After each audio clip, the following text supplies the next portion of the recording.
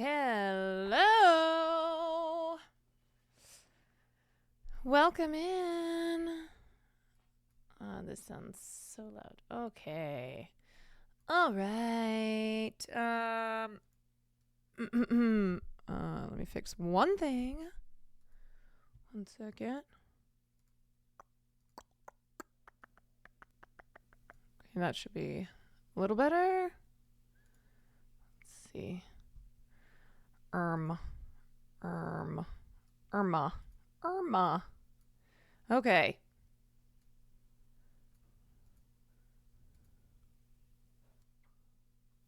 Okay.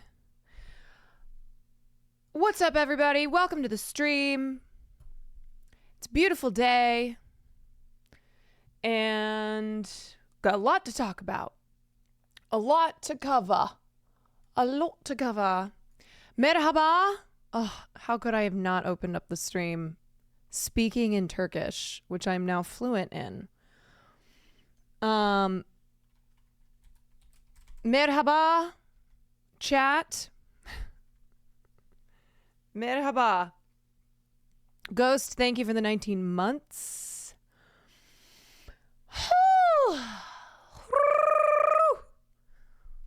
Ooh.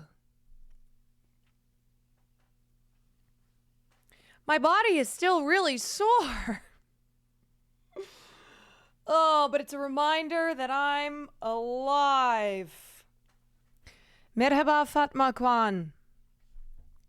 Yes. Is Ceasefire on the Rocks a new drink? Hi, I'll have a Ceasefire on the Rocks, please. Can I get a lime? Actually, make that 2. Oh, no. Oh, sad. The only person's ability to drink water worse than Donald Trump is myself. Physically incapable.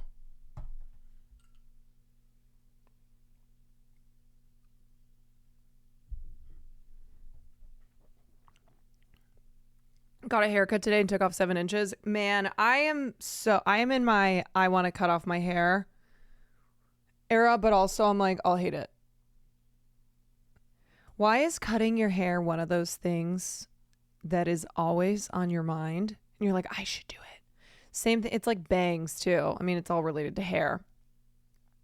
But then, if you do it, you'll be like, God damn it. Why did I do that? Regrets. I've had a few. But then again, too few to mention. How long have you been growing your hair out? It's not even a matter of like how long I've been growing my hair out. My hair has pretty much been the same my whole life. I cut it off. Like I do cut my hair. It just, I don't know. It's just always the same. I have always had this desire to do something different with it. And then I don't do it. My hair does grow very fast. So like, I've cut it off to about here before. But I've always wanted to like dye it, do something crazy. I should get a Karen haircut. Especially if I want to be a part of White Women for Kamala. I need to get a haircut. Do you know the Babbel thing is still in the corner? Oh. Let me, I forgot. I do need to still do this, though. Exclamation point. Oops. There we go. Okie dokie.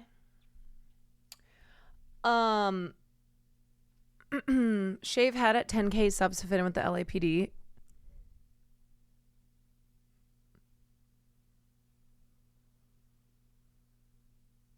I would rather join the LAPD than shave my head. Cop skull. Oh my God. Cop skull.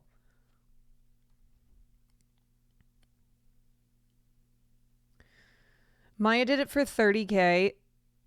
Yeah, but Maya's got like she can do that. She can pull off a shaved head look.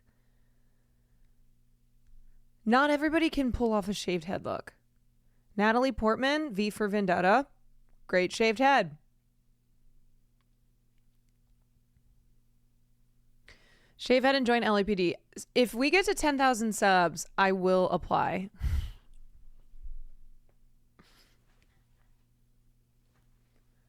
Hey, my name is Caroline Kwan, and I'm applying for the LAPD. I'll do like an Elle Woods style application video. Hi, I'm Caroline Kwan, and I want to be a part of the LAPD. Drink my little like little umbrella. Krista, thank you for the 15 months.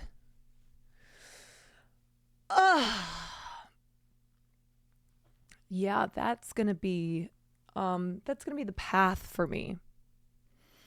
I mean, from streamer to LAPD, has anybody ever done it? Has anyone ever done it before? There's been LAPD, well, not LAPD, but PD to streamer. But I don't think anyone's ever gone streamer to PD.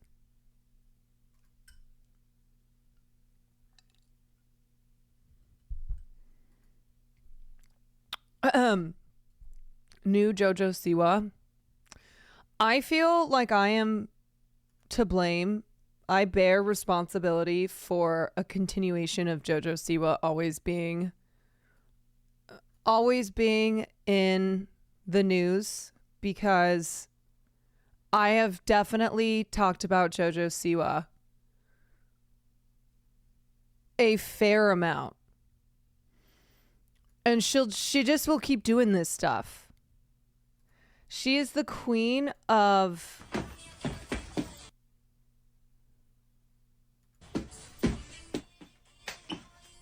She's the queen of doing embarrassing things. You know, honestly, she should be a streamer. JoJo Siwa should be a Twitch streamer, because she has no level of shame. Like, she is shameless. Nothing embarrasses her. Which makes her being a perfect streamer. You know? She would make bank. I truly believe that. I wouldn't know much of her if it wasn't for this stream. Yeah, see. Yeah. I bear responsibility. I admit to this. I own up to this. It's me. Okay. We have a mix of pop culture, political, sports, all sorts of news. Some of it is really not good. Really not good. So I'm wondering if we start off with the shit that is much worse. Like, we just cover it. We just get to it. Trump did great in Chicago today. Oh yeah, no, I saw that. We'll look at a couple moments from that. You know, you can't have it both ways. You can't say that someone is like not black, but then also be ripping on this person for like being black. DEI, which is a slur for black people. Okay, let's get the politics news done, and then we'll get to like the pop culture and sports news. Love that we're pulling birth certificates again. You know, everything just goes round and round. Everything is, time is a circle. Time is truly a circle, and we will never be free. The time is the wheels on the bus. The word diversity is racist now. Your side is a bunch of clowns. So it's actually not our side. And I think like our side being anybody on the left. It's actually not our side who's using the word diversity in a racist way. So it's people on the right who use the term DEI, which means diversity, equity, and inclusion, which is supposed to prevent people from historically marginalized communities, people who have been historically discriminated against, to help them not be discriminated against. But now it's used to describe anybody who is a woman, who is LGBTQ, who is black, who is anybody who's not a straight white man, gets hit with the term DEI because they can't just use slurs. Some of them do. But DEI is now a new way to be extremely offensive. Wait, are we MAGA here? I think we've gotten confused.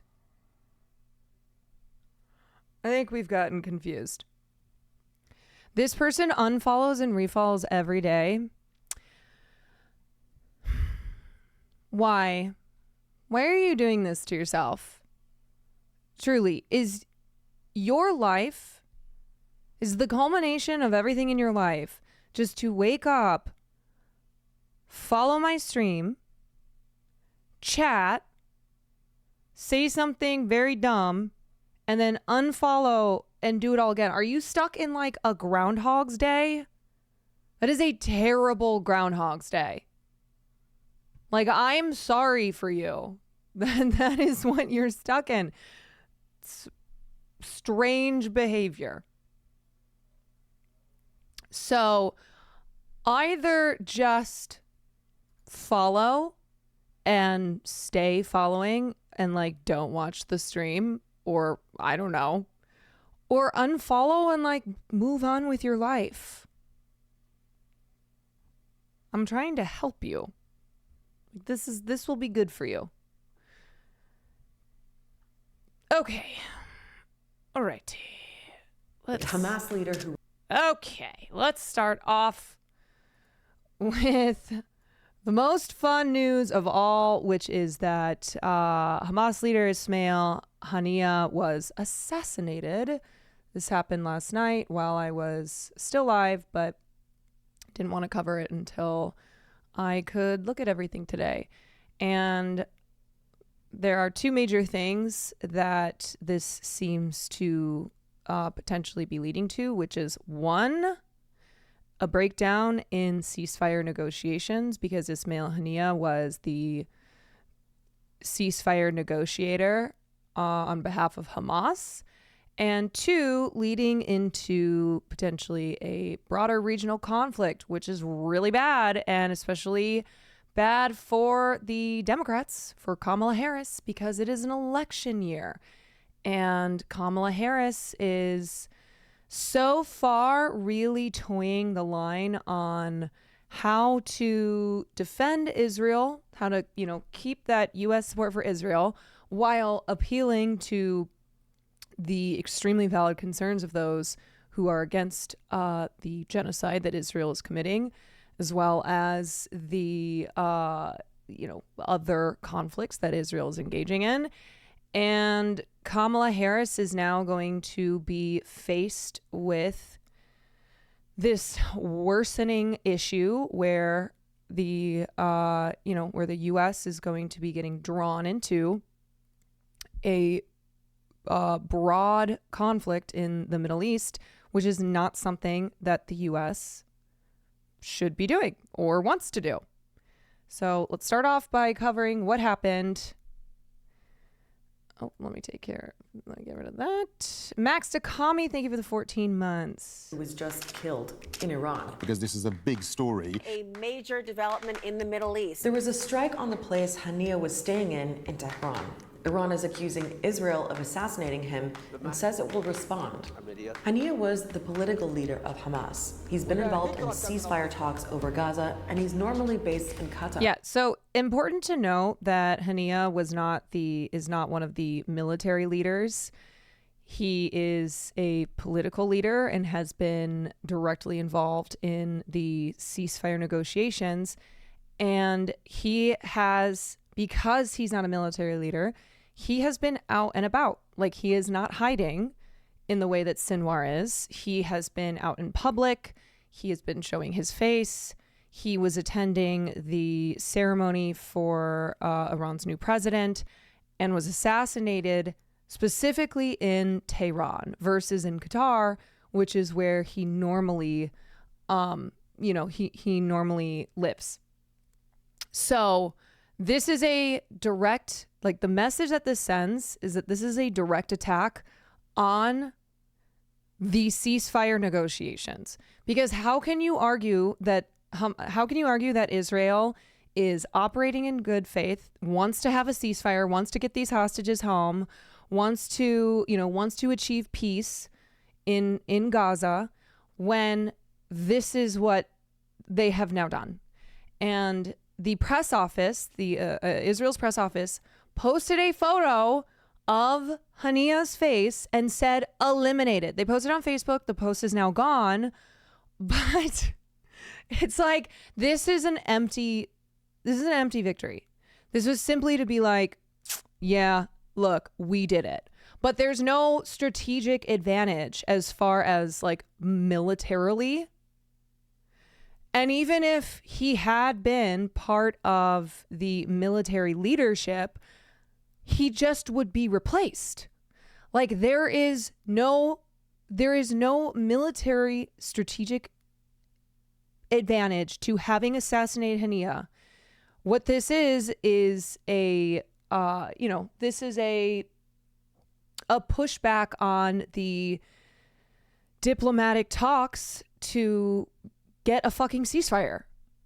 But he was in Iran to attend the inauguration of the new president. Hania's assassination throws up a lot of questions, so let's speak to an expert about this. Abdullah, thanks so much for hopping on. First up, who was Ismail Haniyeh? Yeah, Ismail Haniyeh was the head of the political office of Hamas, the Islamic resistance movement known by its acronym Hamas.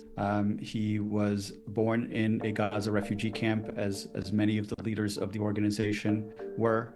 To parents who, of course, survived the Nakba in 1948, the ethnic cleansing of Palestinians from their villages and cities nearby.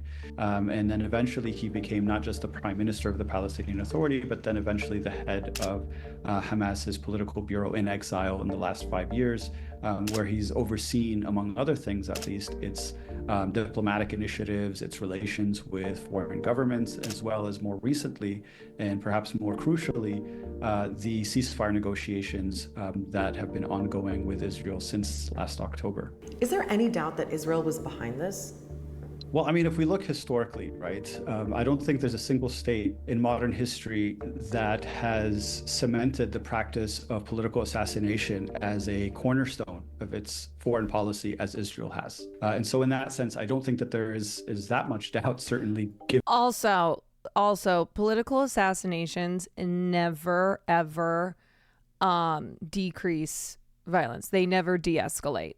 It's not a thing. And so political assassinations, when they're carried out, are not carried out with the intention of de-escalating. In fact, it's the opposite. Given everything that we know historically. Dragon Llama, thank you for the 18 months. Danny, thank you for the 11 months. Does it weaken them? Could it strengthen their resolve somehow? There have been many different assassinations of this caliber going back to especially perhaps the killing of Sheikh Yassin in 2004. And of course, we've only seen Hamas evolve and not really diminish both its resolve or its ability to really continue to be a force in in this conflict. And so as a result, I think no one is expecting this to kind of serve any sort of a fatal blow necessarily, but simply is going to usher in a different era. Now, before we get into what this means for the region, let's just remind ourselves quickly about the links between Hamas and Iran.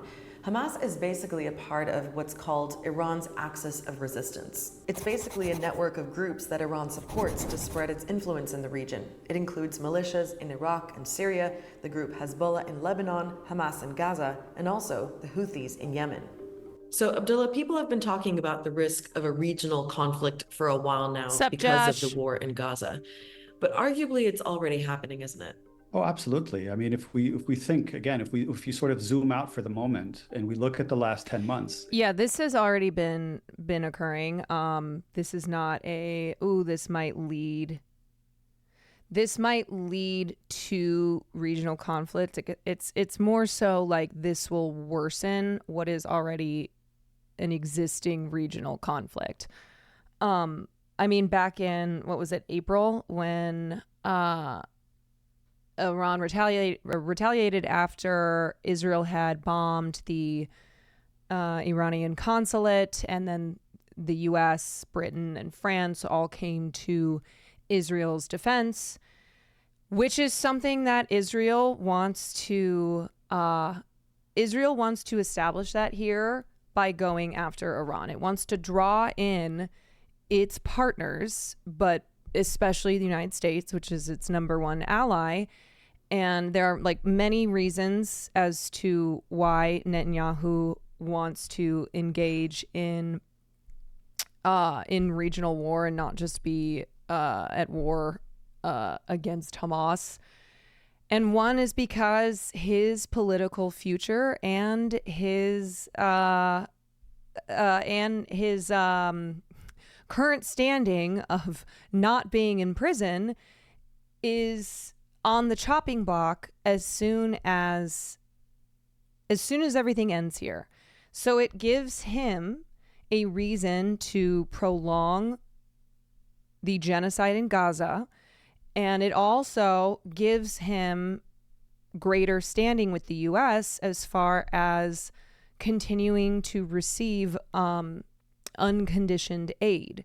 Because, if Israel is suddenly now, big time at war with Iran, and then the U.S. is like, we're conditioning aid, we're cutting off arms, blah, blah, blah. It's not going to happen.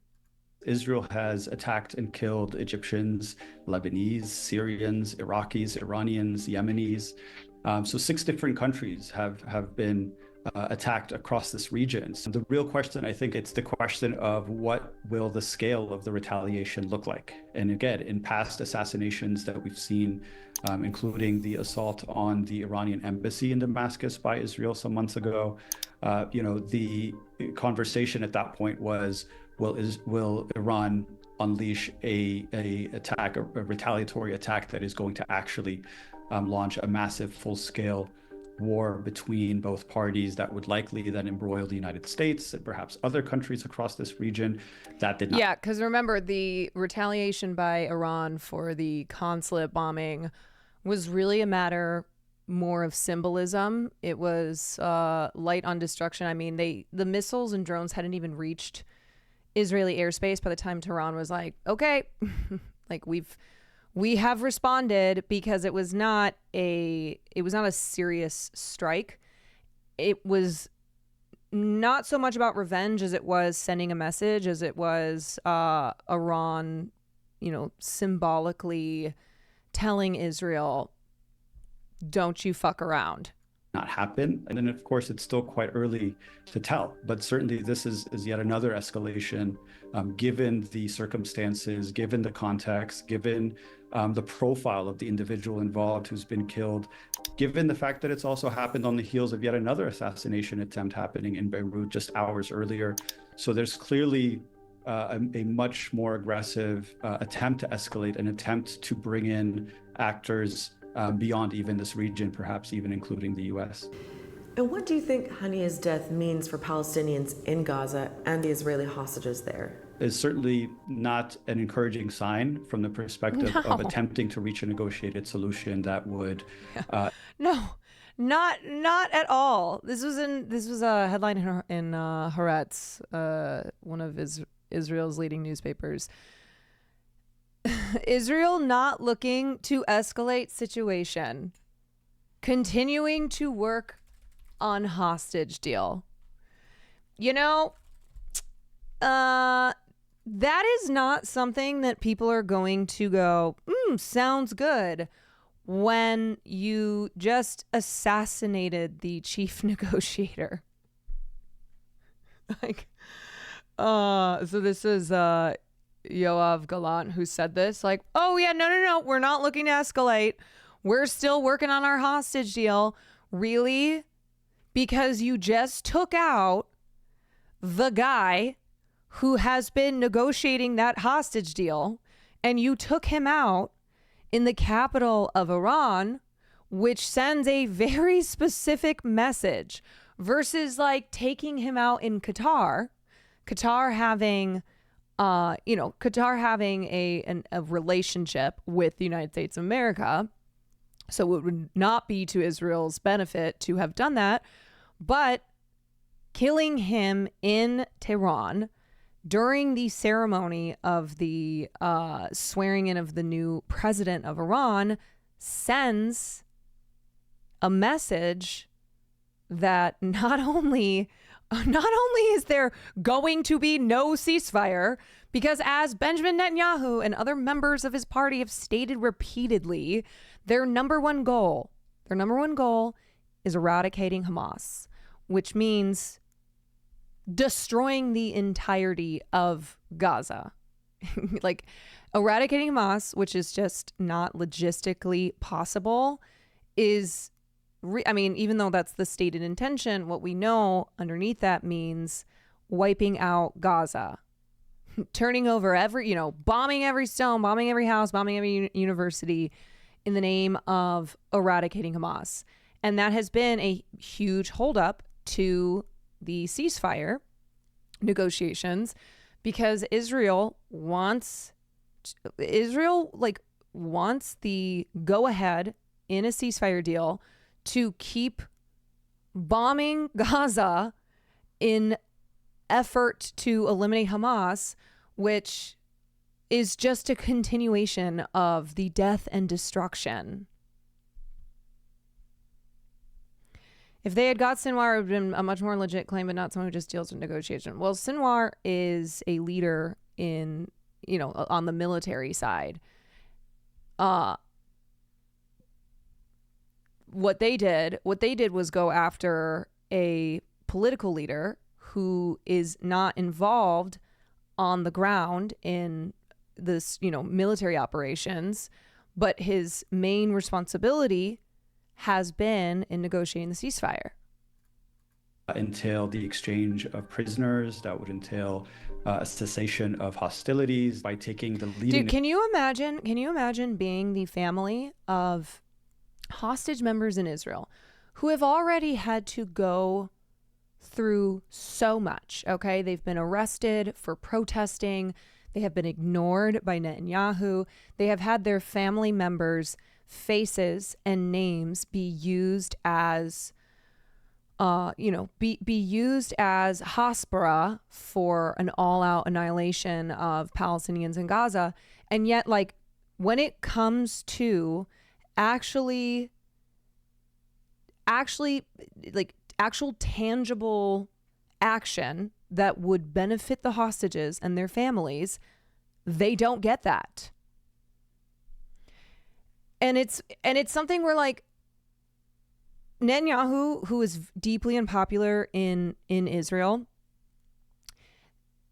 when he went to Congress, and yes, half of Democratic House and Senate members didn't show up, but there was still a large showing. There were standing ovations. There were, handshakes. There was a lot of camaraderie and solidarity within Congress. Netanyahu is sending the message to those in Israel, like, FYI, I have the US. I've got the United States in my pocket. Look at all of this support.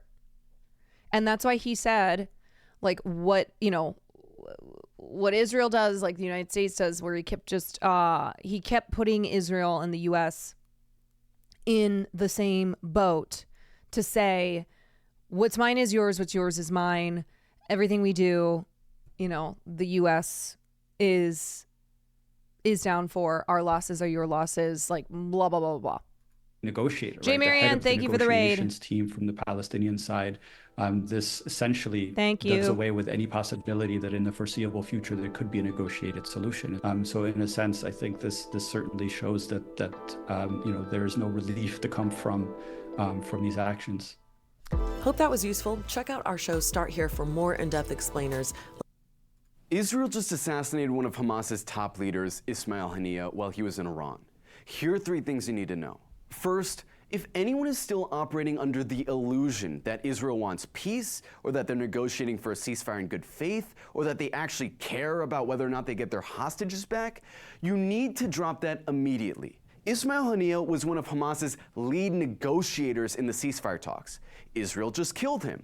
By definition, you can't be serious about a negotiation if you assassinate the other side's negotiator when he goes home at night. We've actually known from day one that this was never about peace or hostages, because Israel's leading generals and politicians were saying there were no innocent civilians in Gaza, that they were going to destroy every piece of infrastructure in Gaza, that they were going to wipe Gaza off the face of the earth. But if that wasn't clear enough...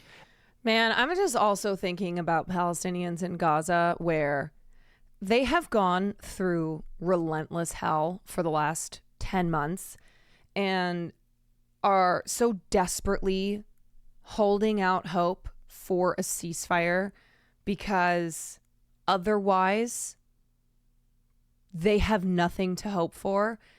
And like, just, you know, thinking about like hearing the news that the person who was the chief negotiator for that ceasefire that so many in Gaza desperately need is, it's excruciating. It's such a powerless feeling. Yeah. Assassinating the very person they're supposed to negotiate a peace agreement with should make it clear beyond a doubt that Netanyahu never wanted a deal. Not to mention, he did this at a time when the two sides were reportedly close to coming to a deal. 2.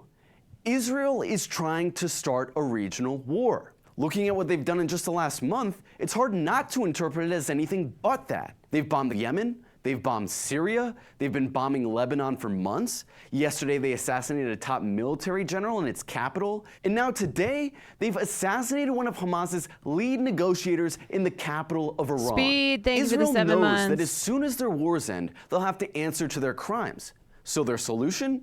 Start an even bigger war. If ceasefire happens now, do you think Israel would so justify the assassination of Haniyeh? A ceasefire could not happen now. I mean, even with Haniyeh not being assassinated, Benjamin Netanyahu has been the biggest obstacle to a ceasefire. Again, because it spells the end of his political career and potentially leads to him going to prison because he is facing corruption charges. So are you asking, like, if suddenly Israel went, all right, we'll do a ceasefire, we will stop what we're doing, we are de-escalating, and we are agreeing to the terms that have been negotiated? Wasn't it because Hamas refused to release all the hostages? No, no. The deal that Egypt, Qatar, and the U.S. had helped to put together was essentially the same ceasefire proposal. It's a 3-tiered proposal, which starts with in the first tier is releasing of the hostages. And that is what Hamas had put forward back in February.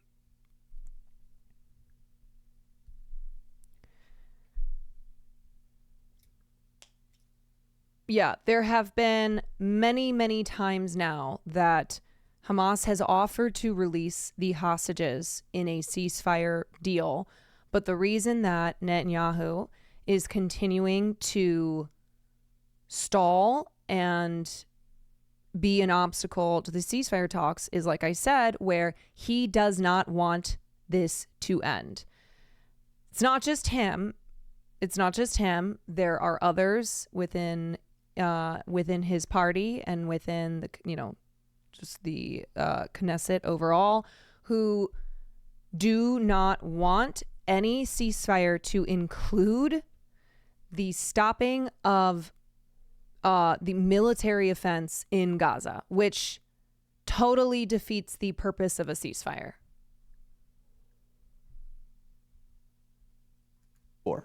This is the mentality we're dealing with here. And finally, this assassination shows that Israel still has no idea who they're fighting against. It's almost like Israel's fallen victim to its own propaganda. In their eyes, Hamas is something that's being imposed on the Palestinian. Israel's stalling killing negotiators, yet MSM will have people thinking it's all Hamas's fault. Well, of course, the mainstream media is providing cover for Israel to write the narrative, and they report largely on the ceasefire negotiations being stalled, or they're continuing to be conditions added, as if Hamas is not attempting at all to have a ceasefire deal. Do we have any evidence that it's Israel? Okay. Do you not remember when Joe Biden announced, hey, we've got this ceasefire deal and it's great and it's Israel's deal? Like, Biden was trying to help Israel out by being like, this is Israel's ceasefire deal. And then Benjamin Netanyahu said, no, that is Israel. We have not agreed. Like, this is not our deal. And it put the U.S. in a really bad position because they were going out publicly and stating, how great is it that Israel has negotiated this ceasefire deal and Hamas had agreed to it. And then Israel came out and said, no, we don't. Didn't some IDF Twitter account post a pic about the assassination and then delete it? That was the press office who posted on Facebook a photo of Hania with the word eliminated. People without any roots in society. And that if you take out their leaders, Palestinians will finally be free of the rule of Hamas, and they'll come running to Israel with open arms.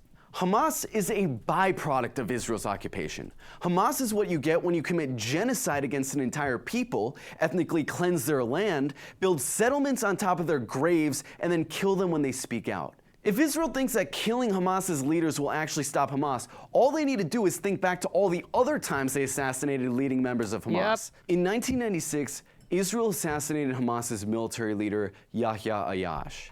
In 2004, they assassinated Hamas's founder, Ahmed Yassin. A month later, they assassinated Yassin's successor, Abdelaziz al-Rantisi. In January of this year, they assassinated a senior Hamas official, Saleh al-Aruri. Did Hamas collapse after any one of these assassinations? Did it cease to exist? No. In fact, it probably just made people want to resist Israel even more. Lil I want Nasty everyone Frog, to think back to Netanyahu's 1. address to Congress a week ago. The main thesis of his speech was that Western civilization, meaning the United States and Israel, is now in a civilizational war with radical Islam, meaning Iran. In the conclusion of his speech, he thanks the U.S. for deploying its military to protect Israel during Iran's retaliatory attack against Israel in April, but he said it wasn't enough. Netanyahu's proposal was to widen an anti-Iran alliance into a military relationship, which he called the Abraham Alliance. His parting message was this. My friends, if you remember one thing from the speech, remember this. Our enemies are your enemies. Our fight is your fight. And our victory will be your victory.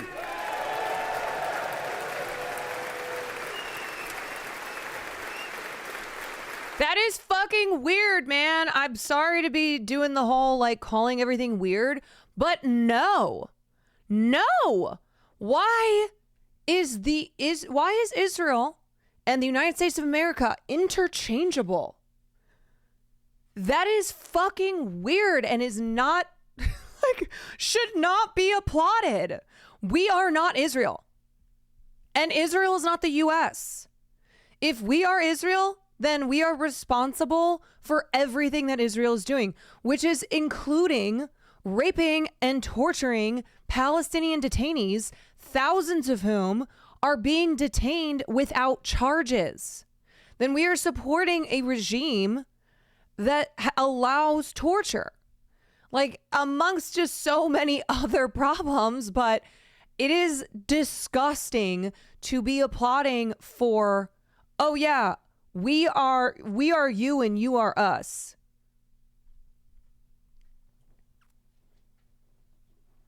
And the thing is that Biden has always tried to maintain that like his support of Israel is the status quo and that's how things have always been done. But that's not even true. Presidents in the past, which include Reagan and Bush, H. Bush, were much stricter on Israel than Joe Biden would even consider to be. Like presidents in the past, Republican presidents in the past, would choose not to veto UN resolutions that condemned Israeli war crimes, of which Joe Biden and the Biden administration have vetoed every single one. In the past, they withheld very crucial aid, like when Reagan withheld aid when Israel invaded Lebanon. Like, it is not something where every president, look, generally, yes, has every U.S. administration supported Israel? Yes, we have been allied with Israel since Israel's founding. But as far as like individual administrations and presidents handling Israel, as far as that being the same, no, it's not true.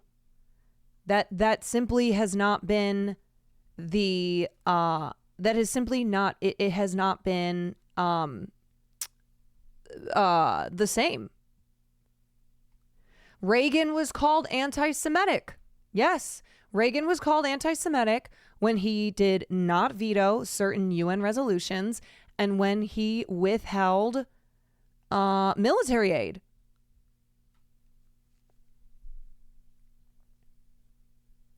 Bush Sr. was a demon, but he did push back on settlers. Yes! Yes! Like, it is one of those things where, you know, as demonic as Reagan and Bush were in many domestic ways, when it came to their handling of Israel, they were far better than Joe Biden has ever been. And even if previous presidents have been all in, it's so fine to do a switcheroo. Yes, especially now when this is significantly worse than it has been in decades. I want everyone to think about this very carefully. He says, Israel's enemies are our enemies. No, they are not. Our enemies are not Israel's enemies. Yes, right. That is to say, our enemies are not the tens of thousands of innocent Palestinian men, women, children that have been slaughtered in Israel's wars. Our enemies are not in Iran. Our enemies are not Muslims. Our enemies are the war makers. Our enemies are the ones who are showering a genocidal state with weapons, aid, money, and then turn around and tell us that there's no money for schools. Our enemies are the ones who are profiting off of Israel's genocide, who are profiting off of all of these wars, while millions of Americans live paycheck to paycheck. Not even a week after his speech, Benjamin Netanyahu is doing everything he can to start a regional war and drag the U.S. into it, and Congress is just going along with it. Kamala Harris even called Israel's assassination in Lebanon self-defense. Israel's been able to get away with all this precisely because of the political protection from US politicians. But just remember, that support is entirely contingent on how feasible they perceive supporting Israel to be. If politicians felt that the political price for supporting Israel was so great, would NATO get involved if Israel ends up in a war? If America ends up in a war with Israel in the Middle East, do NATO countries have to be involved? Do they have to be involved? No.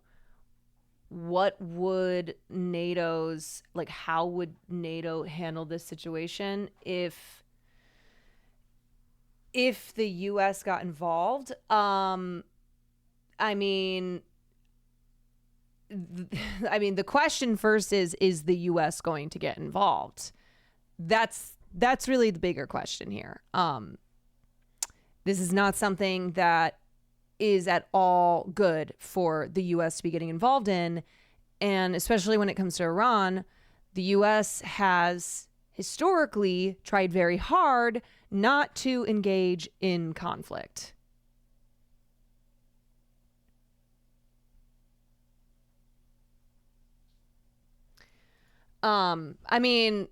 So far with Israel's attacks on Gaza and its genocide of the Palestinian people in Gaza, NATO has not been involved.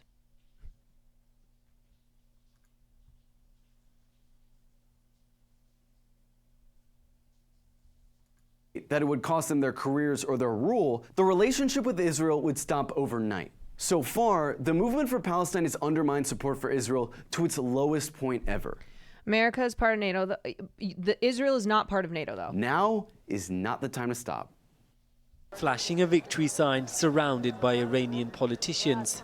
This was Ismail Haniyeh just yesterday in Tehran for the inauguration of the country's new president.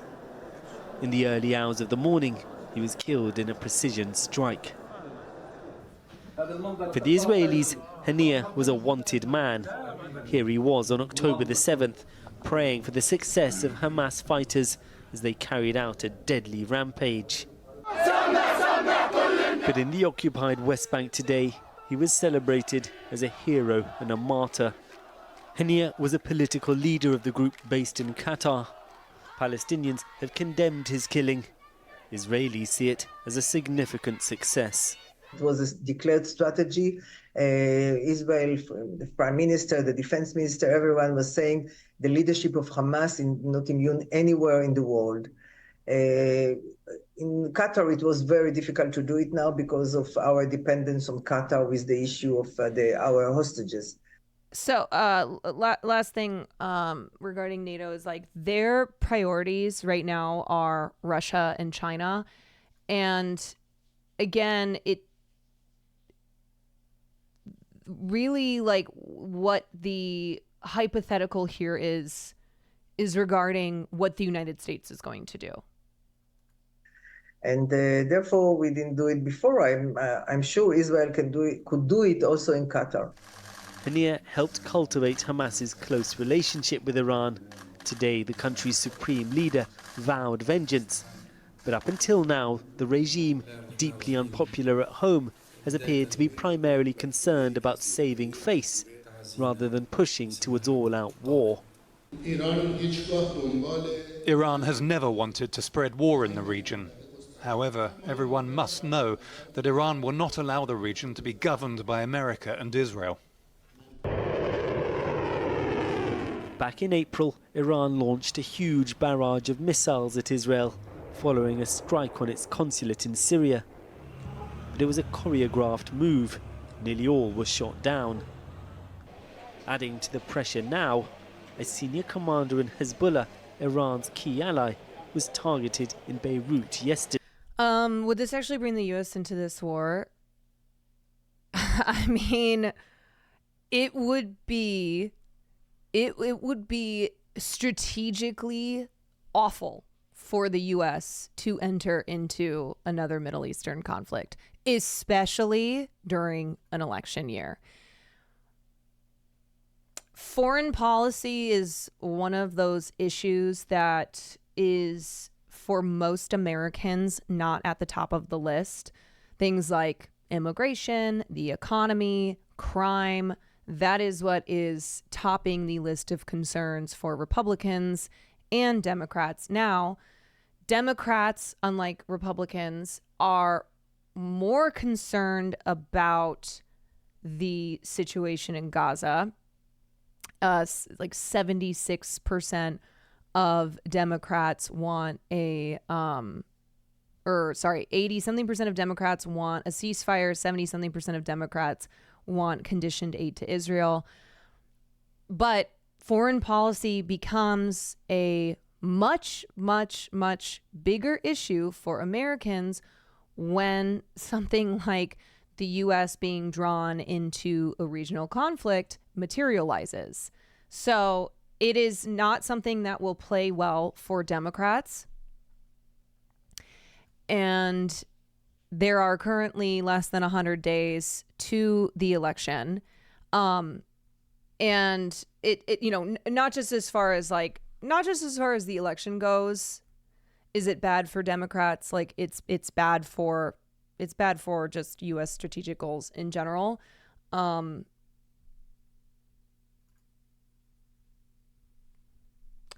lose my fucking mind if we end up in another fucking war in the Middle East or finally getting it 20 goddamn years. It will not be popular at all. It will be deeply unpopular.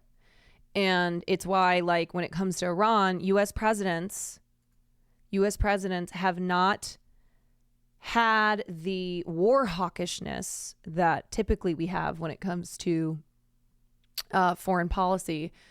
We've not had that in regards to armed confrontation with Iran. Even Donald Trump, who was the most hawkish of,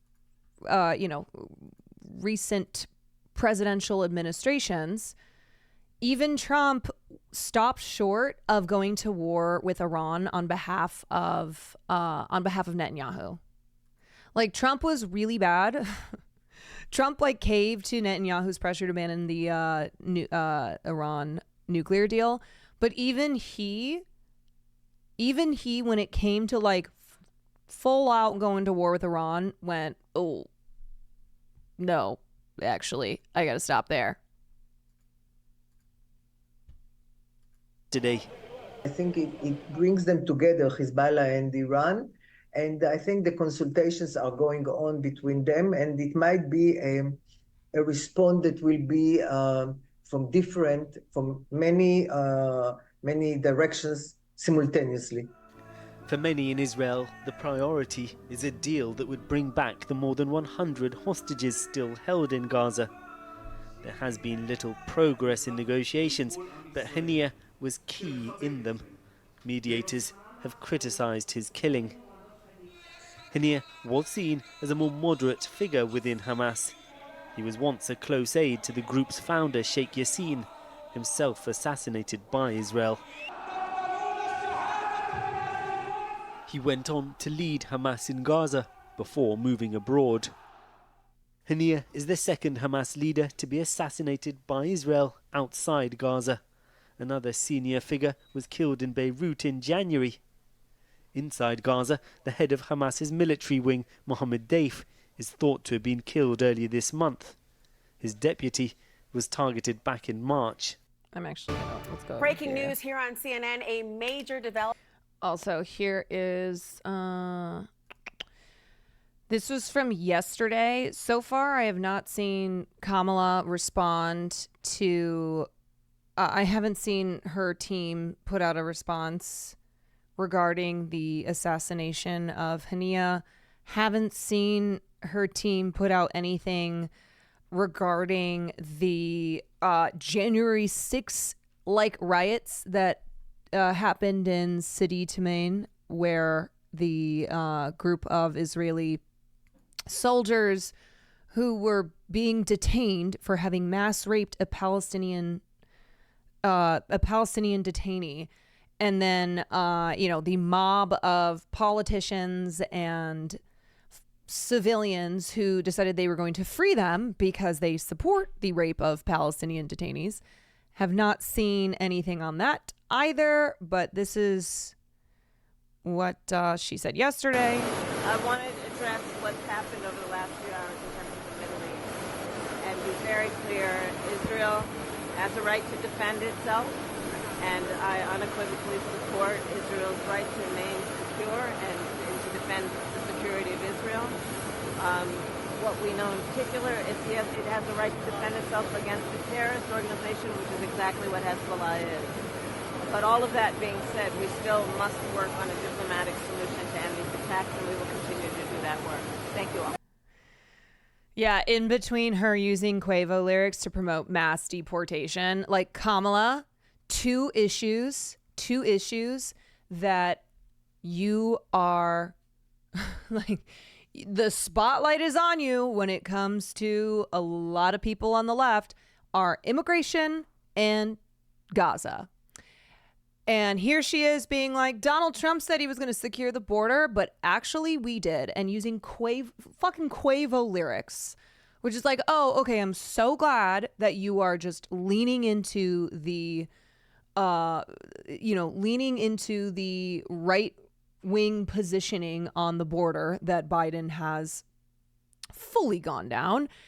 And now here you are talking about, number one, the most important thing when it comes to Israel is that they have the right to defend themselves.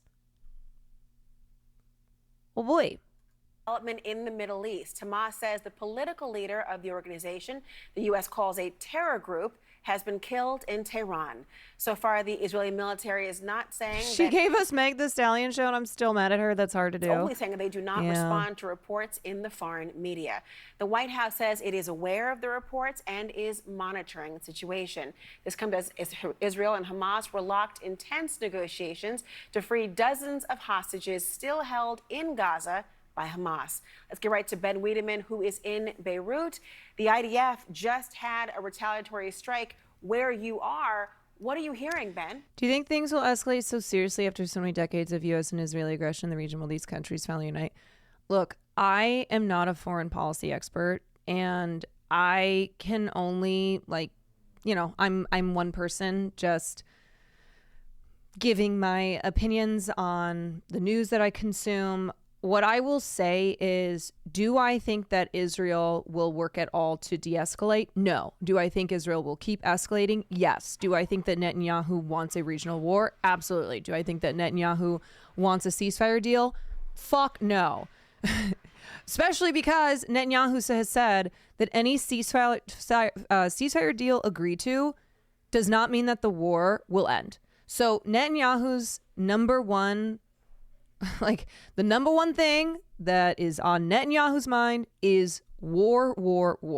It is not going to at all de-escalate under his rule. Do I think that the U.S. is going to be put in a very tricky position with the escalation that is currently happening? Yeah.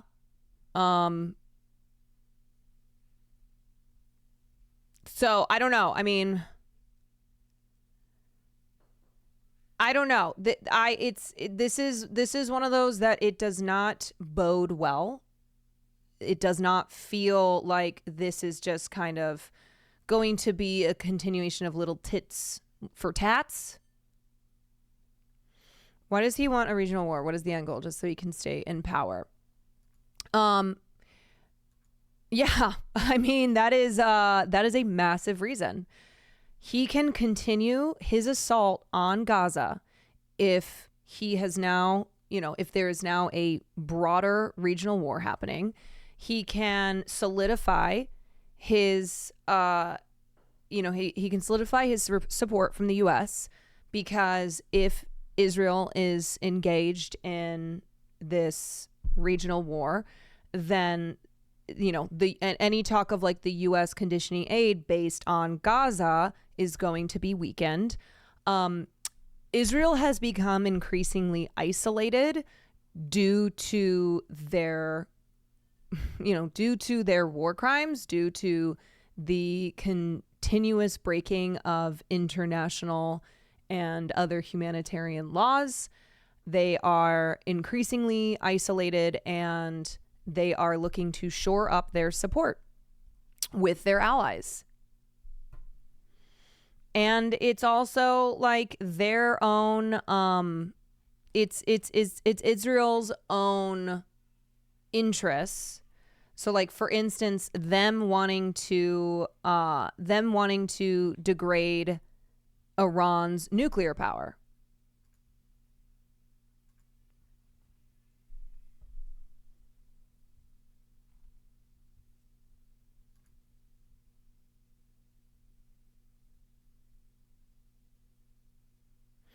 Yeah, it makes sense. And if Israel doesn't stop, it could make other countries feel forced to engage in a larger conflict. Yeah, and back in I can't remember what month it was, but it was like early on after October 7th. The Biden administration was worried that they were going to expand into war with Lebanon, and reportedly Biden had convinced Netanyahu to shelve plans for a preemptive strike against Hezbollah in Lebanon. That does not seem to be the case anymore. And this is also something that like Netanyahu for a very long time, for a lot of his political career, has wanted to get into war with Iran. And it's why with every presidential administration that has come and gone since Netanyahu has been in office, he has like gone to them with wanting their support in engaging in war with Iran.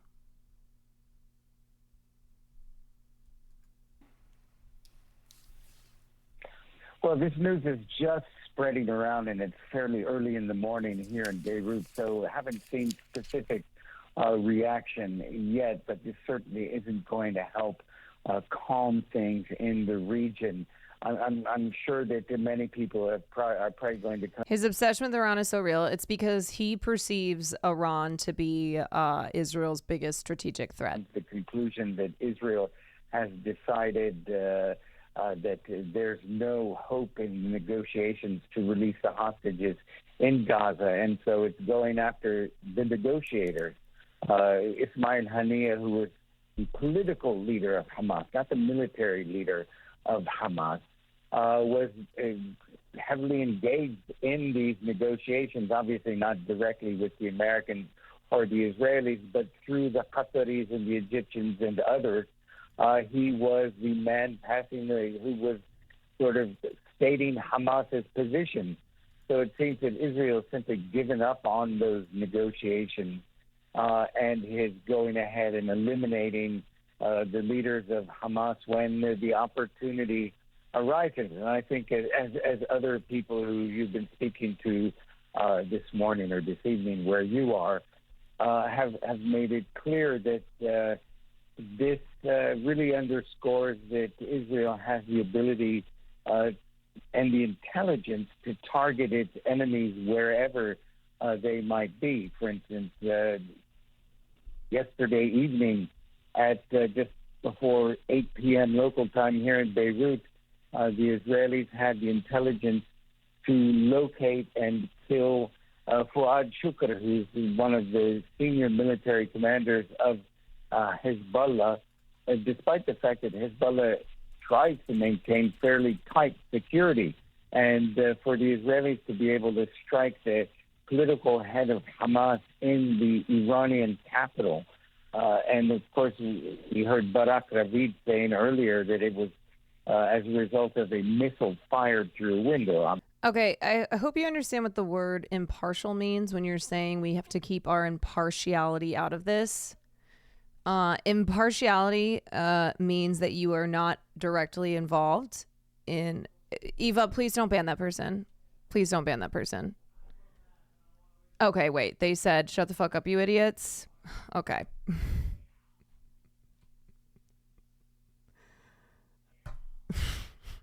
I didn't see that. You know what? Here. I'm gonna time them out for a week. They've been a debate pervert for months. I didn't see the last comment. Okay. Well, I was explaining why them using the word impartial made no sense to say keep your impartiality out of this. Because it's like, oh yeah, no, we aren't involved directly in this situation and therefore can give a fair opinion about it. I think being partial in a genocide is okay. Being partial or being impartial in a genocide is okay. That's good. Yeah.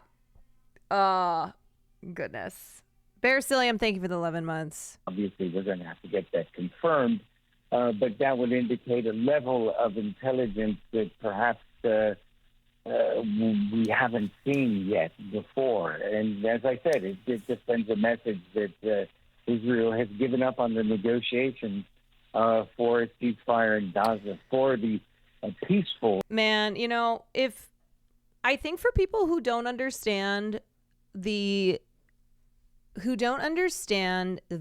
situation with Israel, as far as as far as Israelis apartheid goes, as far as like occupation goes, as far as armed resistance to occupation goes, as far as like assassinating leaders who are directly involved with ceasefire negotiations, take a look back at South Africa's apartheid. There are so many parallels, and not for nothing that Israel supported the white South African government who was upholding the apartheid system. But there are so many parallels to South Africa apartheid and to the genocidal, occupying apartheid regime that is Israel. Truly, the way that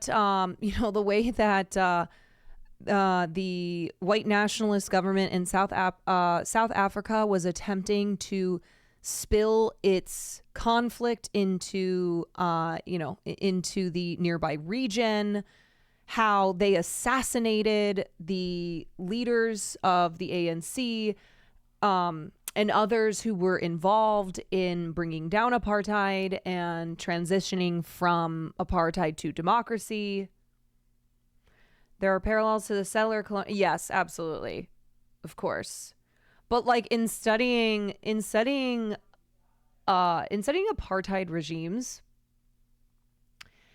it's amazing how like people are able to recognize South Africa's apartheid and how like they are able to morally understand why that was wrong, but they can't apply the same understanding to Israel.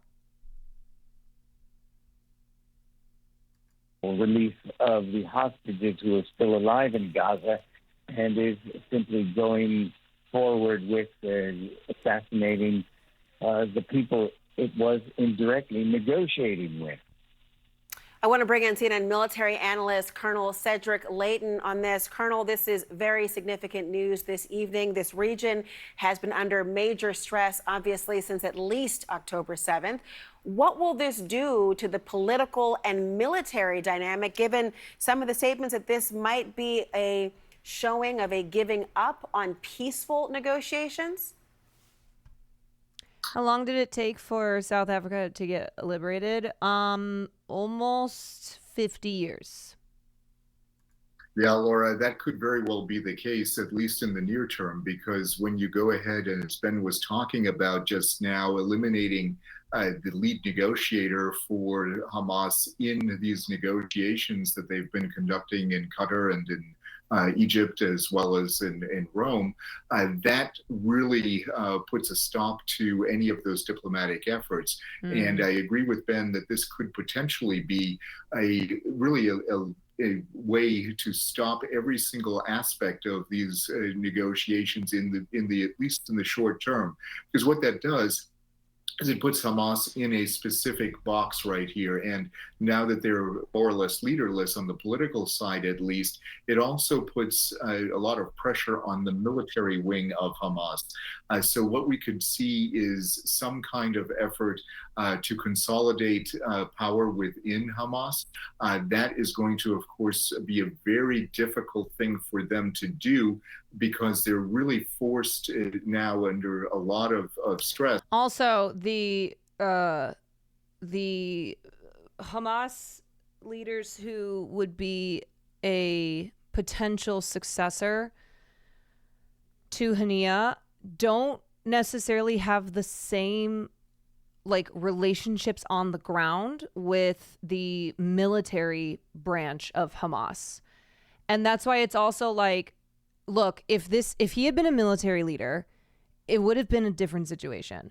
But he is a political leader and also one who has decades worth of, of like negotiating with the military branch and having those relationships there, which were important in the negotiations for the ceasefire deal.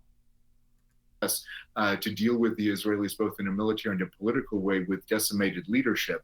And, in terms of the future, Laura, what we could see here is the potential for greater attacks on Israel, some of them coming from Iran, from the Iranian Revolutionary Guard Corps, because now Iranian sovereignty has been violated with the killing of Hania in Tehran.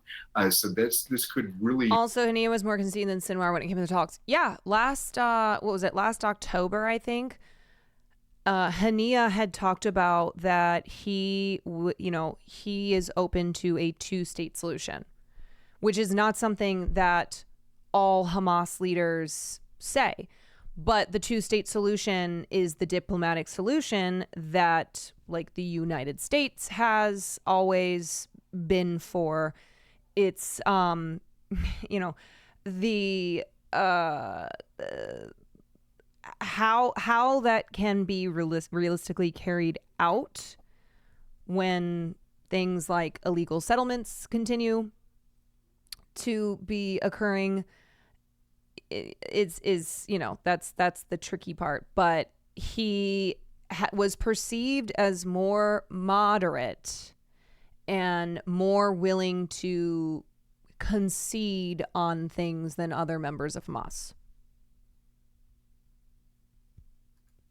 Result in a major escalation of this conflict, not only between Hamas and Israel, but also between Iran and Israel. Indeed, this happened in Iran, in the capital city, while he was attending the inauguration of the new president in Iran. What kind of retaliation, if any, do you expect from Iran, given, as some are describing this, a slap in the face, knowing that people like Hania had oftentimes been out and about in public and had a certain level of comfort in safe travels in places like Iran? Yeah, that's going to be, I think, a major effort by the Iranians that will need. Hania, is that? Wait, it was Hania how she was pronouncing Hania? Use a show of force, and what that means is it could be like a missile attack like we saw a few months ago against Israel. That could very well try to tax the air defense systems that the Israelis have. On the one hand. On the other hand, what they could do is they could also mount some kind of terrorist attacks against Israeli installations, not only around the region, around the Middle East, but potentially globally. So those are the kinds of things that could happen. And the third dimension that they could use from Iran would be cyber attacks against Israel and any country that they feel is associated with Israel. And that, of course, would mean the United States. Some of your own... Okay. Well, to be determined, that's what I'll say. Makes sense. Israel would kill the moderate voices of Hamas. They help create and fund Hamas specifically to stifle moderates and Palestinian solidarity in the first place. Yes, it's better for Israel's purposes to be fighting an enemy that is as perceivably extremist as they can be. They want Hamas leaders to be on the on the far end of extremism, because it helps to drive home the narrative that they have been driving for decades, that This is about the annihilation of Jews. This is about anti-Semitism. This is about, like, it has nothing to do with territory. This has to do with religion. This has to do with, this is the Nazi Germany 2.0. This is an attempt to destroy all Jews on this planet. News coverage would have you think otherwise. For example, 86% of Democrats. What's right is not always popular, and what's popular is not always right. But sometimes what's right is also what's popular. But mainstream news coverage would have you think otherwise. For example, 86% of Democrats support calling for a complete ceasefire, and 70% support conditioning weapons funding to Israel. Yet these issues are being blamed for dividing the Democratic Party. My name is Waleed Shahid. I'm a Democratic strategist and one of the founders of the Uncommitted movement. And while a lot of people do go into politics because we weren't great at math, it doesn't mean we can't do math at all. Those polling numbers... Like, I gotta be honest. In my opinion, Kamala Harris is doing political theater right now. She is making sure to mention the humanitarian situation. She's making sure to mention Palestinians. But essentially it is political theater, because I really do not believe that her policies in regards to Israel are going to be all that different from Joe Biden's. I think Kamala is smart enough to not be going around like, I'm a Zionist, Jack. Everybody can be a Zionist. And I think she also, even though she's done it in the past, I think she also knows not to be going on like a national stage and repeating atrocity propaganda like Joe Biden will do all the time. And I also think that she is just cautious in not wanting to appear as if she does not even think of the Palestinians as people, which is what Joe Biden did all the time. And like just would fail to mention the obscene number of Palestinians who have been killed. But the thing is like, politically speaking, Kamala Harris will not come out super strong against Israel. She is more likely to go after Netanyahu because Netanyahu is not as popular as like the right for Israel to exist and the right for Israel to defend itself is. So it's why like liberal Zionism takes the stance of we support Israel. Israel has the right to defend itself. Israel has the right to exist. Blah, blah, blah, blah, blah, blah.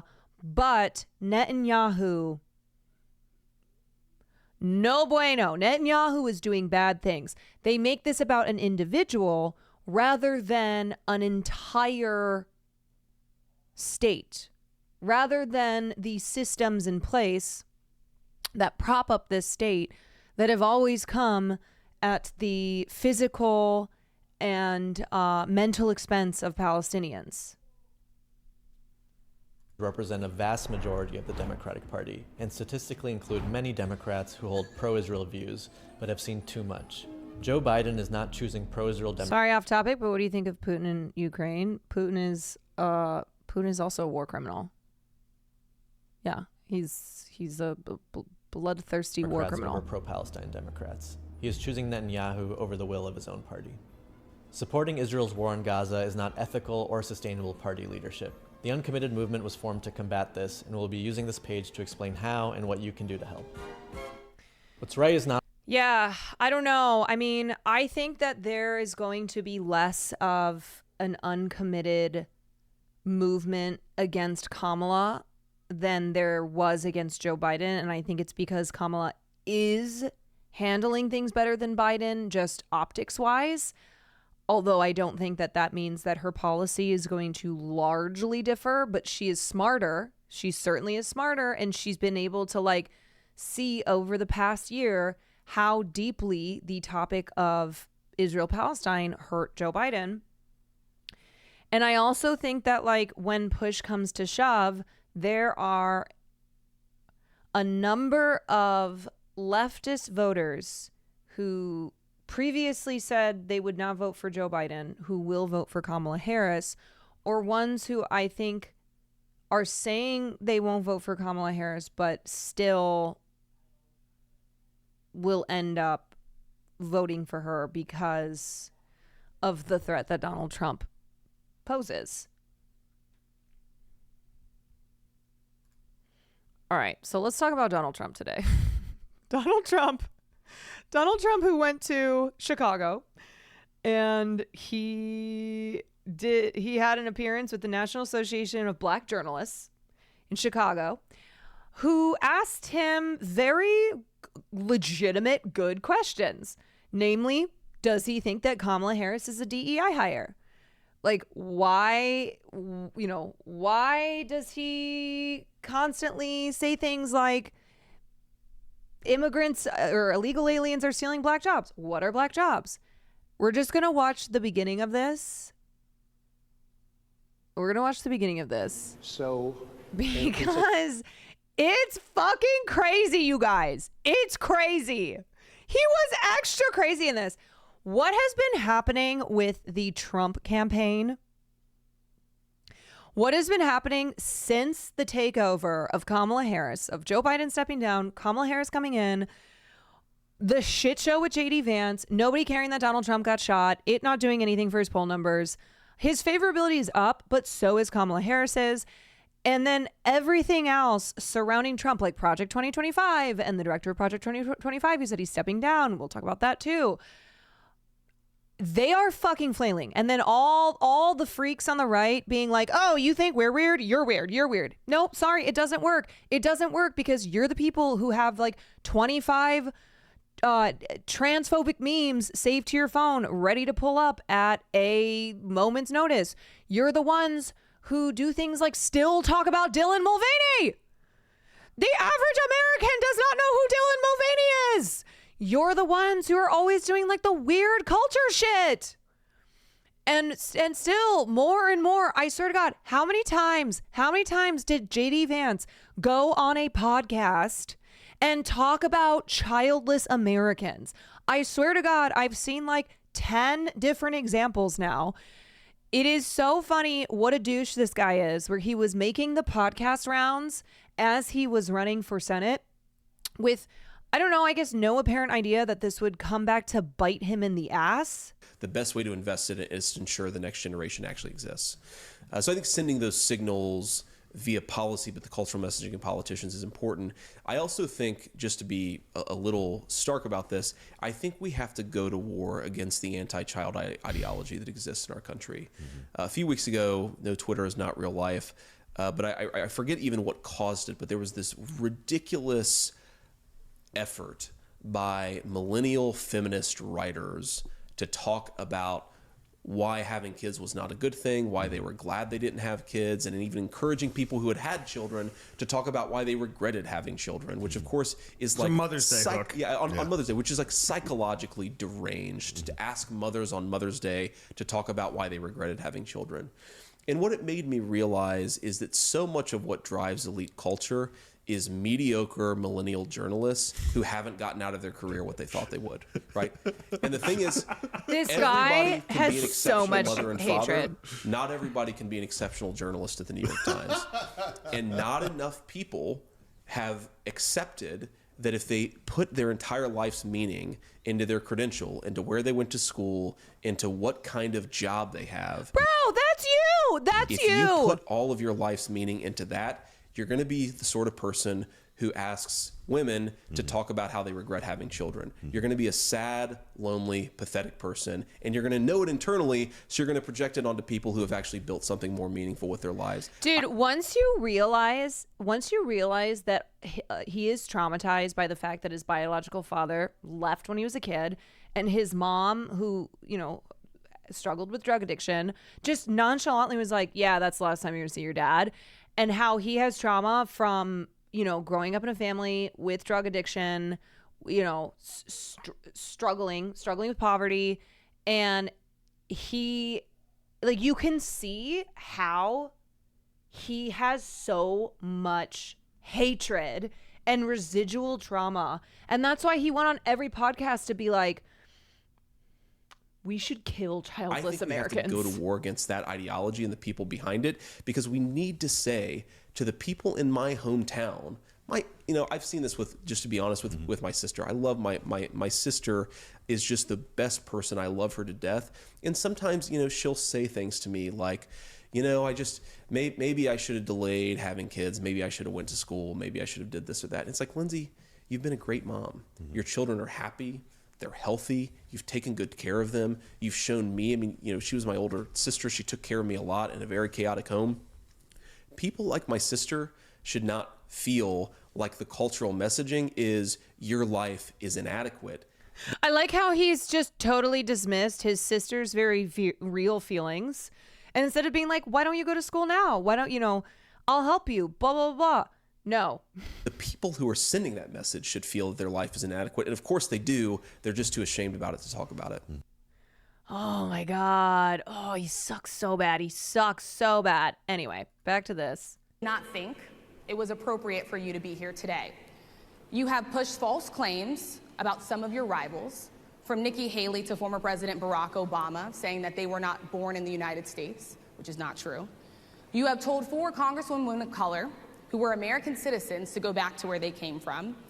You have used words like animal and rabid to describe black district attorneys. You've attacked black journalists, calling them a loser, saying the questions that they ask are, quote, stupid and racist. He's so mad. You've had dinner with a white supremacist at your Mar-a-Lago resort. So my question, sir, now that you are asking black supporters to vote for you, why should black voters trust you after you have used language like that? Well, first of all, I don't think I've ever been asked a question in such a horrible manner. He can't help himself. He literally can't help himself. He is doing exactly what she, in this question, is asking him about as to why he does those things. She literally was like, so here's all these horrible things that you have on record said about black people, about black women, journalists, etc.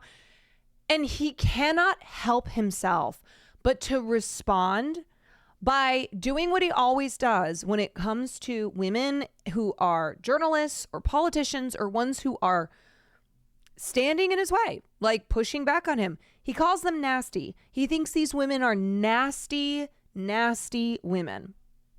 I mean, not to harken back to like 2016 Clinton era of like, yeah, we're nasty women. But he truly views women this way, and especially black women, and he cannot help himself. He cannot help himself. If this were a guy who had a better political mind for moments like these, where he's trying to appeal to black voters, okay? Currently, Donald Trump has, the Republicans have something like 8% of black voters. Black voters, historically, very strong Democratic voting base, but Trump has gained a decent percentage of black voters and is looking to take more from that voting bloc. And so that's why he is, always talking about how like he's the best president. He's been the best president for black people since Abraham Lincoln. Why he demonizes migrants in a way to make it seem like black people are being hurt by migrants. Like, I'm the guy who's looking out for you. Why he is trying to appeal to black people on the basis of like, I'm Donald Trump. I'm your guy. But he can't help himself in situations like this from doing the exact thing that he's being asked about. First question. You don't even say, hello, how are you? Are you with ABC? Because I think they're a fake news network, a terrible network. And I think it's disgraceful that I came here in good spirit. Rayman, thank you for the prime. I love the black population of this country. I've done so much for the black population of this country, including employment, including opportunity zones with Senator Tim Scott of South Carolina, which is one of the greatest programs ever for black workers and black entrepreneurs. No, done man. so much. And, you know, and I say this, No. historically black colleges and universities were out of money. They were stone cold broke. And I saved them and I gave them long-term finance. That is literally not true. Okay. It was under Barack Obama that the government invested $4 billion in HBCUs over 7 years. The federal funding renewed under Trump's presidency, but like that's a result of Congress and him just signing off on it. But it doesn't matter. I mean, Trump is going to take any credit for anything that can be seen as an achievement, even if it was not his administration or him specifically who did anything to push for that legislation. Like, there's a lot of things that started under Barack Obama that Trump's like, I'm the one who did this. I'm responsible. Also, one of the things that he constantly touts is his First Step Act, which, like, as far as reforms to criminal justice goes, sadly, it was like the most landmark bill we've had, but that's because the bar is so low. That's coming off of decades of, you know, tough on crime, war on drugs bullshit. But even though he passed the First Step Act, his administration was working to undo those his Justice Department was working to undo the very minor gains that were to be had under the First Step Act. So, like, for people who were released due to like serving good time, like having good time credits, his Justice Department was working to like block those beneficiaries. Anywho, I know that like none of this, like, it matters, but it also doesn't matter when it comes to Donald Trump because this man lies about like things that are so much worse. I just wanted to point that out. And nobody else was doing it. I think it's a very rude introduction. I don't know exactly why you would do something like that. And let me go a step further. I was invited here and I was told my opponent, whether it was Biden or Kamala, I was told my opponent was going to be here. It turned out my opponent isn't here. You invited me under false pretense. And then you said you can't do it with Zoom. Well, you know, where's Zoom? She's going to do it with Zoom, and she's not coming. And then you were half an hour late. I like how he's saying they tricked him. Just so we understand, I have too much respect for you to be late. They couldn't get their equipment working or something Mr. was President, wrong. I would love if you can answer the question on your rhetoric and why you I have nasty answered the question. question. I have been Nasty the best president for the black population since Abraham Lincoln. That's my answer. Better than President Johnson, who signed the Voting Rights Act? And for you to start off a question and answer period, especially when you're 35 minutes late because you couldn't get your equipment to work in such a hostile manner, I think it's a disgrace. Let me just ask a follow-up, sir, and then we'll move on to other questions here. He's Some such of your a own bitch. supporters, including Republicans on Capitol Hill, have labeled Vice President Kamala Harris, who is the first black and Asian American woman to serve as vice president and be on a major party ticket, Okay, this part as is a crazy. DEI hire. Is that acceptable language to you? And will you tell those Republicans and those supporters to stop it? How do you Side note, the 30-minute late thing was because he didn't want them fact-checking live and they argued over it. Oh, yeah, he's a fucking liar. He is a liar and he just bulldozes. define DEI? Go ahead. How do you define DEI? Diversity, equity, inclusion. Okay, yeah, go ahead. Is that what your definition? That is Give me a literally the definition then. words Would you give me a definition DEI. of that? Give me a definition. of Sir, that. I'm asking you a question, No, a you very have to direct define question. it. Define it for me if you I would. just defined it, sir. Do you believe that Vice President Kamala Harris is only on the ticket because she is a black woman? Well, I can say no. I think it's maybe a little bit different. So He is such a fucking ass. He truly is. He truly is. And when you see moments like this, you're like, oh, it's just a reminder, even though we've never forgotten, but it's a reminder that he is a fucking asshole. Like, he is such a dick and he is such a bitch.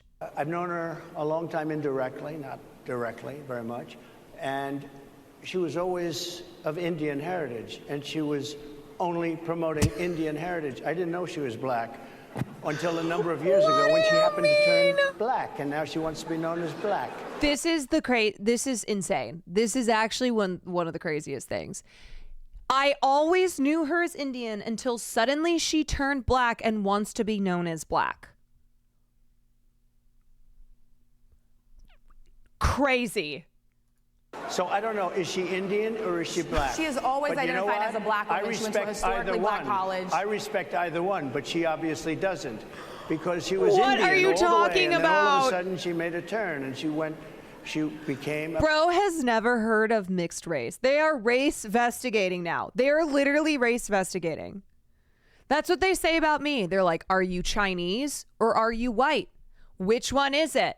First you're talking about like you're being racist to white people, but now you're talking about white women on the call for Kamala. So which one are you? Are you Chinese or are you white?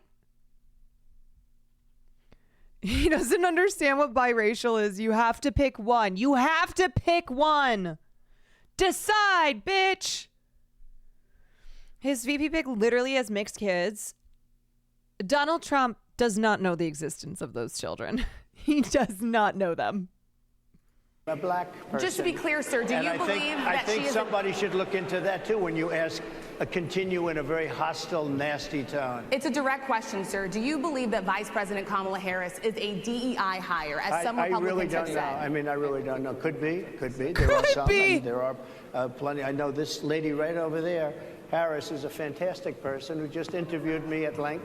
And we had a great interview, I think, and I heard you got very good ratings on that Well, interview. you told me it was the longest one of your life, so we had a good discussion. Look, I want to talk about why you're here today.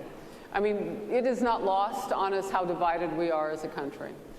And as you were coming today, we really got to see that we are... Oh my God. He is so antagonistic, man. He is so antagonistic.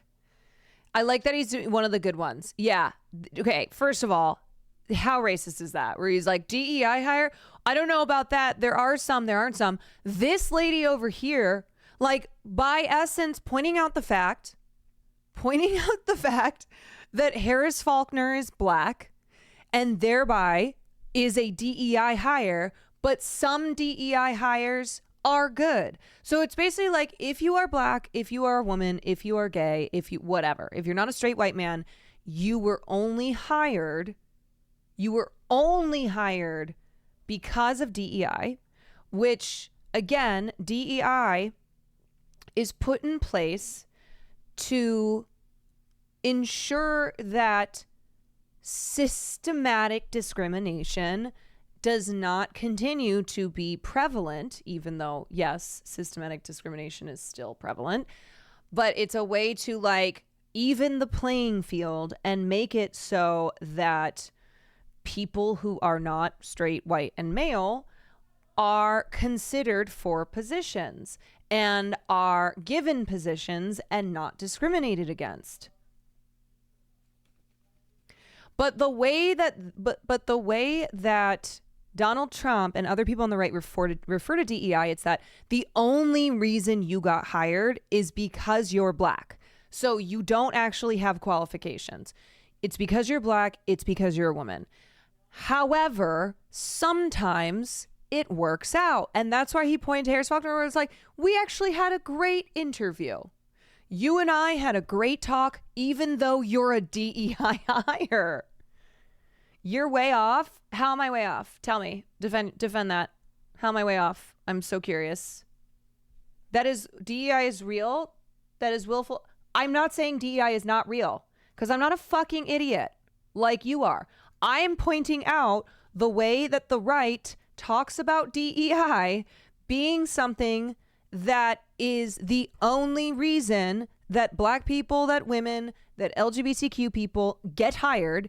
And it means that they are not qualified for the jobs. It's just that their identity markers allow them to get those positions.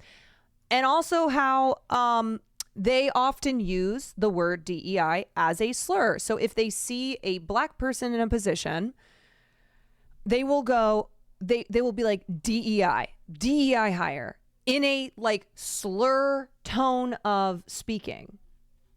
Also, for some reason, I cannot, what is going on with my, there we go. Ahem. Still, if race gender plays a factor over skill, you are wrong. Let me ask you a question. Do you think that every single white man over the course of history who has worked in any job, but especially in positions of power, never had their race or gender play a role? Because it's always when we're talking about what's not fair, we're talking about when, oh, God forbid, opportunities are given to women, the gays, people of color.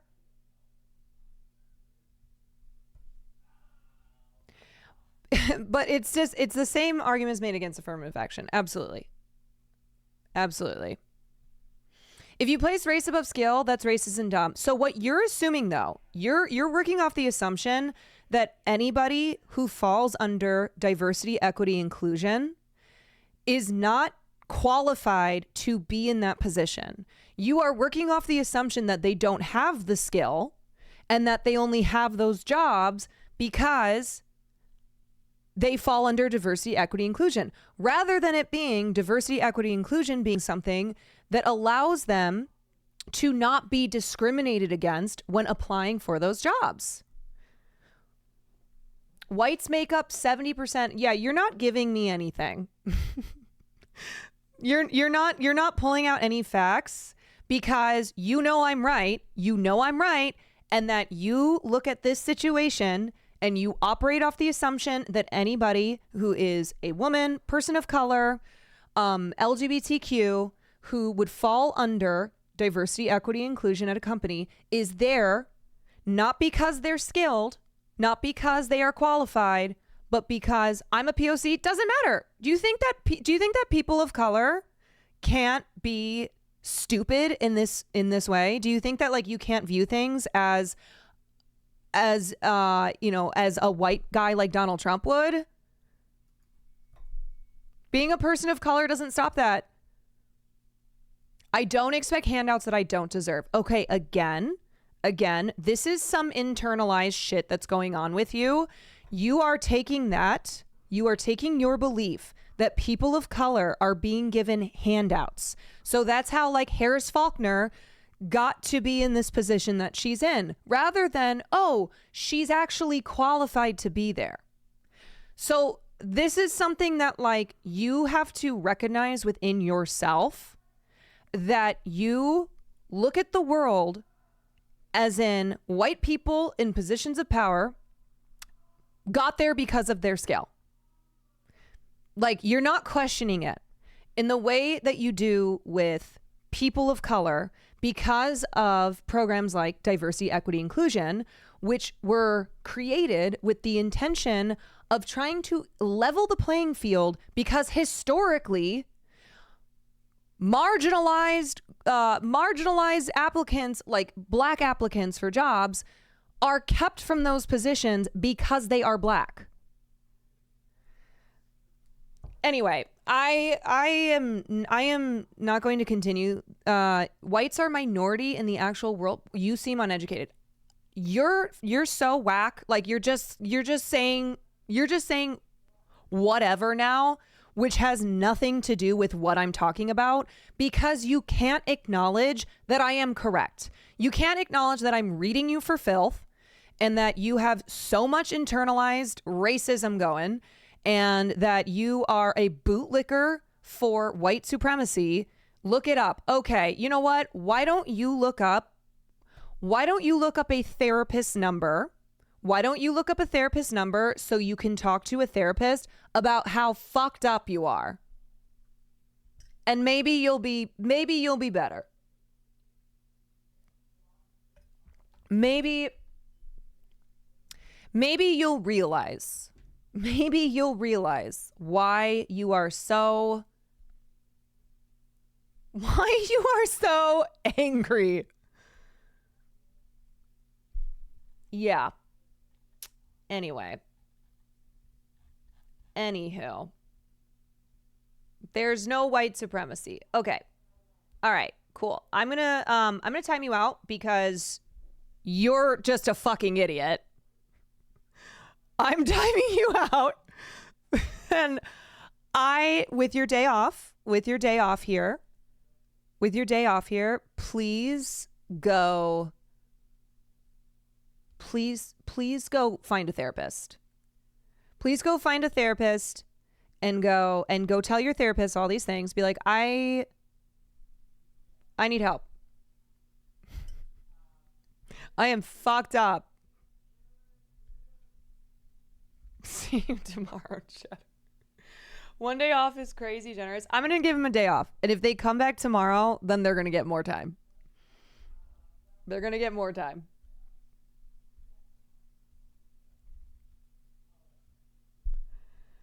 Oh my goodness. Goodness gracious. Like, oh, I always like that because look, do I know who that chatter is? No, I don't. But I do love that whenever somebody is making atrocious points, like I can't even say that they're points because that denotes that they're doing, like they're saying anything of value. But I like whenever someone will be like, I'm not even white, as if that is an effective counter argument. When people like Candace Owens exist, when people like Usha Vance exist, okay? Like there are plenty of people of color, of women, of LGBTQ. I mean, come on, we got fucking Ollie, we got Milo Yiannopoulos, we got Blair fucking White, Tim Scott, Vivek Ramaswamy. Plenty of examples to point to of non-straight white males who are licking the boots of white supremacy. So you saying I'm not white is not an effective counter argument. Stupid does not discriminate. Yeah, as a black gay guy, Obama did nothing for me. I'm a POC is giving this energy. Oh yeah. Oh my God, I posted about this. I'm a true black American woman and I've been black all my life. I was born black. I will die black. My mommy black. My daddy black. I will never cast a ballot for that Kamala Harris woman as long as I live. Trump all the way, all day, every day. Yeah, it's literally giving I'm a black gay guy. My mommy black. Oh, it's so cartoonishly. It's so cartoonishly bad. It's so cartoonishly bad.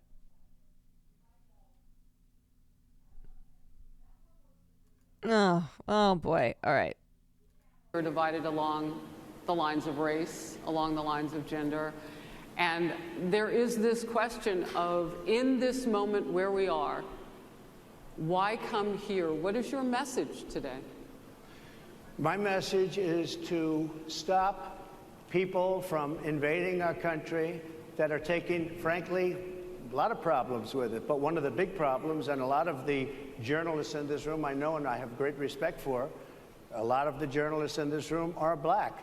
I will tell you that coming from the border are millions and millions of people that happen to be taking black jobs.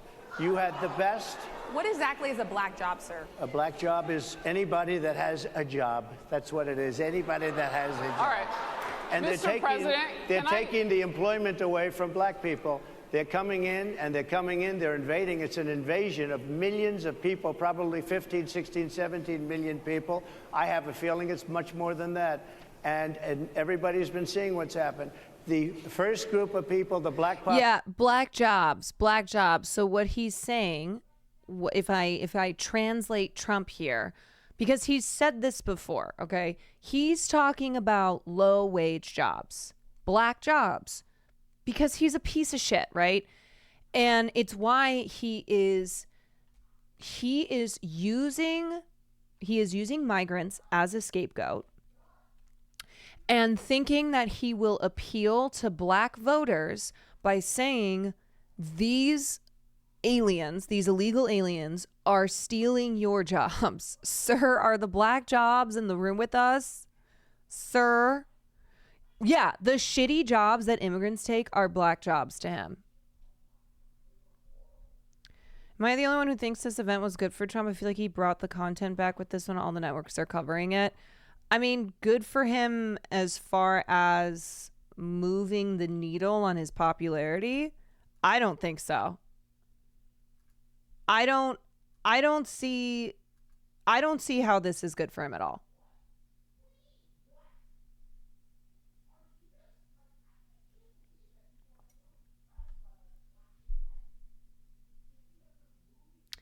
Like, yes, there's a ton of coverage on him right now, but I don't think that translates to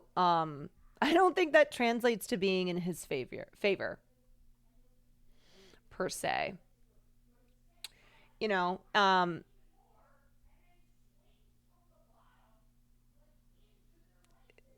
his campaign desperately needs to win over suburban white moms. I don't think this combo does anything for that. Yeah, I don't think this does anything to gain him support in the black community. I don't think this gains him support with white moderate voters. Population is affected most by that. Yeah. And Remember how many people thought he just won the election when he got shot? And it didn't move the needle. Him getting shot, which ostensibly was the best thing that could have happened to him. And also having that photo where he thrust his fist into the air, fight, fight, fight, and has blood like on the side of his face. And everyone was like, oh my God, this is it. Taking a look back at the polls, like at how that was, you know, how that translated to like real tangible movement in the polls for him, it didn't. Biden was just so bad that Trump was dominating. Like, had Biden not dropped out and had Donald Trump not been shot, it was still Donald Trump's election to lose.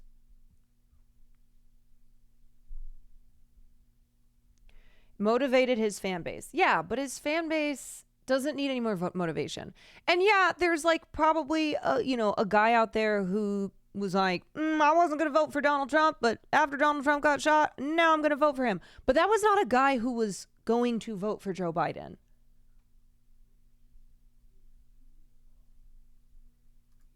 Kamala is allowing it to happen. She's the border czar. She's the worst border czar in the history of the world. Yeah, now he's just repeating the same. And here's the other thing, too. He's just repeating things that have already been said a million times. Like, border czar, illegal aliens, blah, blah, blah. Essentially been, she said she was there once, but not the right part of the border. So she was a border czar. She's done a horrible job. These people are coming into our country and they're taking black jobs and Hispanic jobs. He literally said this at the RNC. Union jobs. Unions are being very badly affected by all of the millions of people that are pouring into our country. And one thing, as we discussed, many of these people are coming in from mental institutions, from prisons, from jails. They're gang members in other countries. Other countries are setting loose their prisoners. They're opening up their prisons and their mental institutions, and they're taking their bad people, drug dealers, gang members, and they're bringing them into the United States. And by the way, their crime rate is going down, and our crime rate is going to be a disaster. Mr. President, I want to get into how you address some of the issues with black communities. And I say that plural because... Does he think asylum seekers come from asylums? You know, wouldn't put it past him. We live in communities of color that are different. We're not all the same. We don't vote the same. We don't think the same. It's not mono. Anyway, I'm pretty sure that those were the two parts that were the craziest of this panel, because everything else everything else is like shit that he says all the time. Even Fox News had trouble spinning this. Oh.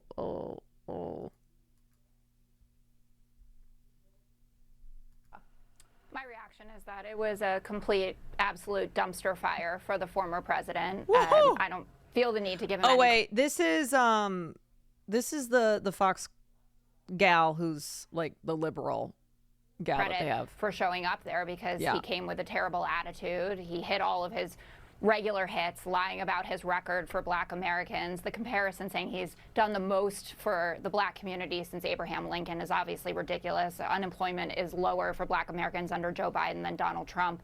Everybody knows that. Even Donald Trump knows that. People have told him. He just won't stop.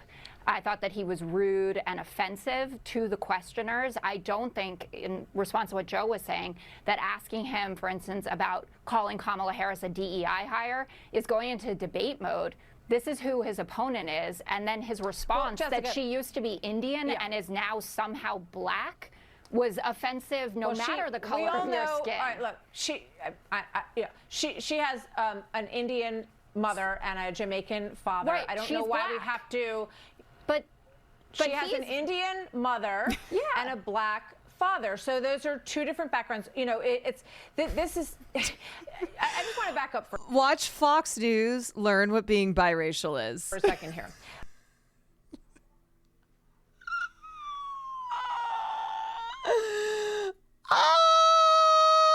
People did not think it was appropriate. Oh my God. Yes, she has a Black father, but she has an Indian mother. Yes. But that doesn't mean that she's not Black. Right, but she has an Indian mother. Yes. This is true. I guess I'm having flashbacks to 2016 as voters were energized because networks were broadcasting this bullshit on mainstream outlets in short snippets. I don't think it would change the outcome of the election, but this puts him back in the media cycle. If he repeats this a couple more times and goads Harris into responding, I don't know. The problem is that Republicans don't, like, this is what they can't seem to understand.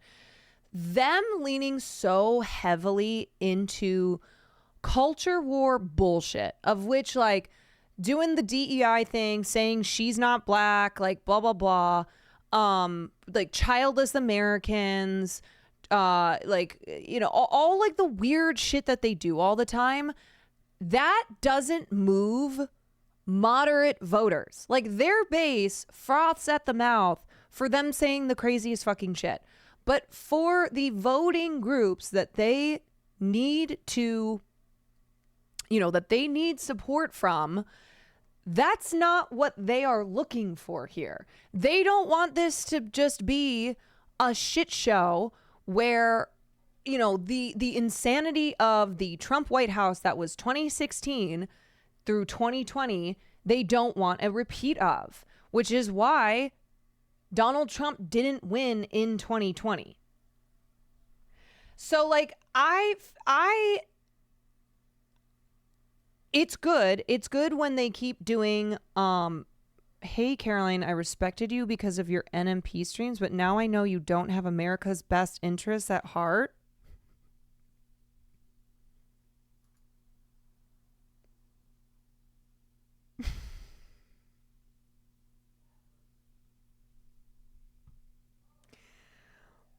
What?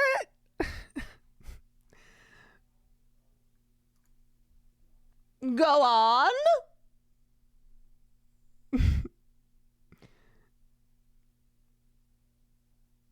Go on.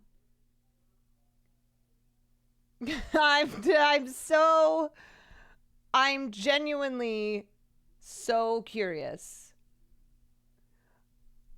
Like, also, how would you respect me for my NMP streams? Like, what was it that I did on the streams that earned respect versus, like, me defending, like, I truly, I'm like, what is it that I said that causes the disrespect? Please, I need an answer. I really need to know. I need to know. What are America's interests, and how do I not have them at heart? Please.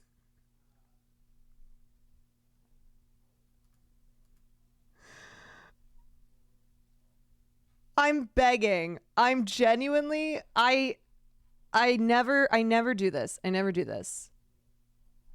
I never do this, but I am begging to know what it is that I did on NMP streams that caused all this respect for me, and then what it is that I've done now that have shown that I do not have America's best interests at heart.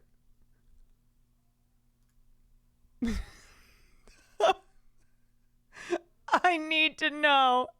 And they're not going to respond because it's too heartbreaking. They will not reveal, because to even speak the words aloud is asking them to do something that would cause them great stress. You know, I'm just trying to be unburdened by what has been. You know, I'm just trying to remind us that we exist in the context of all that came before.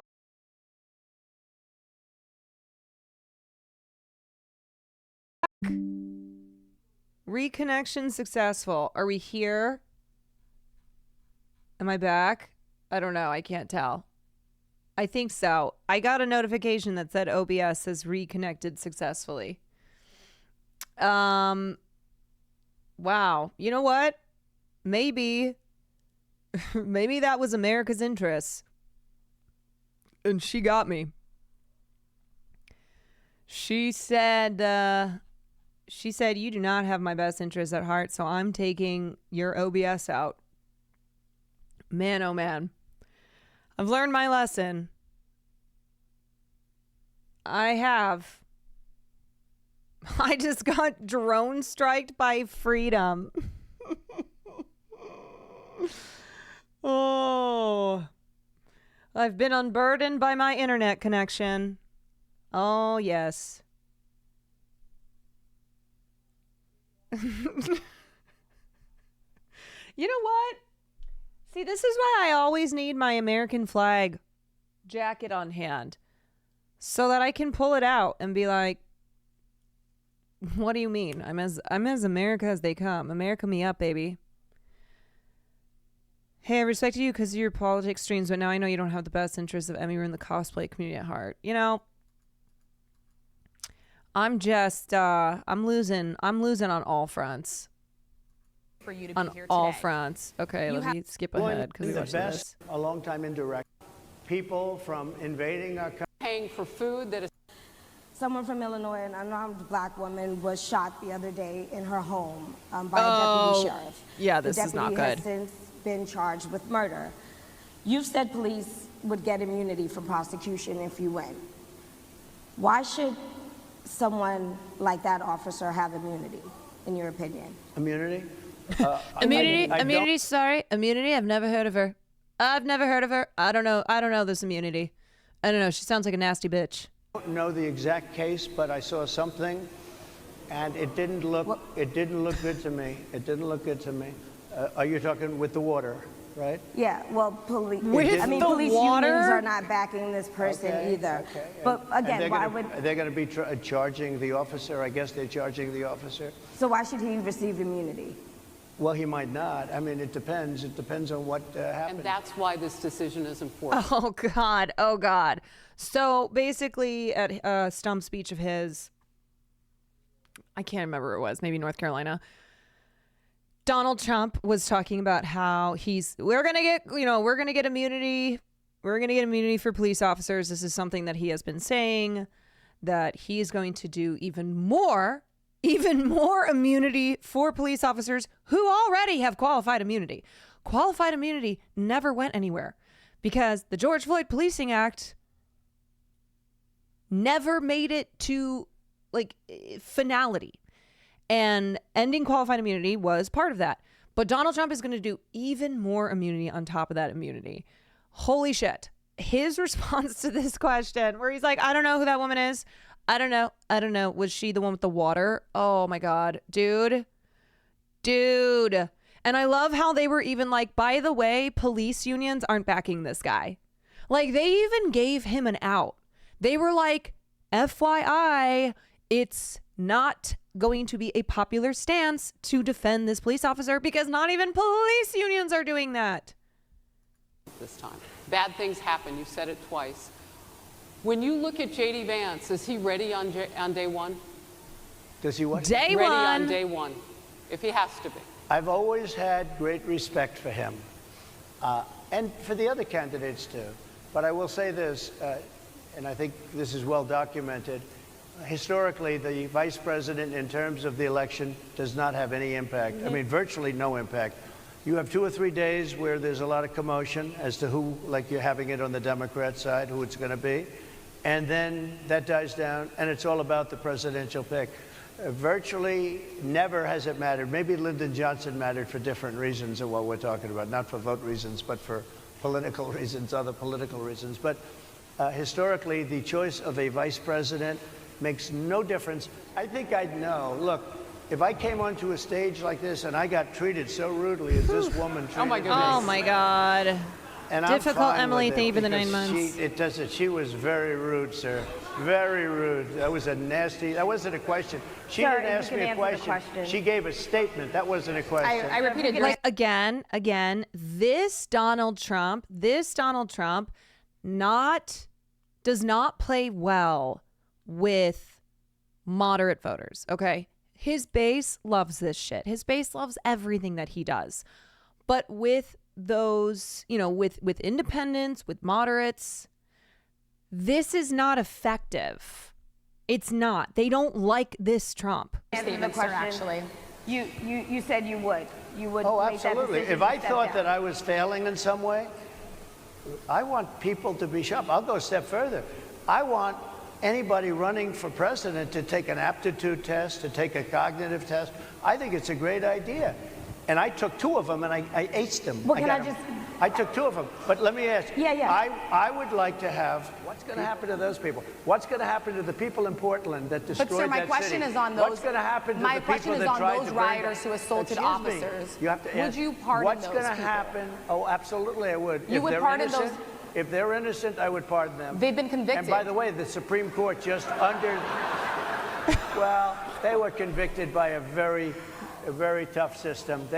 How come the people that tried to burn down Minneapolis, how come the people that took over a large percentage of Seattle, how come nothing happened to them? How come the people But sir, we're talking about people that were seen beating officers with flagpoles, dragging them down the stairs. They're on video. Have you seen that video, sir? Oh, really? Well, they you would shot. pardon those, you would pardon those rioters? They shot a young lady in the face who was protesting. She was just having a nice day. She was just going about her day and breaking into the Capitol. Shot her in the face. Nobody died that day. You do know that. Yeah, wait. But people. So police brutality is bad now. Yeah, here's the thing with Trump. In the same breath, he will contradict himself by going, yeah, police officers, more immunity on top of the immunity they already have. That woman in Illinois, I don't know her. It's not the one with the water. I don't know about that thing. But yeah, police, love police. And then also, nope, I'm going to pardon these rioters because they didn't do anything wrong. Oh, really? Because they attacked police officers. Well. People died in Seattle. Nobody died, but people died in Minneapolis. People died at taking your jobs. These people coming in are taking your jobs. Project 2025. I think we have to leave it there by the Trump team. All right. So leave it. That is the last word. Thank you so much, Mr. Trump, for coming today and joining us. Well, thank you very much. They've been telling us. Thank you. Thank you, everybody, very much. Great honor. Thank you, Mr. President. Thank you. NEBJ will email about details regarding the conversation with Vice President Trump on Harris in September. Thank you. He's such a bitch. Oh, he is. He is a nasty bitch. Truly. Yeah. His team literally pulled him out because it was going so bad. Yeah, that I will stand by. I will stand by thinking that that was not good for him. I do not think that that was good for him. They made sure to say that the interview was ended by the Trump team. Yes. Yeah, they were supposed to keep going, but Trump's team pulled him out because that's how bad it was. After spending the year shitting on Biden, watching that clip made me remember how much I hate Trump. He does not know how to not be incredibly antagonistic in a situation where he needs to have he needs to be like temperamentally cool. And it's why it's hilarious how the media for years and years would be like, Donald Trump is striking a different tone. And after he got shot, they're like, Donald Trump is striking a new tone. And that has never been the case. Donald Trump is Donald Trump. He ain't ever going to change. Got to give props to that one covert staffer who convinced him it was a good idea to get. Well, it's one of those things where like I never should be like, what is the Trump team thinking? Because it's the Trump team. Like, you had Donald Trump Jr. being the one who most likely is the reason why JD Vance is the vice presidential candidate, because he thinks like, because they're bros.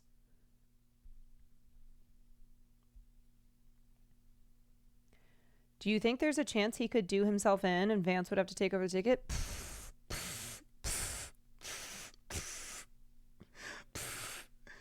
What?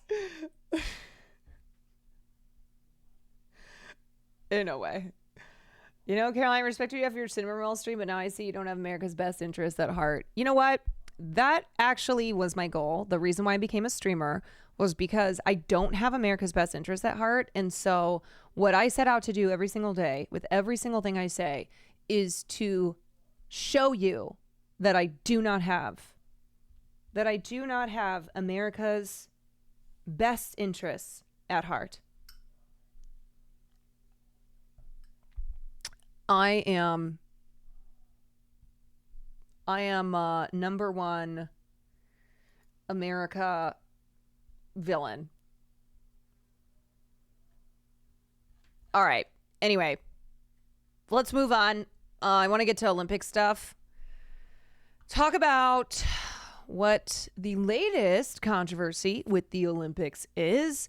And surprise, surprise, it has to do with weirdos transvestigating. It has to do with people like J.K. Rowling so insisting on what women are and what women aren't. And even when somebody is not trans, if they do not fit your narrow definition of what a woman is, oh, they are trans. Because the thing is that this isn't about protecting women the way that freaks like J.K. Rowling pretend to be.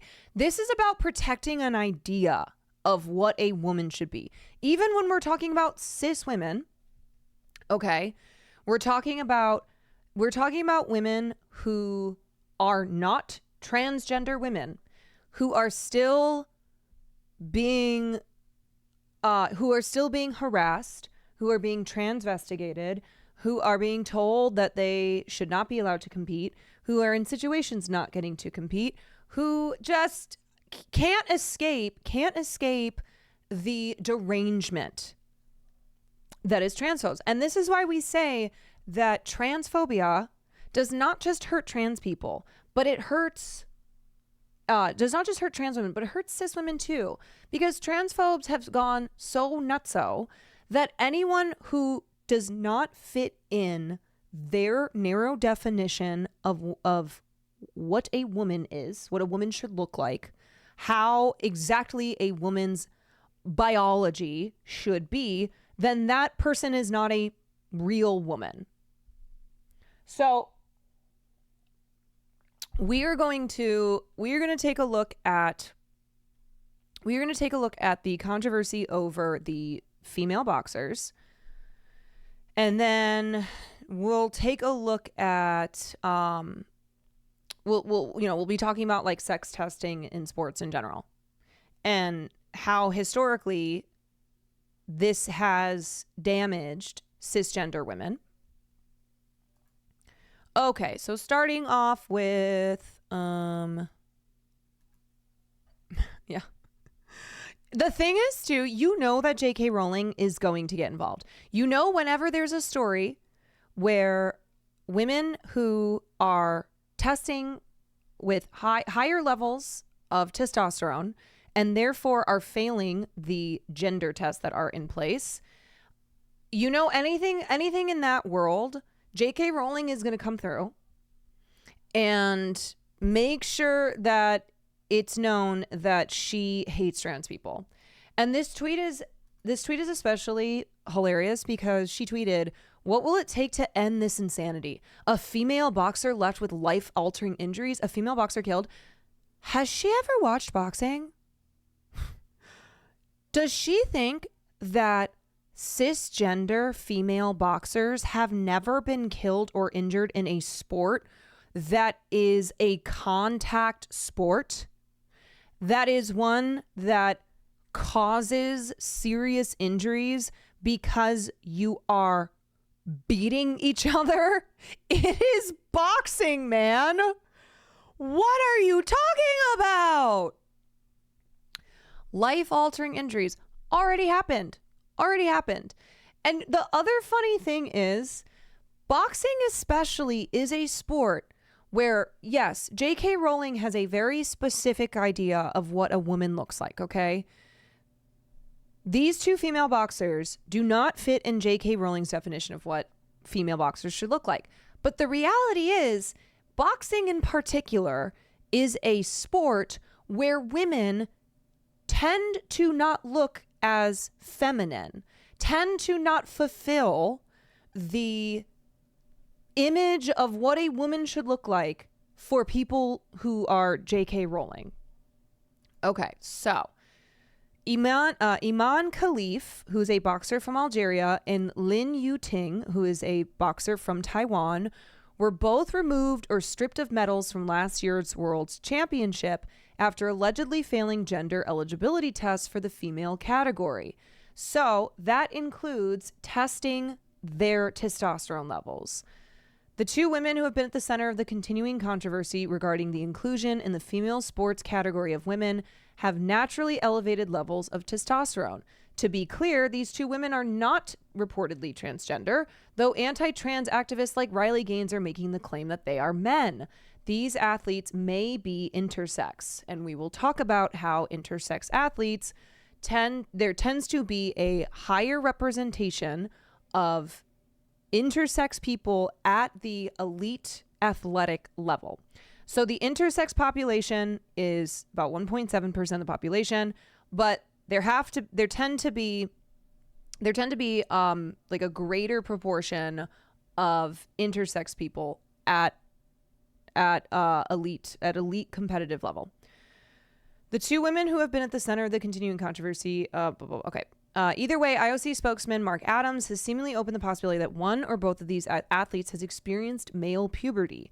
As for the question about testosterone and going through male puberty, we issued a framework document to all the federations, and everyone would love to have a single answer. Yes, no, but it's incredibly complex. Yes, it is incredibly complex. Our ideas of biological sex are not binary because the science of biological sex is not binary. And it is something where, as our understanding of biological sex has changed throughout the decades, and scientists have concluded that biological sex is not a binary, and that it's very difficult to have strict markers on biological sex to determine something like competitive sports, it is still something that people use in their rigorous definitions of what makes a man and what makes a woman. And if you fall anywhere outside of that rigid definition, then you are not a man and you are not a woman. Last year at the World Championships governed by the International Boxing Association, IBA President Umar Kremlev claimed the two women had taken chromosome tests that came back as male XY. There is no evidence to this, by the way. And also Umar Kremlev was made to step down. IBA now does not have a say over Olympics determination. And this was his translation of them having higher levels of testosterone and therefore concluding that they had the chromosomes of XY.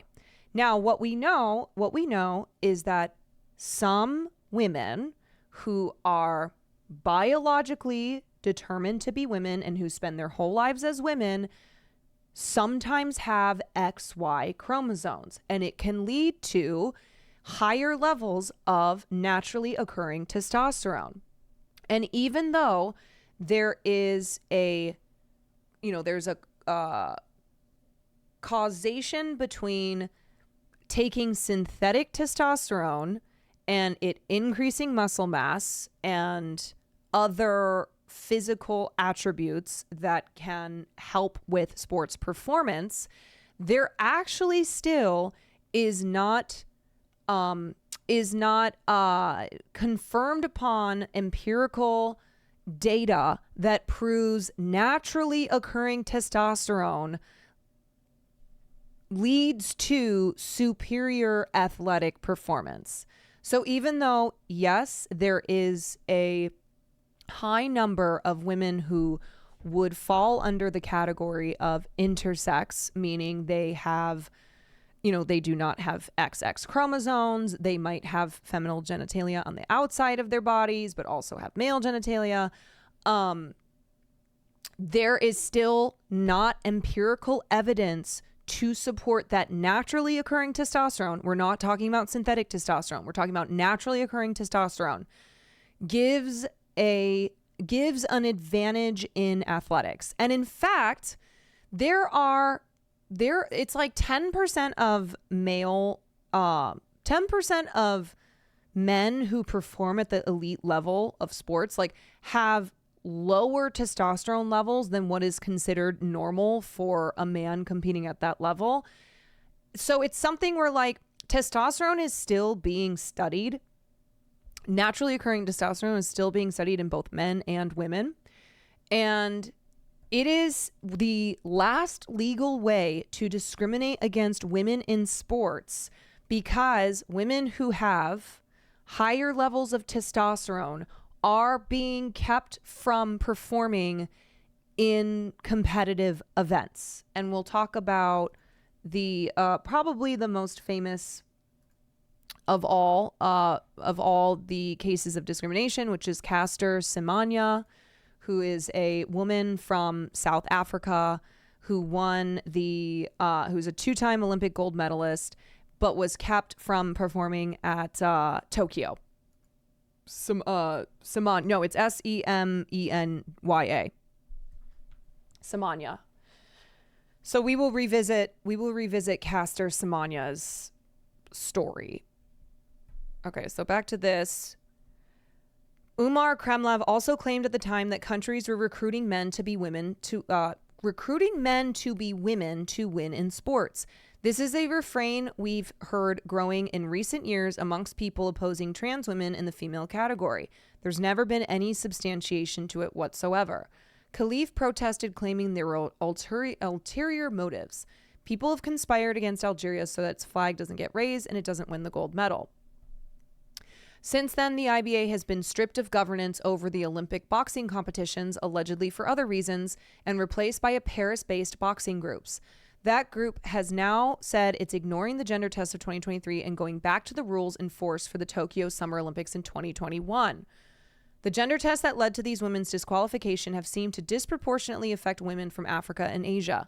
Middle distance runner Caster Semenya battled allegations about her sex while winning 2 Olympic gold medals in the 800 meter in 2012 and 2016. The latest version of these tests would mandate she take testosterone blockers, which she refused to do. Other women barred from competing over these gender tests have included sprinter Duty Chand of India, Beatrice Ma Salingi, and Christine Mnoba of Namibia, who were barred from competing in the 400-meter dash at the Tokyo Olympics. While Khalif and Yutin are women, some in the sports world have been pushing to redefine the female category based on testosterone levels. And by the way, there are parameters to compete in the Olympics. So both of those women, even though they have higher levels of naturally occurring testosterone, per the rules enforced by the Tokyo Summer Olympics, they still fell under the like what is allowed to, like what the maximum level allowed is.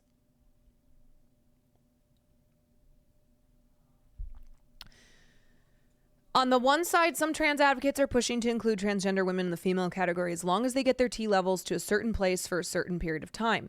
At the same time, advocates pushing to ban trans women would also ban cisgender women whose testosterone levels are elevated. Okay, let's watch this video on sex testing.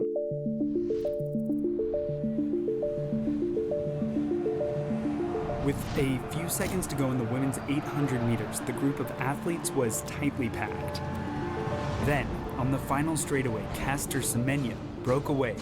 Are there testosterone limits for men? Naturally occurring testosterone limits? No. But the other thing is, the important point that gets ignored here is sports at this elite of a level are not fair.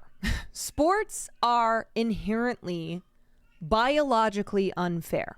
If you are over 5 feet tall, your dreams of being a gymnast competing at the highest level probably not going to happen.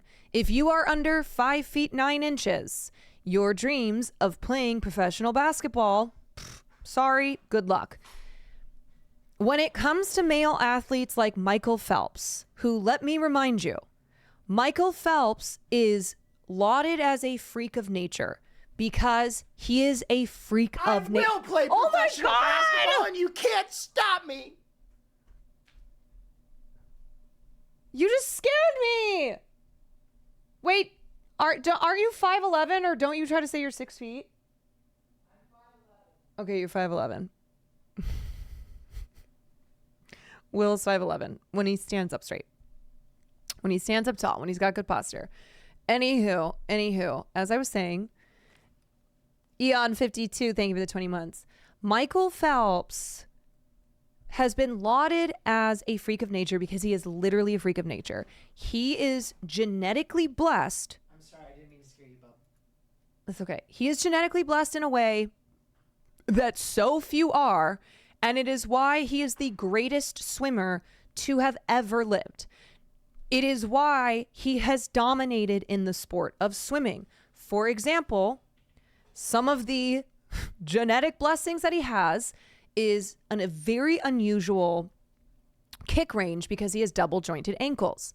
He also produces half of the amount of lactic acid of a typical athlete. So that means he doesn't get tired.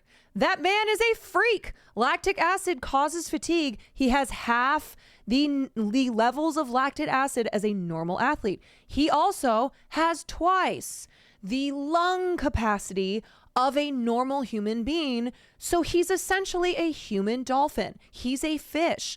He also has a disproportionately vast wingspan.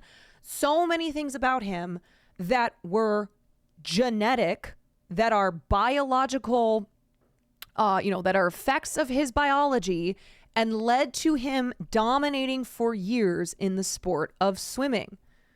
Same with, there's a basketball player whose name I can't remember, who is like, basketball players are tall, but this guy is freakishly tall. Like taller than tall basketball players. No. No, I can't remember his name. Manute Bol. Yeah. Look, there are many examples that we could give because the whole thing about elite competitive sports is that those with a genetic disposition to, like, unique genetic blessings to be superior in athletics are the ones who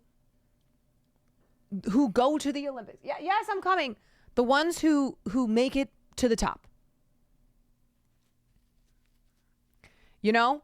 And so inherently sports are not fair because they are determinant. Like, your success in sports is determinant on what your genetics are, what your biology is.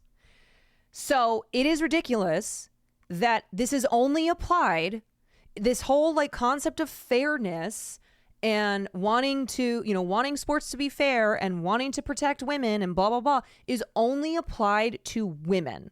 And applied to women who do not fall into the strict definition of what a woman should be. This is not about protecting women. This is about protecting a very specific image of what a woman should be, a very specific definition of who a woman is.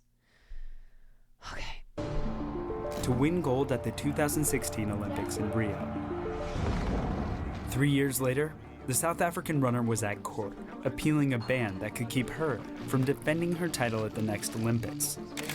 She wasn't being banned because she cheated, but because sports officials had decided that she no longer qualified as a female athlete. So effectively, you're saying to her, you no longer belong in sport. I cannot stop because of people saying, no, she looks like a man. Is the new world champion in the women's 800-meter race really a woman at all? There's no, scientific, test or anything that can define a human. There will be 2 X chromosomes. We have drawn the line between women's and men's sport. Being who we are, so we can be the best that we can be. Yeah, can we have a turnaround? Just turn around for a second. Such allegations, if I may say, they are not my business. You understand? So for me, they do their job, I do my job. I do me, they do that. From the start, Semenya's career has been defined by 2 things. Brilliant run for the South African. Winning races and defending her identity as a female athlete. And she's breaking away. Back in 2009, she won the 800-meter World Championship. Semenya looks over her shoulder, and she's away. 10 meters, drifts to 50. But soon after her victory, sports authorities began questioning whether she was, in fact, a woman. They are looking for proof that South Africa's golden girl is not a boy. There is doubt about the fact that this person is a lady, is a woman. In South Africa, her win was celebrated. She is a female. She won. But the top governing body for athletics, the IAAF, selected Semenya for testing to determine whether she is female. Once again, people so desperately want to apply the label of transgender to any woman who does not fit into their definition of what a woman is. This includes cis women. And so you are all so obsessed. Like, this is where the weirdness comes in. You are so obsessed with trans people, especially trans women, that to you, you're constantly convinced that someone is trans when they are not. But it doesn't matter to you because they don't fit in your narrow definition of what a woman is. A woman shouldn't have a deep voice. A woman shouldn't be as big and strong as that woman is. So clearly that's a man. I mean, aside from being transphobic, you hate women. Like, that's what this is. This is about hating women. It's not about protecting women. So, it's interesting because you, like, transphobes think that Transphobes think that transgender people are sick in the head, that they're making it up, that there's no such thing. But when you have cis women, women who have never identified as anything other than women, and who were born, and it was determined that they were, I'm coming. Determined that they were women, it doesn't matter to you. It doesn't matter to you. You will still be like, trans. Most recently, their criteria for female competitors has been testosterone, a hormone produced by both men and women. Semenya has naturally high levels of testosterone, and the IAAF claims that there is a significant connection between high testosterone and athletic performance. But it's more complicated than that. Testosterone is related to lean body mass and building of muscle, but it's not the only thing that contributes to that. This is Katrina Karkazis, a bioethicist who advocates on behalf of athletes like Semenya. Testosterone is not the only factor that's important for an individual's athletic performance. There are not only other physiological factors that could be VO2 max, heart size, any number of things, but there are factors that don't have to do with someone's physiology. Like class and money. Caster Semenya spent 7 months in a hospital waiting to get knee surgery because Caster Semenya does not come from wealth, does not come from a class that affords her good health care. Wouldn't you say that's a disadvantage? But when it comes to professional sports, people obsess only over testosterone levels and don't take into consideration anything else. And as I stated, there is not empirical data that supports, and it is still something that like researchers are constantly doing tests and researching into this topic. But as of now, there is not empirical data that supports the direct correlation between higher naturally occurring testosterone being at higher levels and superior athletic performance. People think testosterone makes you fucking Superman. Meanwhile, most people who produce it naturally can't beat Marjorie Taylor Greene in a fight. Factors like nutrition, coaching, and equipment all play into an athlete's performance. So it's unclear how testosterone can be singled out as the defining factor. But there's another way to think about eliminating female athletes based on testosterone. Like many Olympians, Semenya's body has natural advantages that can help her perform. Michael Phelps stands 6'4". For swimmer Michael Phelps, it was a long torso, wide feet, and other features glorified in Olympic promos. His size 14 feet might as well Look be at those flippers. But unlike Phelps, Semenya is being penalized for a naturally occurring hormone. That's because sports officials don't divide athletics by the size of your hand or your foot, but they do draw a line between men and women. The problem is the criteria that's used to draw that line, and it's always been problematic. Bro, it is also insane to me. That people in here, transphobes in here, are still obsessing over making everything about trans people when that's not what we're even talking about here. We're not talking about a trans woman. We're not even talking about trans women in sports. But you are so wrapped up because you obsess over trans women. This is why like we keep saying how weird you are.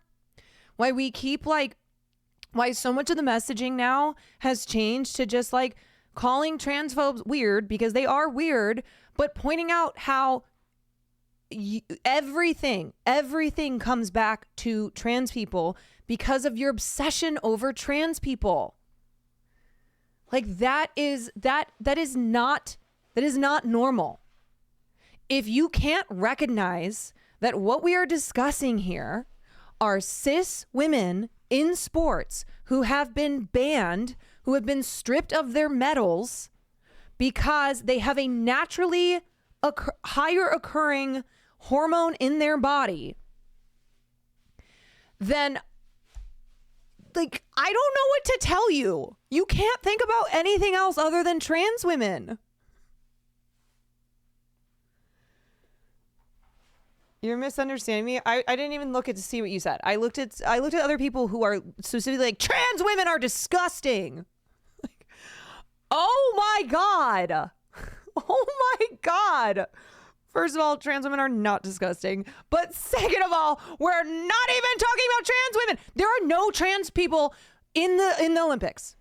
There are no trans people in the Olympics. Please move on.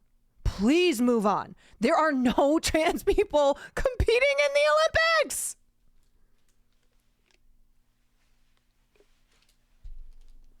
Trans women. I think there is a trans man. Trans women. Because the fight over sports is not about trans men. It's not about trans men. It's about trans women.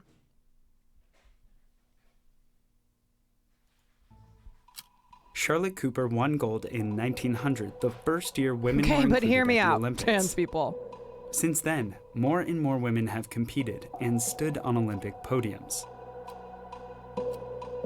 But by the 1960s, officials became skeptical that successful female athletes might actually be men disguised as women. Polish sprinter Ewa Kobukowska, for example, had won bronze running the women's 100 meters at the 1964 Olympics. A few years later, officials made sex testing mandatory for female athletes at the 1966 European Track and Field Championships, and Kobukowska was forced to undergo inspection. Yeah, this happened for decades. Decades where they would be so invasive in this sex testing that they would study their genitalia. Okay, they would determine like if their pubic hair naturally grew long enough. They would like study their clitoris and vagina. It is disgusting. It is so invasive. It is whack as shit. And this happened for decades. And then finally in the 90s, the Olympics banned this sex testing because of the detrimental effect that it was having on women. Female athletes who like attempted suicide because of how the reaction from society was so awful because they're like, you're a man. And just how much mental strife it caused them. But it never really went away. Even though they banned this very invasive sex testing is still a thing. Ellie, thank you so much for the 5. I appreciate those community gifted subs. It's Treat Your Ally Thursday in Europe. Oh, thank you so much. I'm getting hot. Huh. First time chat too. Well, welcome in. Okay. All right. Do you know when someone is born intersex, for decades they perform surgery, and the entire science for whether it would make them a boy or girl is the aesthetics of the genitalia? Yes. Biological sex is something that we have come a long way on, and scientists now universally agree that biological sex is also a spectrum. It is not binary. So we talk about gender being a spectrum, gender being a social construct. Biological sex is also not a binary.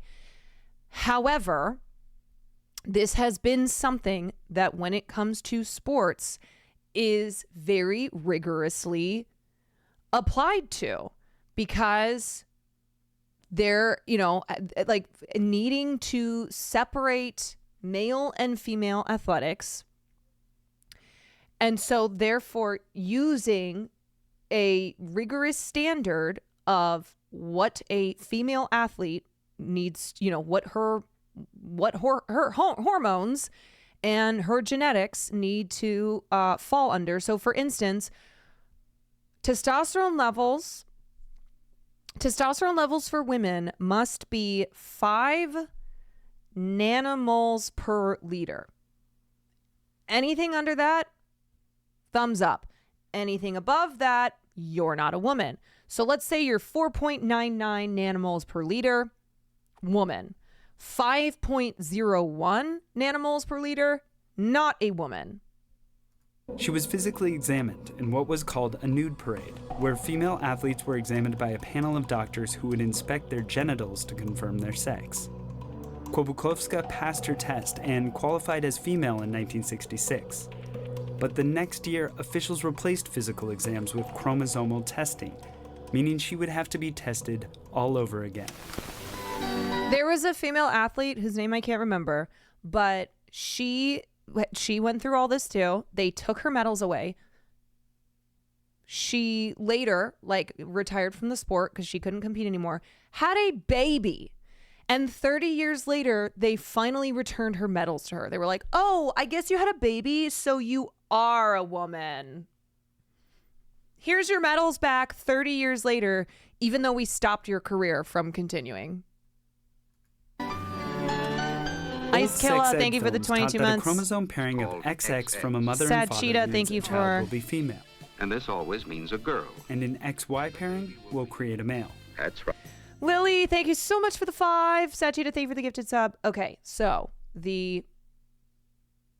for a long time, the agreed upon was that XY chromosome, you're a boy. XX chromosome, you're a girl. Most biological women, XX chromosomes. Most biological men, XY chromosomes. Right, a boy. The chromosomes we're born with are part of sex, which also takes into account genetic, physical, and hormonal information. It's different from gender, which is the way someone identifies in the world, as a woman, a man, non-binary, or something else. Beyond the typical categories of XX females and XY males, That's right. there are many other ways a body can develop. People who have differences of sexual development, or DSD, are also known as intersex, and many people can reach sexual maturity without ever knowing they have a DSD. Yes. It's abs. Thank you for the 3 months. There are women who go years not knowing that they do not have XX chromosomes because everything else about them appears to fall under what definitively a woman would possess. So they have female genitalia. Aesthetically, they appear as women, as what are societal understanding and definition of what a woman looks like. And then they come to find out, actually, they don't have XX chromosomes. They have XY. I mean, you can think that this is science. This is science. This is not my opinion. This is not my opinion. Holy shit. Just because you are giving your opinion, just because it's your opinion on what biological sex is and what a woman is and what a man is, does not mean that what I'm presenting here is my counter opinion. We're talking about fucking science, mate. Some people don't even know they're intersex because they have no exterior sex physical expression. Exactly.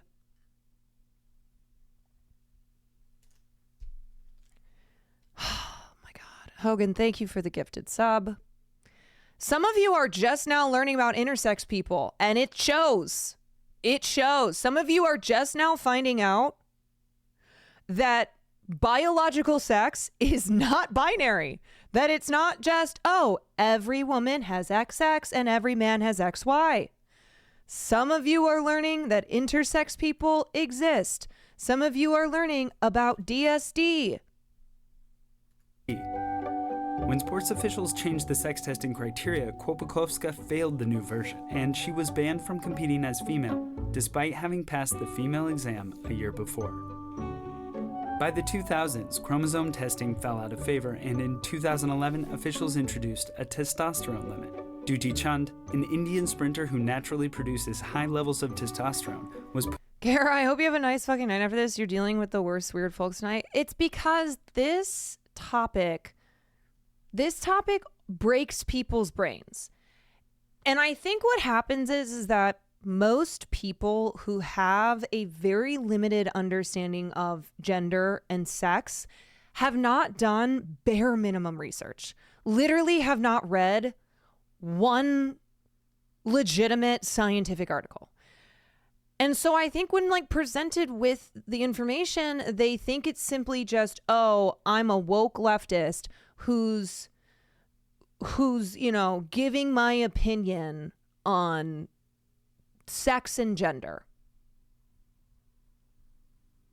Another fun fact, but Neanderthals and many proto-humans had 46 chromosomes, not 48, and the XY chromosomes in humans are one of the most recent developments in humans in income. Yes! Once upon a time, all humans had androgen chromosomes. Okay? And then estrogen, which is, you know, female chromosomes, developed from that. So chromosomes have changed throughout history. Also, all humans have naturally occurring of both male and female chromosomes. We had two genders before we had two sets of chromosomes. Put through the new test in 2014. The testosterone limit for female athletes had been set at 10 nanomoles per liter, which the IAAF considered the lower end of normal male levels.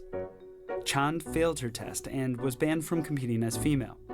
She appealed the decision, arguing that the IAAF lacked... Boycott Olympics? Yes, because there's a rapist and because Israel is continuing to be allowed to perform at the Olympics? Absolutely. Totally for it. Boycott the Olympics because there's a literal Dutch rapist who is playing volleyball, a child rapist, a pedophile. Totally agree. Absolutely agree. Boycott the Olympics because cis women have higher levels of testosterone and so therefore should not be allowed to compete. You're whack. You are fucking whack. Anyway, what's up, Raiders? Welcome in. Thank you, Wake, so much. Thank you for the raid. Thank you for the wade. Thank you, Wake, for the wade. Okay. All right. I am calm. I am cool. I am collected. I am not heated. I am not hot. I am at peace. Anyway, to those who are just getting in here, we are discussing the problem with sex testing in sports. We're talking about cis female athletes who have been barred from competing, who have been stripped of their medals because they have higher levels of naturally occurring testosterone. And we are discussing how throughout the history of competitive sports, women have always been targeted because female athletes who do not fall into this narrow definition of what a woman should look like and what a woman's chromosomes should be are treated as not women. And it is awful. It is horrific. It is something that we still have to, we still have to do so much work on, even though they're not doing as like invasive of sex testing as they used to. Like they're not measuring pubic hair and shit like that. They are still testing and making determinations that if a woman has, certain amount of testosterone, then she fails the gender test. She fails the sex test. Scientific evidence linking high testosterone to performance. Also, my community, if you don't know who Wake Wilder is, he's the coolest dude. I wish he were with me here talking about this topic because I know he's got a lot of base things to say. Wake is amazing. Please go follow him. I love that guy. The Court of Arbitration for Sport agreed with her and lifted the ban. In doing so, they said the IAAF needed evidence showing a link between high testosterone and increased performance. The decision allowed Chand and other athletes, including Caster Semenya, to compete at the 2016 Olympics in Rio. But in 2018, authorities returned with a new testosterone limit. And this time they had evidence that female athletes with high testosterone outperformed in certain events. Okay. But here's the catch. Because this is a study. This is a study that people will cite to say, see, there is evidence that higher levels of naturally occurring testosterone provide a genetic advantage, and therefore women who have higher levels of naturally occurring testosterone should not be allowed to compete in women's sports. But there was a serious problem with this study. And what happened is that a number of scientists discovered that the data used in this study, up to 33% of this data was faulty data, thereby rendering the study useless. Because if 17 to 33% of the data that you have collected for a study is faulty data, that is not a study then that's conclusions can be treated with absolute certainty. The IAAF commissioned the study the evidence came from, and the data... The IAAF commissioned this study.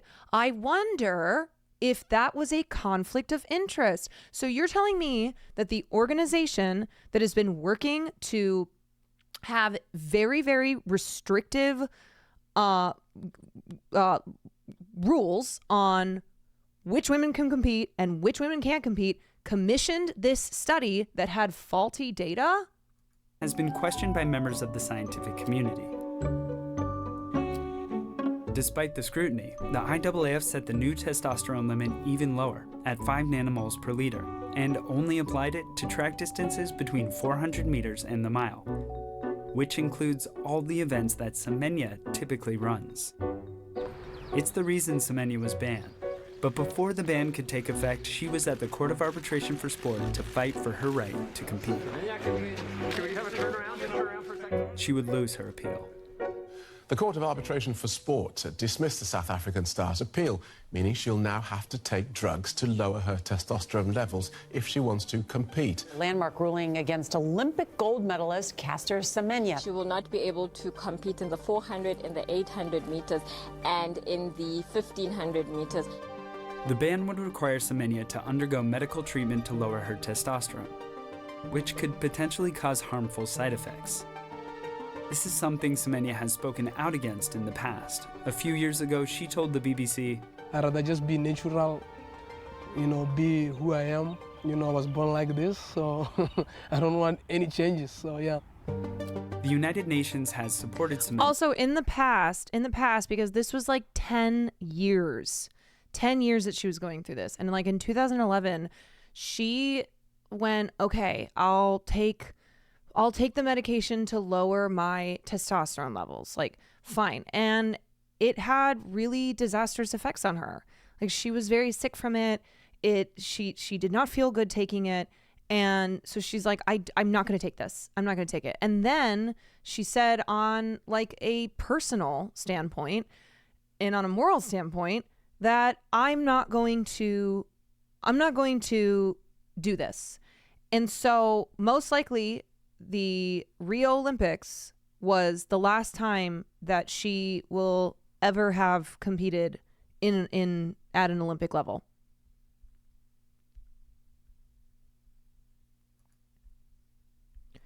She's 100% juiced. Look at her and her voice. Be real. I'm not. I watch a lot of sports. Oh, so you know for a fact that she's 100% juiced, even though she's, of all athletes, has probably undergone some of the most rigorous testing. But you know for a fact that she's juiced because of how she looks physically. Because to you, again, there's no way that a woman, in your definition of what a woman is, can look like this without juicing.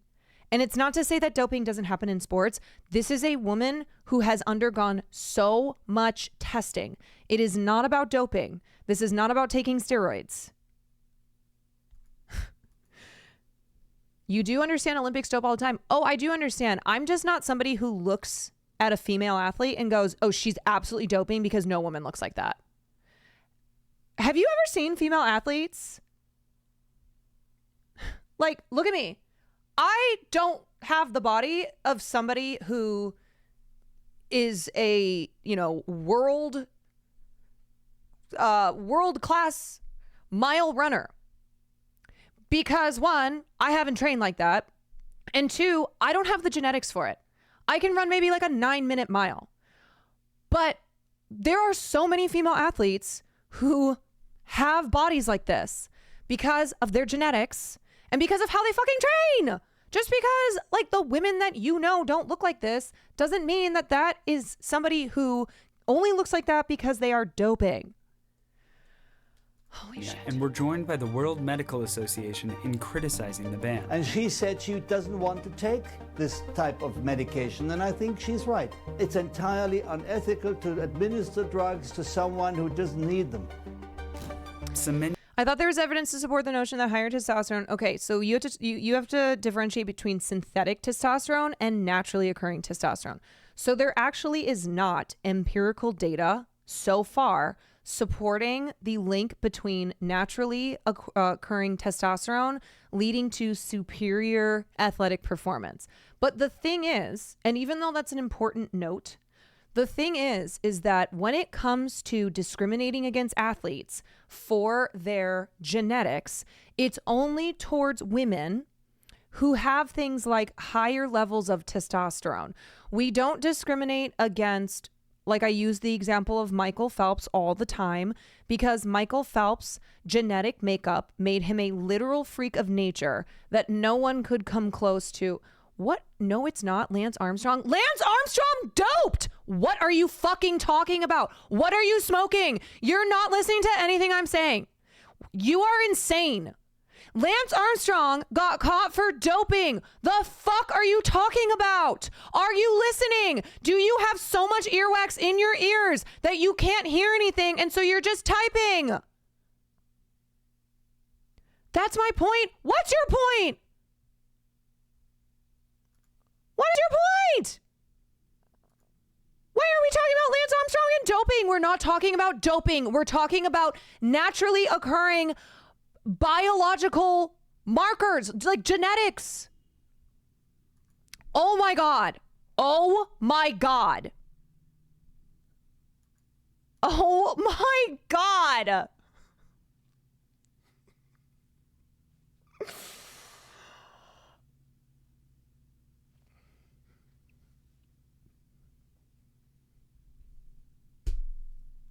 You know what? Some of y'all in here are stupid as fuck, okay? Truly, you are stupid. You are stupid. You have a complete inability to listen to what we're actually talking about, and you only say things like it's a Mad Libs. You speak in Mad Libs. You can't, like, how did you do in school? Probably terribly. I cannot imagine that you were able to participate in a class at all without just saying whatever the fuck you wanted to say. Oh my gosh. Please understand that you will never come across as remotely smart, and instead will appear to be the biggest dumbass in the world when you simply cannot even address the points that are being made. And you're only talking about what you want to talk about. I'm not talking about doping. I'm not talking about Lance Armstrong. I am talking about athletes who have naturally occurring genetics that put them in the upper echelon of athletes.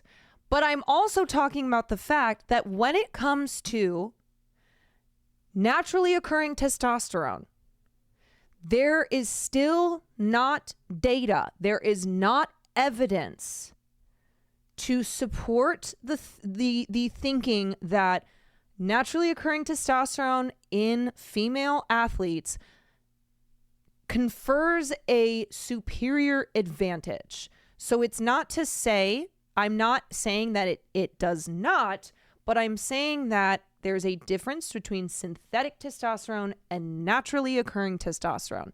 And so far, and this is what the video just covered, where the IAWF wanted to lower the limits for testosterone levels in women so that they could justify banning women like Caster Semenya, who was above that level, and hired a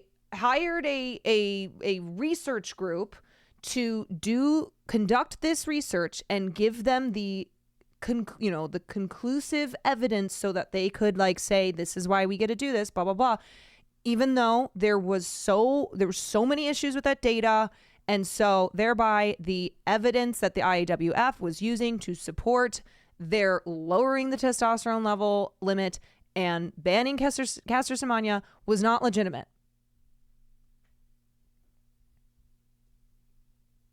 Isn't the kicker is often sometimes women of color often have higher levels of testosterone. It's like a racist ass test to begin with. Yes. Historically, this has targeted women from Africa and Asia. Zorel, thank you for the 13 months. Only athlete affected. Just ban people from top two ban runners ball in Rio, people silver from medalist sports. Francine Niyonsaba and bronze medalist Margaret Wambui have also said they were affected by the ruling. Meaning all 3 podium finishers from Rio might be banned from defending their title at the next Olympics unless they take steps to regulate their natural levels of testosterone. For their part, IAAF officials described the regulation as discriminatory but necessary. Such discrimination is a necessary, reasonable, and proportionate means of achieving the IAAF's objective of preserving the integrity of female athletics. The ruling also upholds a policy that only athletes identified as suspicious need to be tested. That means deciding who is tested can depend on an athlete's appearance, and it might be that non-white athletes from the global south, like Chand, Semenya, and the other top finishers in Rio, are being selected for testing because they don't fit somebody's stereotype of what a female exactly. looks like. Confusion about Caster Semenya's case has led to misunderstanding, and news outlets have wrongly portrayed her as transgender. She isn't. Just like they're doing with the boxers, with those 2 female boxers at the Olympics. They don't give a fuck, and they are just labeling them as transgender to lean into the transgender moral panic. The problem of dividing athletes by sex has nothing to do with their gender. It's rooted in sex and athletic officials' inability to find a criteria that will fairly divide athletes into the 2 categories of men and women. History shows that whenever sports are divided by sex, the athletes who qualify as female change depending on the criteria used to draw that line. It's now 10 years that the IAAF have scrutinized Caster Semenya and tried to keep her out of sport, or at least to slow her down. But the scrutiny hasn't stopped her. After losing her appeal this year, Semenya brought the case to another court that agreed to suspend the ban for the time being. In the meantime, she continues to keep running. If she was trying to make a statement, she'll make it here in the last 100 meters. She ran a race just before the ban was set to begin. Impressive and dominant performance by Caster Semenya. After winning it, she was asked, what comes next? Too good at running equals transgender. I keep training, I keep running, so it doesn't matter. I'm just gonna enjoy my life and then live it. You try to be in front of me, I jump you. So that's how life it is. Make sure nothing keeps you from enjoying your life and feeling confident in your virtual life. You'll feel that protected. Literally punished for being too good. All right, let me show you. The World Championship in the 800 meters by a stunning margin. Nobody could live with the pace of this South African woman. But Semenya's coronation was put on hold when officials at World Athletics, the world governing body of international track, announced that there would be an inquiry. They thought I had a dig, probably. Did they look at you? Did they Of look course, at I you did naked not. for I told them private it's parts? fine. I'm a female. I don't care. If you want to see I'm a woman, I'll show you my vagina.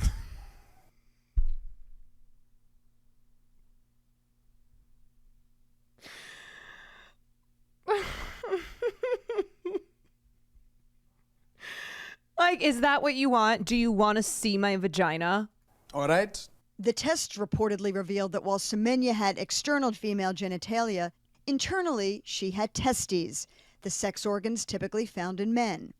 In order to continue to That is compete, called being she would have to take intersex. hormones to lower her testosterone levels.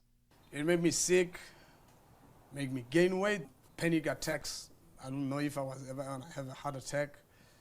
It's like, you know, stabbing yourself with a knife. every day. But I had no choice. You know, I'm 18, I want to run. I want to make it to Olympics. That's the only option for me, you know, but I had to make it work. World Athletics lawyer Jonathan Taylor disagrees that the drugs are unhealthy. Well, you say medically it's not healthy for me. Then my question back to you is then, why do the world's leading experts say that that is what we would prescribe? Jonathan must cut his tongue and throw it away. If he wants to understand how that thing has tortured. Genuine question. Has this ever happened to male athletes not allowing them competing in sports because of high levels of naturally occurring testosterone? There are no testosterone limits in place for male athletes. None. And the thing is, too, if Caster Semenya competed against men who would have the same testosterone levels or less, she would still not be coming close to what the top of the elite male runners are running at. Like, this is not something where if she just goes and runs with men, then she's going to be running at their pace. Me. He must go take those medications. He will understand. Also, aren't her testosterone levels way below the average male's level? Well, the thing with testosterone levels too is that there's no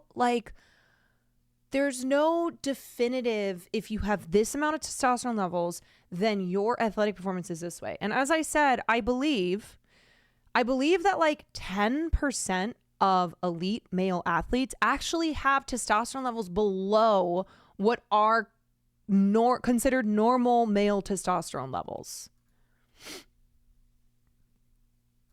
Okay. Caster Semenya is used to winning. After all, she's a world-class athlete, but this victory is sure to be special. In a ruling on Tuesday, the European Court of Human Rights found that the South African runner had been discriminated against when she was ordered to take medication to lower her testosterone levels in order to be allowed to compete as a woman. The three-time world champion and double Olympic champion over 800 meters was born intersex with so-called differences of sexual development, but has always identified as female. She's refused to take the medication since the International World Athletics Federation introduced the rule in 2018. Now, after a long-running legal battle, the European Court of Human Rights has ruled in her favor. World Athletics will seek to appeal the verdict.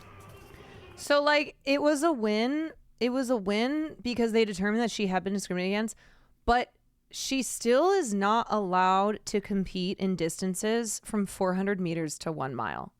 Like, this was not something where she won her case and then has been allowed to compete in the races.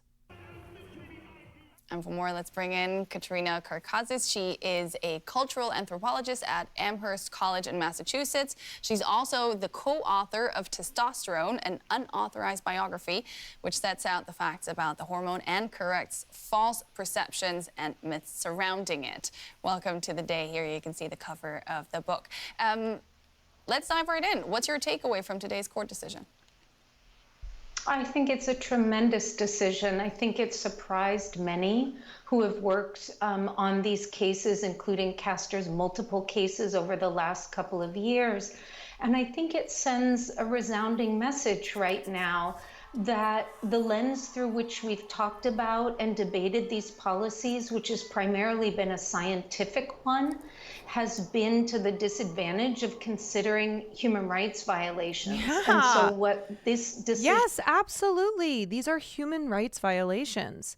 The fact that the last legal form of discriminating against athletes is to, discriminate based on testosterone levels is a human rights violation. Does is put human rights violations front and center and say that the prior cases haven't given due consideration to these violations. That goes all the way back to the earliest case at the Court of Arbitration for Sport, And it argues essentially that Castor has not been given proper remedy through all of her challenges. So it's really an incredibly important and wonderful decision that's come out today. This ruling applies only to the way Caster Semenya was treated in Switzerland, and it won't allow her to return to competition automatically. She might still miss the 2024 Olympic Games. So is this win anything but symbolic? You know, I could see why one might suggest that, but I think it's much more than symbolic, and I think it's actually going to have a long-term impact, not simply regarding these regulations, but the connection between sports and human rights more generally. So part of what's happened in these debates is that they have been focused on the science, and we've not paid due diligence to the harms. And it sends a message, I think, to other sports governing bodies that those human rights harms need to be considered. Yeah, you want to know the other thing? There's all this talk about fairness in sports and, doing what's right for female athletes. How about you tackle things such as there being significantly fewer opportunities for high school female athletes than for high school male athletes? How about you tackle the fact that female athletes are subjected to second-rate equipment and other things that are needed to perform in athletics? How about the pay inequity between male and female athletics? How about all the sexual abuse by coaches, by male players, and by just adults who are around these female athletes? There are so many actual problems that reside within female athletics, and yet none of those are talked about here. No. Because again, it's not about protecting female athletes. It's not about ensuring true fairness in female athletics. This is about maintaining a very draconian, narrow definition of what a woman should look like and act like. And it pisses me off. Yeah, and how about Title IX? Title IX, which is in place to protect athletes from discrimination. And yet Title IX has not been upheld in so many situations. Why don't we get upset about that?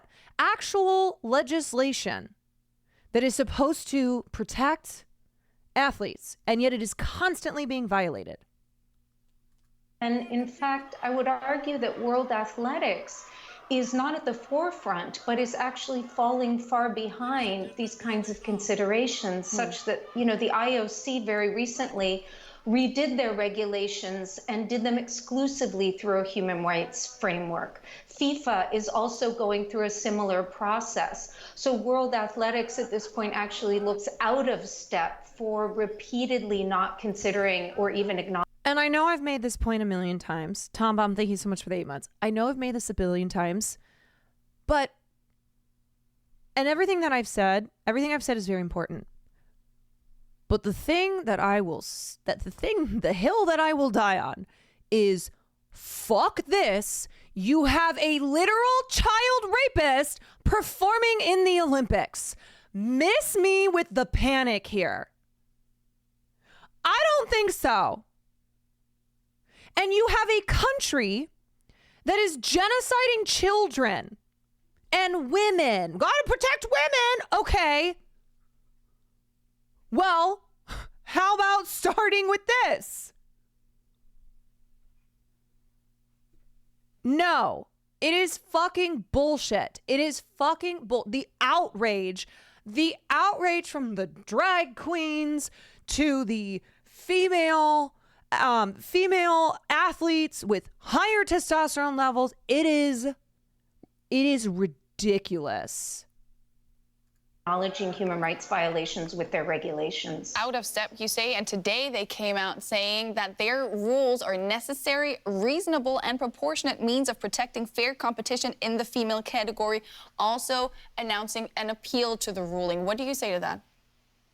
No politics here. What we know is that World Athletics, for decades now, I would argue close to 7, has been targeting particular athletes to get them out of sport. So in a way, this is a very old story that has been debated and adjudicated over and over.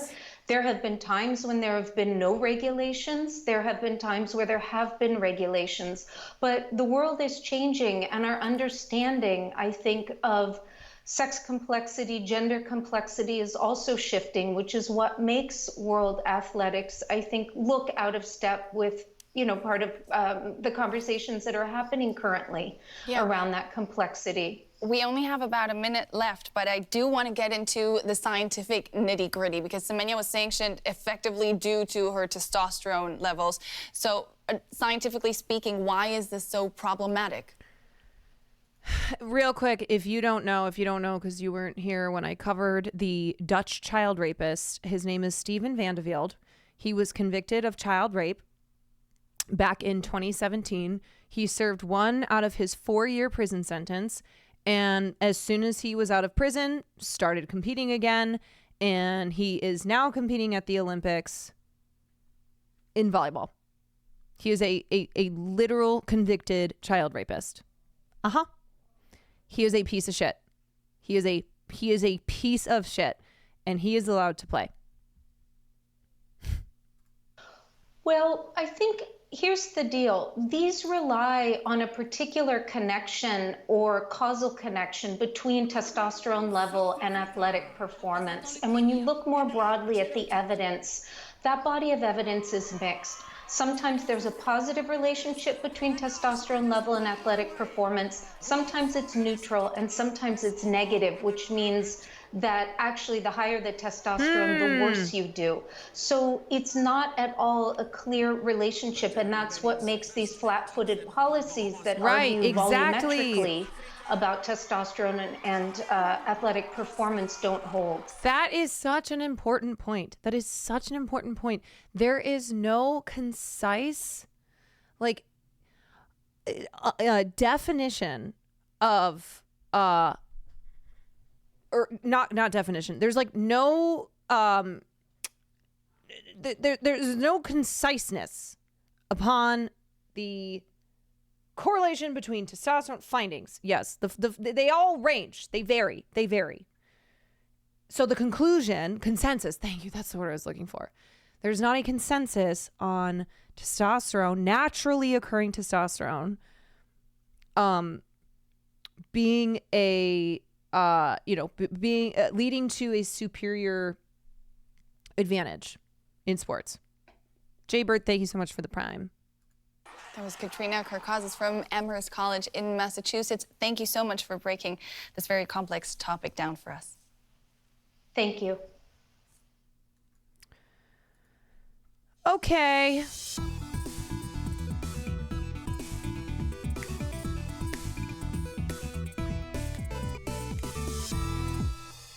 In high school biology, we usually learn that the sexes in humans are fixed and concrete. Whether you're male or female is black and white and rooted in your DNA. Your 23rd pair of chromosomes is either 2 X chromosomes or an X and a Y. That's it. End of story. And that's essentially what scientists thought too. But it turns out that sex isn't that straightforward. In fact, biologists today are saying sex is a spectrum, and the scientific community is still working on understanding and respecting the people who fall in the middle of that spectrum. Isn't it amazing how these freaks and weirdos who are just making up their definitions of what a woman is, what a man is, blah, blah, blah, how they'll always be like, the science. These people don't know shit about science. What are you reading science books from 500 years ago? If you actually were paying attention to what the scientific community was saying, you would understand that your hatred is not rooted in science. Daruch, thank you for the 5 community subs. Thank you so much. This is very informative. I learned something. Thank you, Caroline. We're almost done. This out of the way right up front, we're not talking about gender or sexuality here. Gender refers to social and cultural attributes and understandings of men and women and their roles, though not every culture has only two categories, and it's increasingly seen as a spectrum. Plus, the gender you identify as may or may not be the same one as what you express with things like your clothing and behavior, all of which can also be on a spectrum. Sexuality describes who you are attracted to, and it can be equally complicated and on a spectrum, and where you are on these spectrums isn't necessarily fixed. What we are talking about today is your biology, including your chromosomes, your hormones, your gonads, and your genitals. The catch is that these biological features don't always agree with each other. And they certainly don't always conform to those high school health class diagrams that tell us there's a single, universally correct pathway to being male and female. In fact, it's estimated that nearly 2% of live births... As a scientist and autonomous myself, thank you for sharing this important information. Oh, you mean that there's someone in here who isn't just a random ass chatter going, actually, this is the truth because I say so. You mean there's someone in here who has a science background and is like, yeah, this is true. This is correct. You know, the other thing, transphobes are so like penis equals man, vagina equals woman. So, okay, these women who have vaginas, who in your definition, vagina equals woman, has that broken your brain? Has your brain exploded? What do you do with that information? What do you do with woman has vagina, but doesn't look like woman, according to me? Are born with congenital conditions of atypical sex development. That basically means that something in their chromosomes, hormones, gonads, or genitals is different from what many people expect of a boy or a girl. This used to be known as being intersex, but these days it's better described as having differences of sexual development, or DSDs. And while nearly 2% might not sound like a lot, it means that there could be 130 million people or more with DSDs. I got them DSDs. If all those people were in one country, it would be among the top 10 most populous countries in the world. Plus, wow, 130 million people have DSDs, differences in sexual development. DSDs are not always... Is intersex an incorrect term now? I don't think it's something where like it's considered a slur in the way that, you know, other language has been outdated.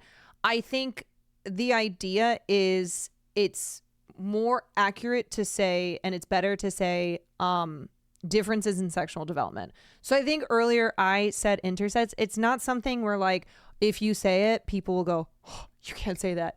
But in the scientific sense, in the medical sense, I think differences in sexual development is the better term to use. Thing you can see. People can spend their whole lives thinking they're one sex based on anatomy, only to find at least part of them tells a different story. You see, your sex is the result of both sexual determination and sexual differentiation. Sexual determination has to do with what chromosomes you get. Those largely determine what happens to your body during sexual differentiation, the process by which you develop the physiological characteristics associated with your sex. And contrary to what you might think, that differentiation doesn't stop when you're born. It continues throughout your life. And that means there are a lot of moments when differences between people can happen. So of course, there are a ton of different outcomes. We tend to put these outcomes into two boxes based on visible anatomy, or what scientists call phenotypes.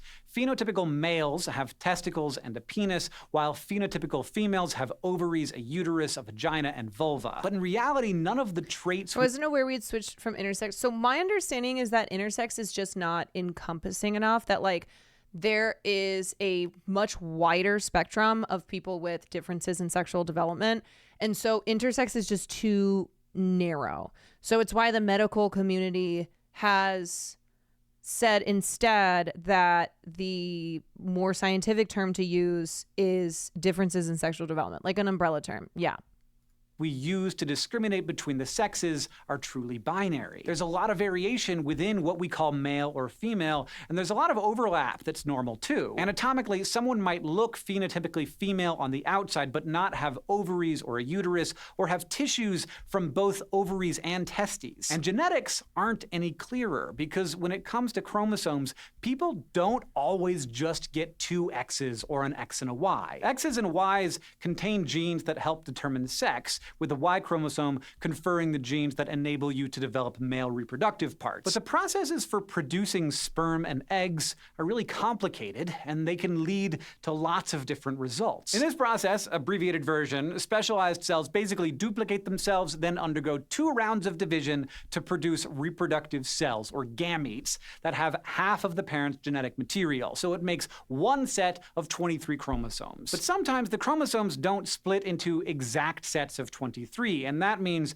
there are a whole bunch of possible combinations of X's and Y's that a person can end up with. For instance, people can inherit 3 X's or an X and 2 Y's. These folks are normally taller than average. Those with 3 X's have slender builds and sometimes have minor learning disorders. The people who have an X and 2 Y's, on the other hand, tend to have more acne because of the extra testosterone in their systems. In both cases, people retain full fertility. Then there's Turner syndrome, which happens when you just get 1 X.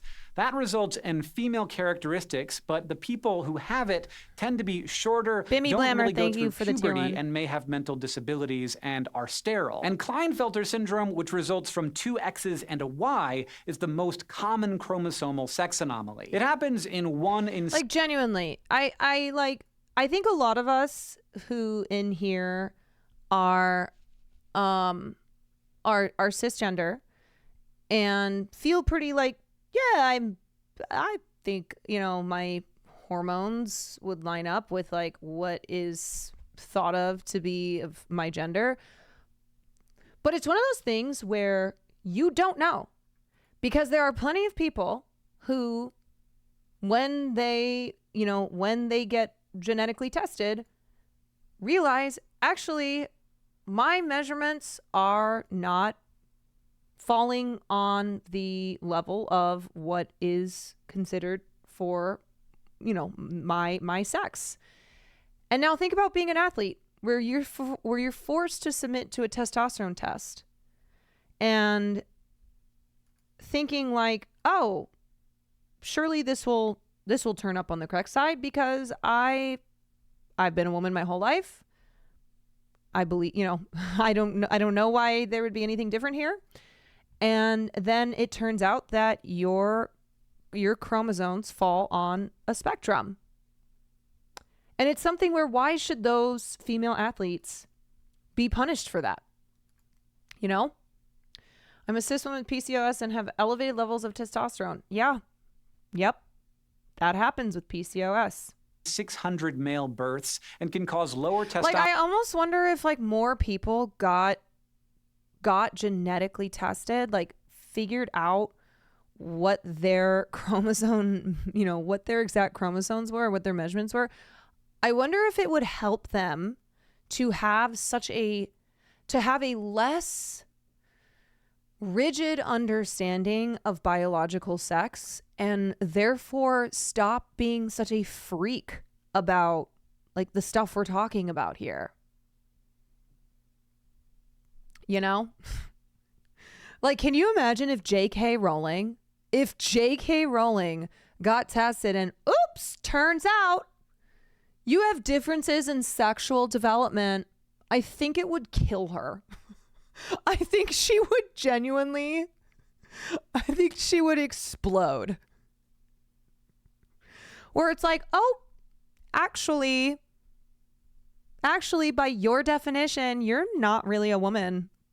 Testosterone production and cause incomplete testicular development, though the symptoms can be minor enough that a person isn't diagnosed until later in life. Now, there's also the fact that all your cells in your body don't necessarily have the same chromosomal makeup, which, like, what? Did I learn nothing but lies in high school? But it's Yes. true. Someone with No, it's just mosaicism outdated. can develop from a single fertilized egg, but have a patchwork of genetically different cells. And someone who's a genetic chimera has different cells because they develop from two different fertilized eggs that merge in the womb. In both cases, it's possible to end up with a mix of cells with different sex chromosomes. And depending on the distribution of those cells, mosaicism and chimerism can result in ambiguous sexual characteristics or both male and female reproductive body parts. It's even been shown that pregnant people and their fetuses frequently swap stem cells through the placenta in a phenomenon known as microchimerism. That means a chromosomal female can be carrying around XY cells, and her son can have XX ones. In some studies, these cells have been shown to stick around in the mother for several decades. But all that said, there are also plenty of people with double X or XY chromosomes that also have differences of sexual development. That's in part because at least 25 genes play a role in sex differentiation. So both mutations and relocations of these genes can result in a range of differences. Genes necessary for male development can be swapped onto the X chromosome, for example, or someone can end up with multiple or mutated versions of other sex-determining genes. And some of these are on other chromosomes and are inherited as run-of-the-mill recessive traits. All of these genes really start to be influential around 6 weeks of development. You see, at 6 weeks, the fetus has a pair of bulges called the gonadal ridges next to its kidneys, and they have the potential to develop into ovaries or testes. The fetus at this point also has 2 sets of ducts. One set can develop into the uterus and fallopian tubes, while the other set has the potential to become the epididymis, vas deferens, and seminal vesicles. And what happens from there is somewhat of a balancing act of different genes working in concert. Essentially,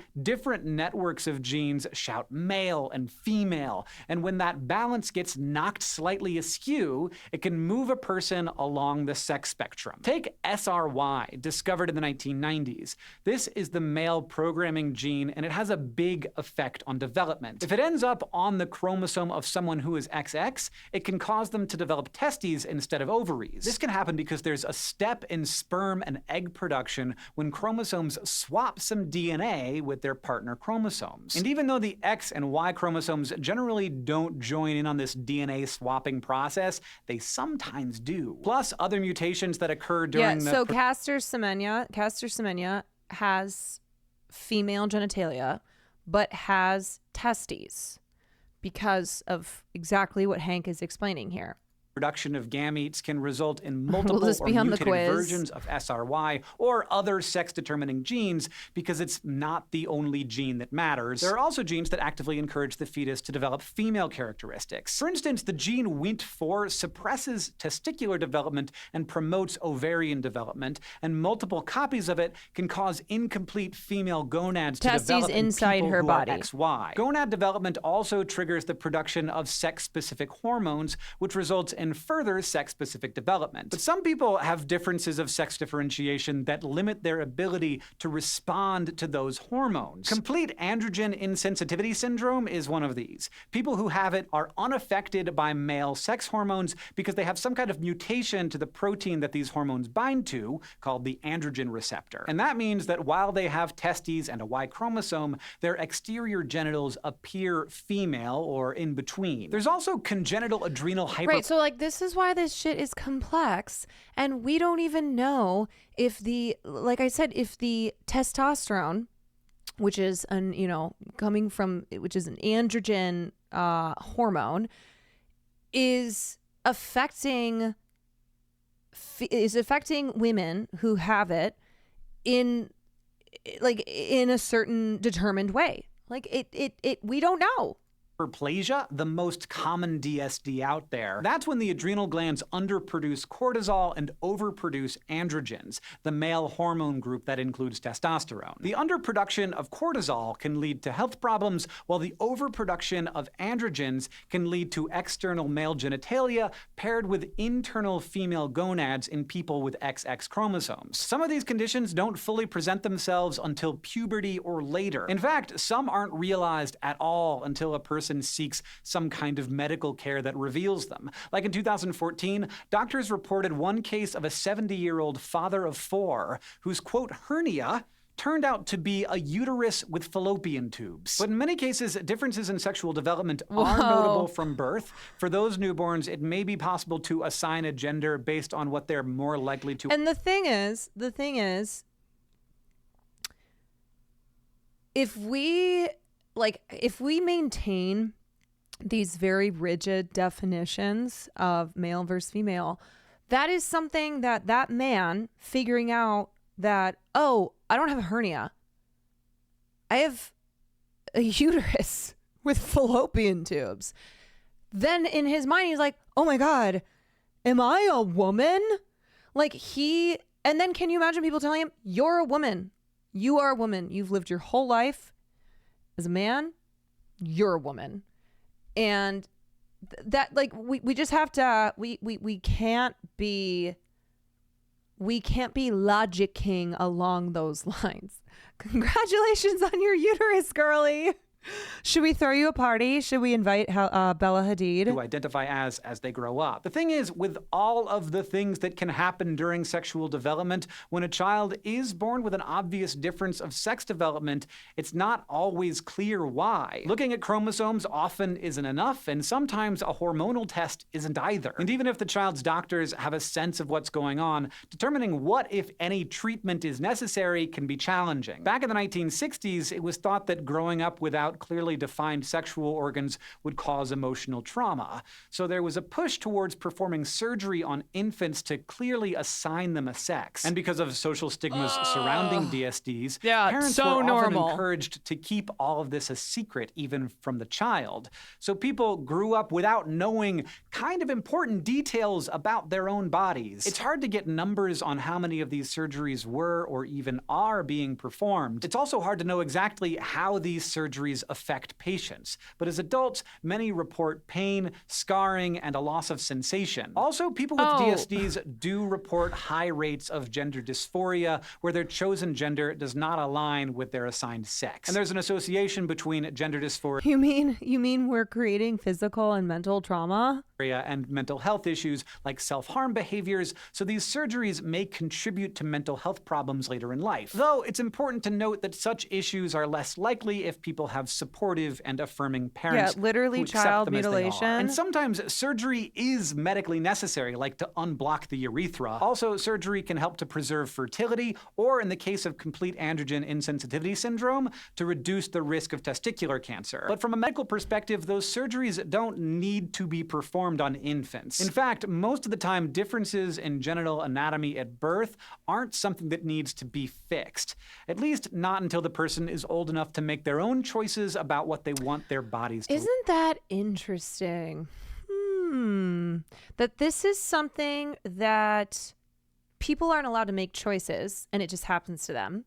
But as far as gender affirming care, that is someone making a choice, but they're not allowed to make that choice. Please make it make sense. Please make it make fucking sense. And how gender affirming care will help with mental anguish, and yet they're still not allowed to make that choice. But having surgery to remove any organs, any genitalia that is deemed to not be wanted is something that can lead to physical and mental trauma, and that person does not have a choice. Make it make sense. Look like. So nowadays, healthcare is moving away from a surgical approach. If a DSD is identified at birth, treatment is more likely to include therapy and hormonal replacement than surgery. Often, a DSD team is involved in care, which can include geneticists, endocrinologists, and psychologists or psychiatrists. They help the family decide if any interventions are immediately and medically necessary, and help provide care and support to the child with DSD and their family throughout childhood. Unfortunately, this kind of care still isn't available everywhere. For now, researchers are working to better understand the development of both sex and gender over time, and to gain a clearer sense of when kids begin to understand their own gender identity. The problem, of course, is the fact that from clothes to restrooms to organized sports, they are raised in a society that is set up around a binary. that just isn't binary. But researchers are thinking about how we can make our overall discussions and understanding of sex even more inclusive and more accurate. Because even though biological sex may seem like one of those things that is relatively straightforward in a very, very complicated world, it's not. And while there's probably still a long way to go to understand it, we are making progress. Before we go, we'd like to give a special thank you to our patrons on Patreon. It's because of their support Thank that you, we're able Teacher to tackle Hank. complex, difficult topics like this one. So thank you, patrons. And if you want to support us too, you can learn more by joining us at patreon.com/scishow. I will link that in case anybody wants to go back and revisit it. This video has 51,000 dislikes. Yeah. Well, it also has 47,000 comments. I'm gonna guess that there's a lot of people who are not happy to hear this information. Do you talk about androgen insensity syndrome? Indeed. Isn't it amazing though how even for those of us who aren't out here acting like weird ass freaks, being like, show me your genitalia, that these are still something, or this information is still something that we can learn as well. And it helps strengthen your pushing back on these weird ass freaks like J.K. Rowling, you know? It's good. It's good even when you are on the correct side of things, to still further your understanding of this topic, and how it's something where I know science is complicated. It was not my best subject in school. Okay.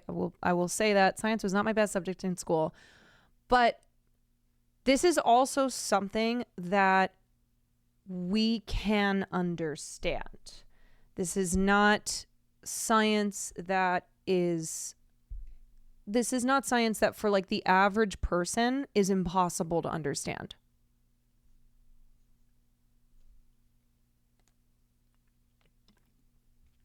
All right.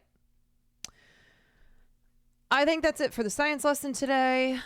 We're going to move on to some pop culture news.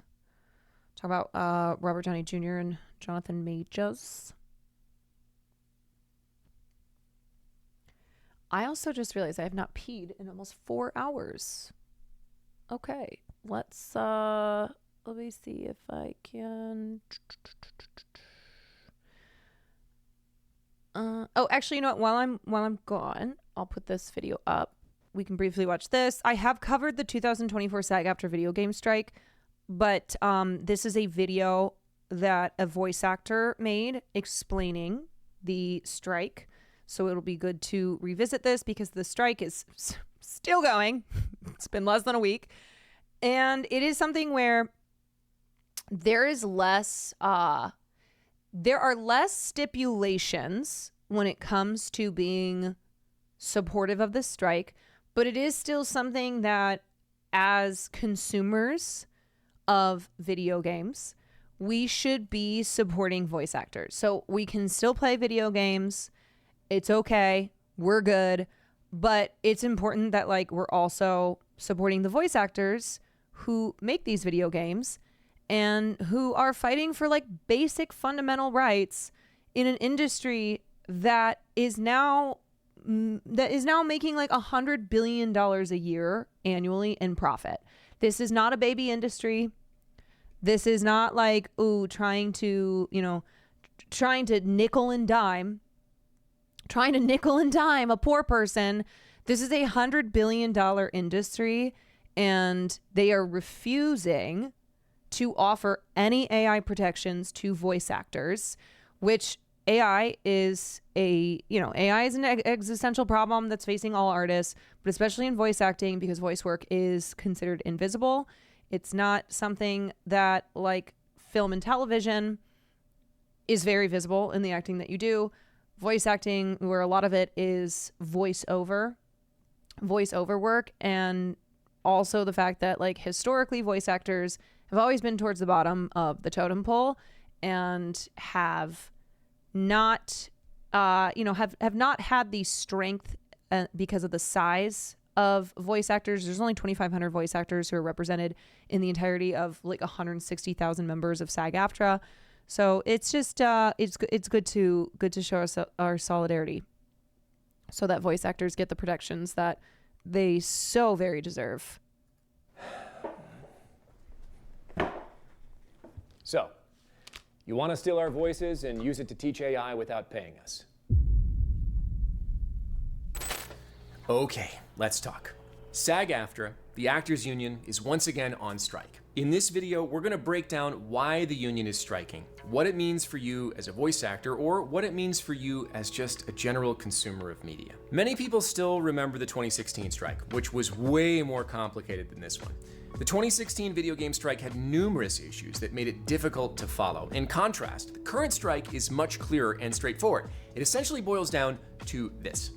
Okay, would you guys mind not using our faces, voices, or likenesses to make money without compensating us? Of course not. The ethical and moral implications of such a thing would be bafflingly antagonistic. Okay, great. So if you could just sign this contract. No. So you do want to steal the method by which we make our livelihood and teach artificial intelligence to use them so you could replicate them without our permission or compensation? Well, that would be ridiculous. Nobody wants that. I certainly would be upset if a robot tried to take my job. Amazing. Then we're in agreement. If you could just put that in the contract. Absolutely not. But you're promising that you won't do it? Yes, of course. So you could just put Not it in the fedora. No. But we need it in writing if we're going to The not go down. fedora. You realize that a promise in written form is just called a contract. Snowball's chance in hell. God, that's the biggest insult that he could have done. Well, I guess that means we're gonna have to go on strike. Now, why on earth would you be so unreasonable? The issue for the actors union in 2024 is existential. Actors do not want companies to have the legal ability to take their voices, their livelihood, and make models of them without paying us. Some contracts entirely lack language protecting actors from this, while others have outdated language that could now be interpreted to My video showed up in a leaked AI training doc. Oh, I'm sorry. include AI usage. For example, one company's contracts allow them to simulate, and that's in the contract, that word, an actor's voice to make editing easier. That made sense in the 1980s when they need to sort of mess things around digitally. But today, this could be interpreted to mean that that company could use an actor's voice indefinitely in simulation without compensation. These are the kind of loopholes I discuss in my other videos about the importance of reading contracts and protecting ourselves against AI. To me, this situation is overall baffling. It doesn't make any sense to me why companies would refuse to include protective language in their contracts. Actors are— Oh, I'm so glad. I'm so glad. I'm so glad this chatter came in when we have moved on from the topic. RE, previous topic. They just can't stop. They cannot stop. 24/7. 24/7 gotta be transphobic. Which wasn't even the like main point of that discussion. Like obviously being trans is a part of that discussion because these freaks keep making everything about trans people. And of course trans people deserve all the rights and freedoms, but holy shit. This is what I mean when I say you weirdos are so brain broken. You are brain broken. It is not normal to obsess about trans people this much. You think about trans people more than trans people think about trans people. And the only reason that trans people have to talk about being trans and have to like advocate for their rights is because you freaks can't stop talking about trans people. A very, very, very, very, very small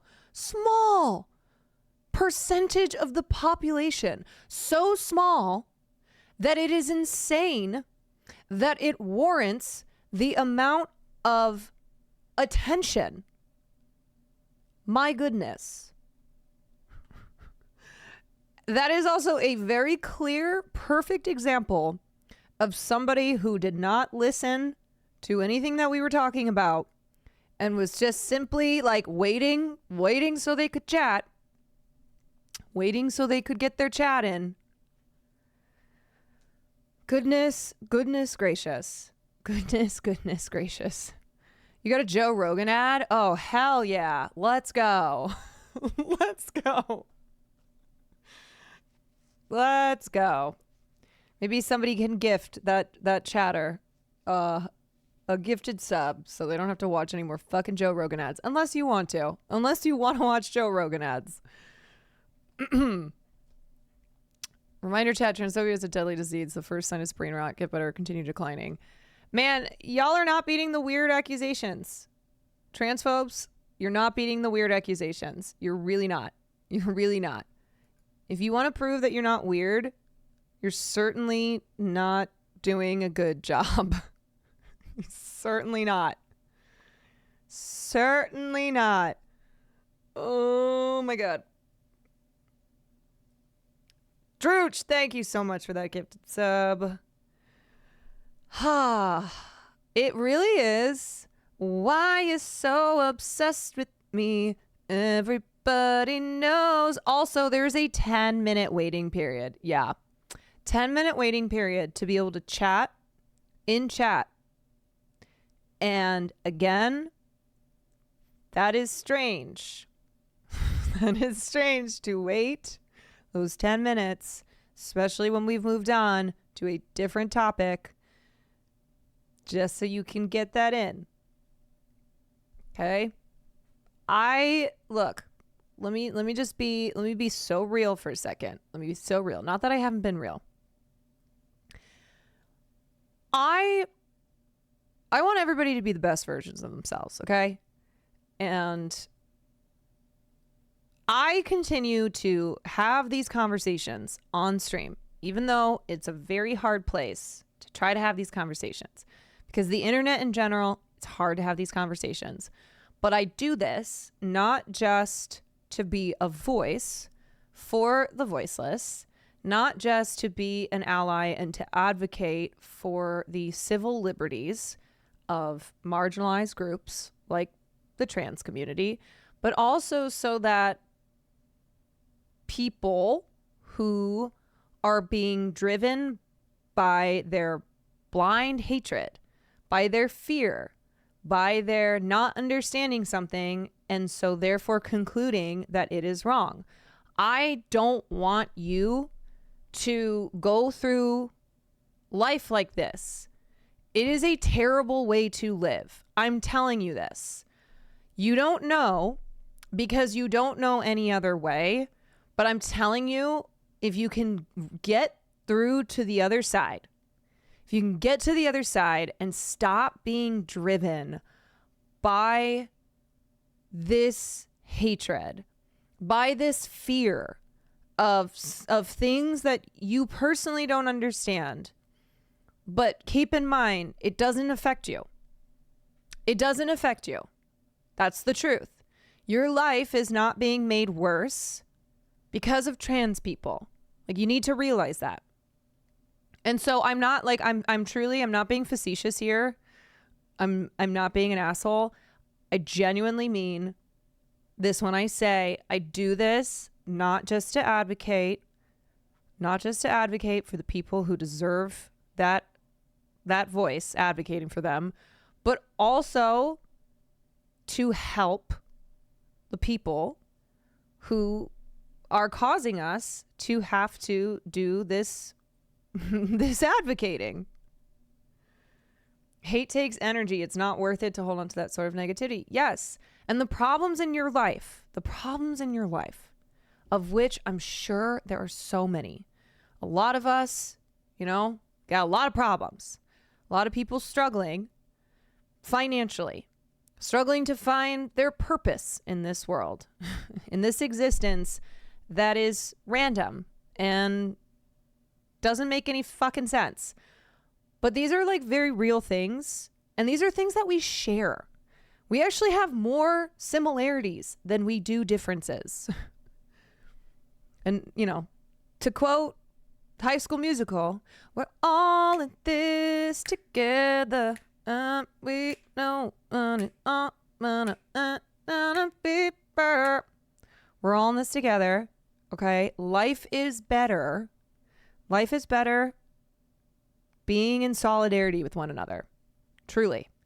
The things that we are, the progress that we are pushing for, to fix the very real problems in our lives that are caused by entities that are not trans people, okay?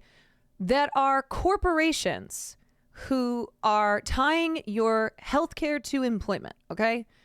That are caused by politicians who give tax breaks to the very tippy top at your expense.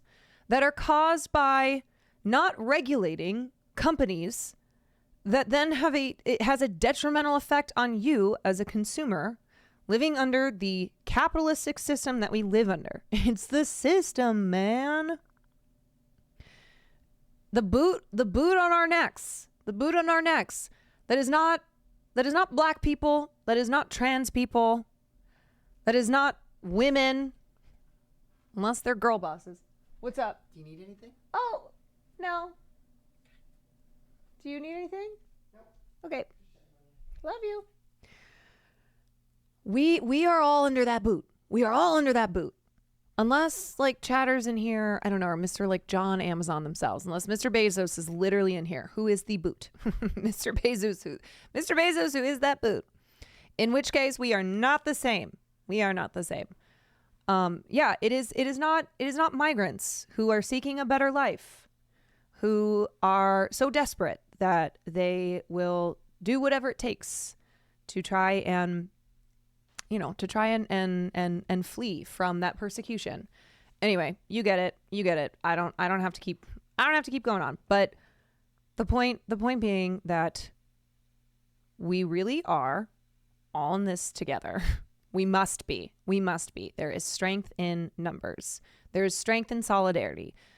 Look, we got another strike going on. We got a video game strike going on. I went through 2 strikes last year. Technically, I'm also on strike again because I'm part of SAG-AFTRA. I went through 2 strikes last year, and the solidarity from not just union members, but not just like entertainment union members, but unions all over the globe, from people who didn't know anything about WGA or SAG-AFTRA, but understood that our cause was their cause because we are all struggling under the same system. And it's something where, like, when you finally can realize who the bad guy is. And again, spoiler alert, it's not trans people. When you realize who the bad guy is, then you will realize that you are directing your energy and your efforts at the wrong groups of people. Did you get an answer from SAG about playing Struck Games? I did. They said, I'm good to go.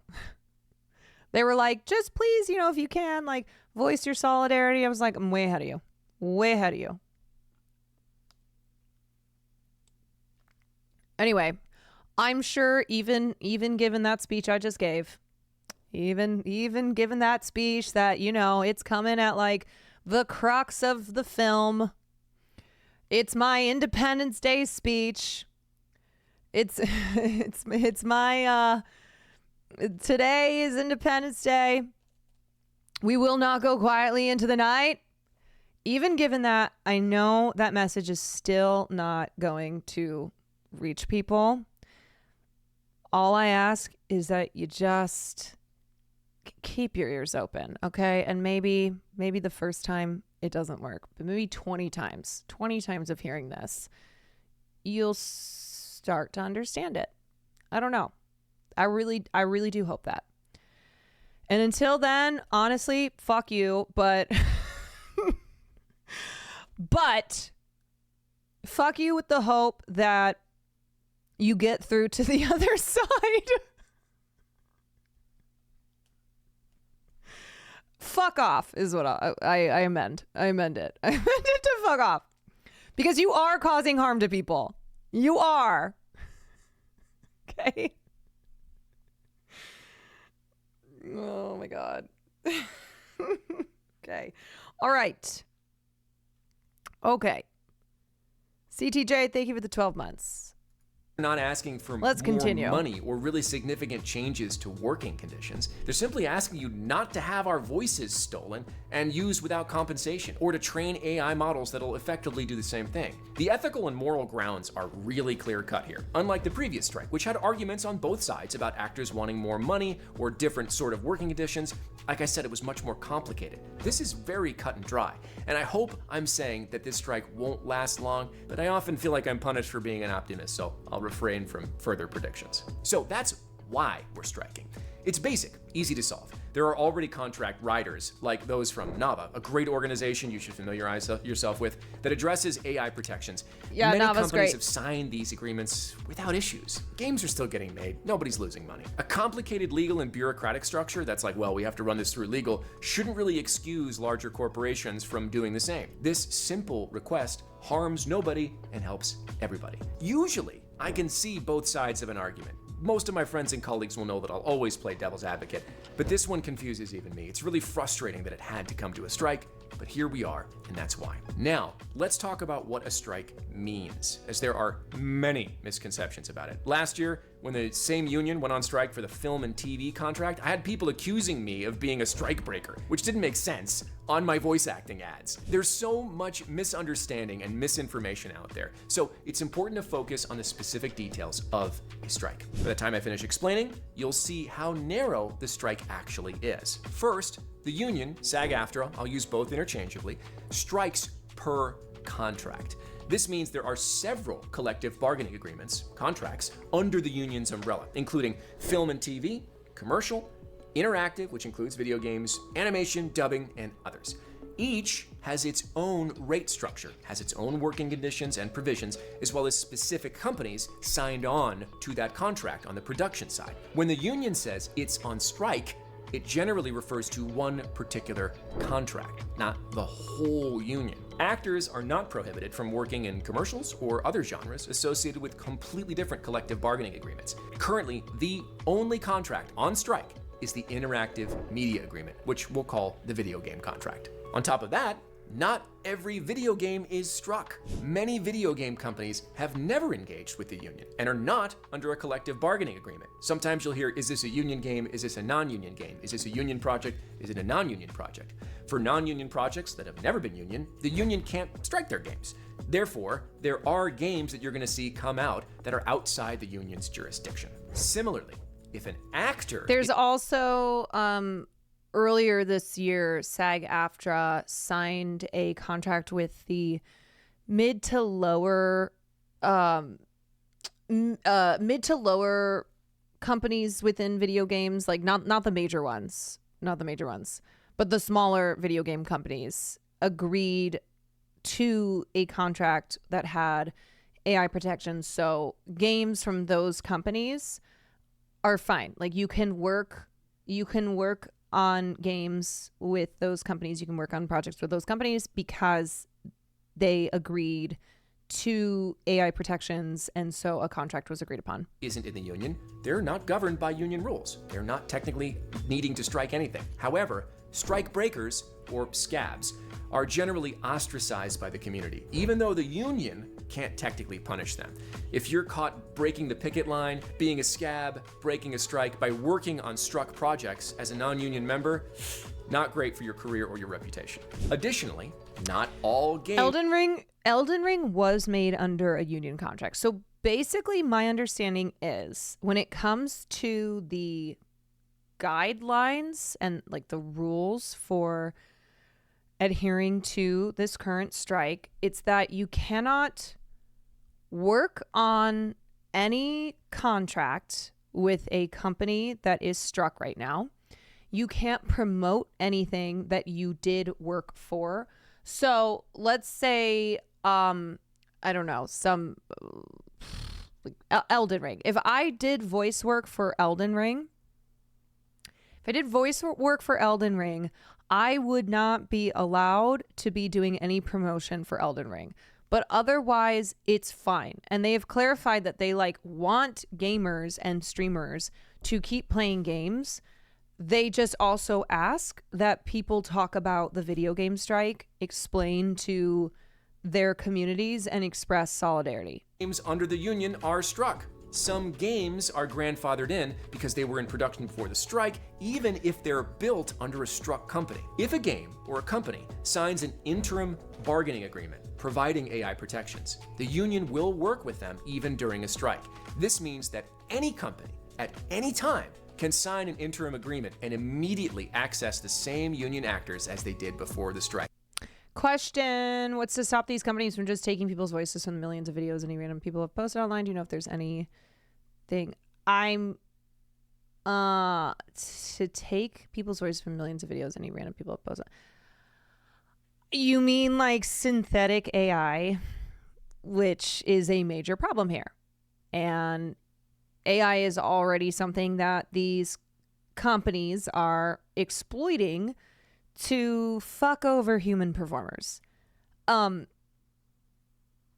mean, if like they can't just blatantly steal because they will, they can face legal issues that way. But if they are just synthetically creating voices, which synthetically means it's taking real voices, but putting it into a soup. And so it's like an amalgamation of all these voices. That is harder, first of all, to identify. So if you think that like your voice has been stolen, but it's, it was fed into a synthetic AI machine. So it is part of your voice, but it's also a mix of other people's voices. It's kind of hard to do anything about that, because it's kind of hard to prove that it is your voice. Right. It magically becomes unstruck as soon as they sign that agreement. So it's not like there needs to be this giant agreement that happens.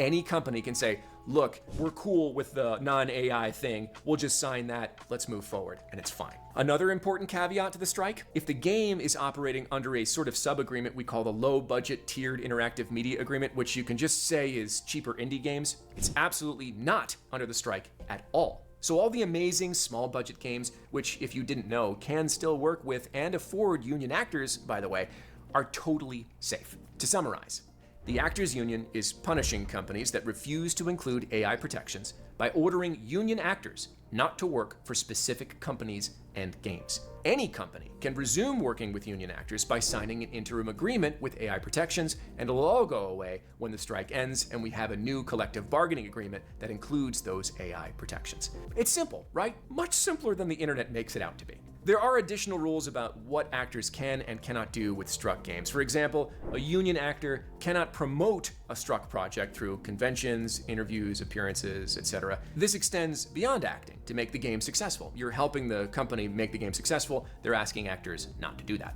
However, that doesn't mean that actors can't promote non-union games or games outside the union's jurisdiction. The things I was talking about before, games that aren't struck, companies that aren't struck. So when you see someone talking about a game they're working on, it doesn't necessarily mean they're a strike breaker. Publicly breaking a strike is career suicide. Most people would not flaunt that on social media. Furthermore, except for those dumbasses during the actors and writers strike who were literally on social media being like, hi, hire me. Hi, I'm non-union. I'm so ready to take these jobs. It's like, you're posting that on Maine. Unless you're Stephen, or you're Stephen Amell.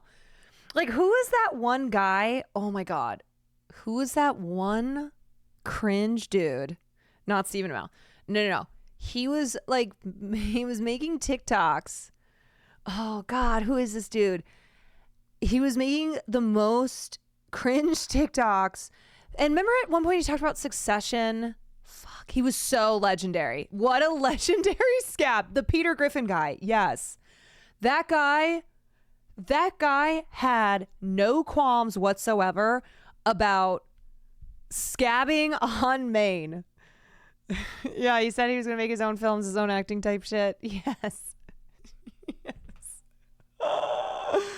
Oh, dude, that guy was a legend. That guy was a legend for doing that because he was so stupid.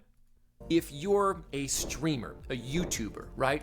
The union, A, probably can't govern you unless you're a union member, and B, they're not saying that you can't play games. As a matter of fact, they want you to play games and keep enjoying it. You should look at SAG-AFTRA's website on the links in the description below for more really detailed information about that. In addition, at that website, you can actually check to see if a project is struck or not struck. There's a handy-dandy little form there you can fill out and say, hey, this project number, is it struck or is it not struck? Or you can just call the union and ask them. So actors, you also should be aware that companies may try to find actors who don't understand they're breaking the strike or obfuscate their details so you can't tell it's a struck project. Don't be that actor, okay? Companies so when it comes to streamers, when it comes to content creators, don't bring out the pitchforks if you see them playing a game or if you see them promoting a game, unless they're doing voice work for a game that is from a struck company.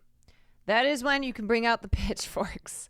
That is when that is a blatant violation of the strike rules. Not that I think anyone would do that, but you never know. Might use things like online casting websites. You can join SAG as a hiding the game streamer. information until you're too invested to back out. This happened during the last strike. So when in hold doubt, go find out. When in doubt, go find out.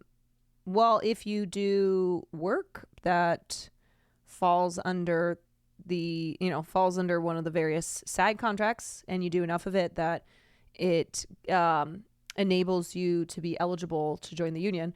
You can't join the union just by way of being a streamer, but if you get into doing any acting work that then can lead to joining the union, sure. But also, that's why it's something where if you're not in the union, but you are interested in doing acting work, well, you'll probably be looking at joining the union, or, that's something that you might want to do. So that's why it's also a good idea to not scab. Isn't that only promo for games that are coming out after the strike started? No.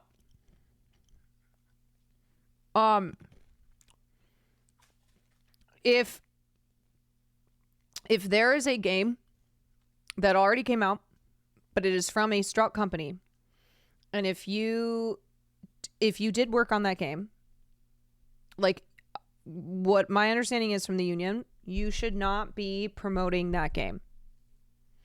But it also means like you can't take any new work. So if you already signed the contract, you already got paid, you already did your work, that's one thing.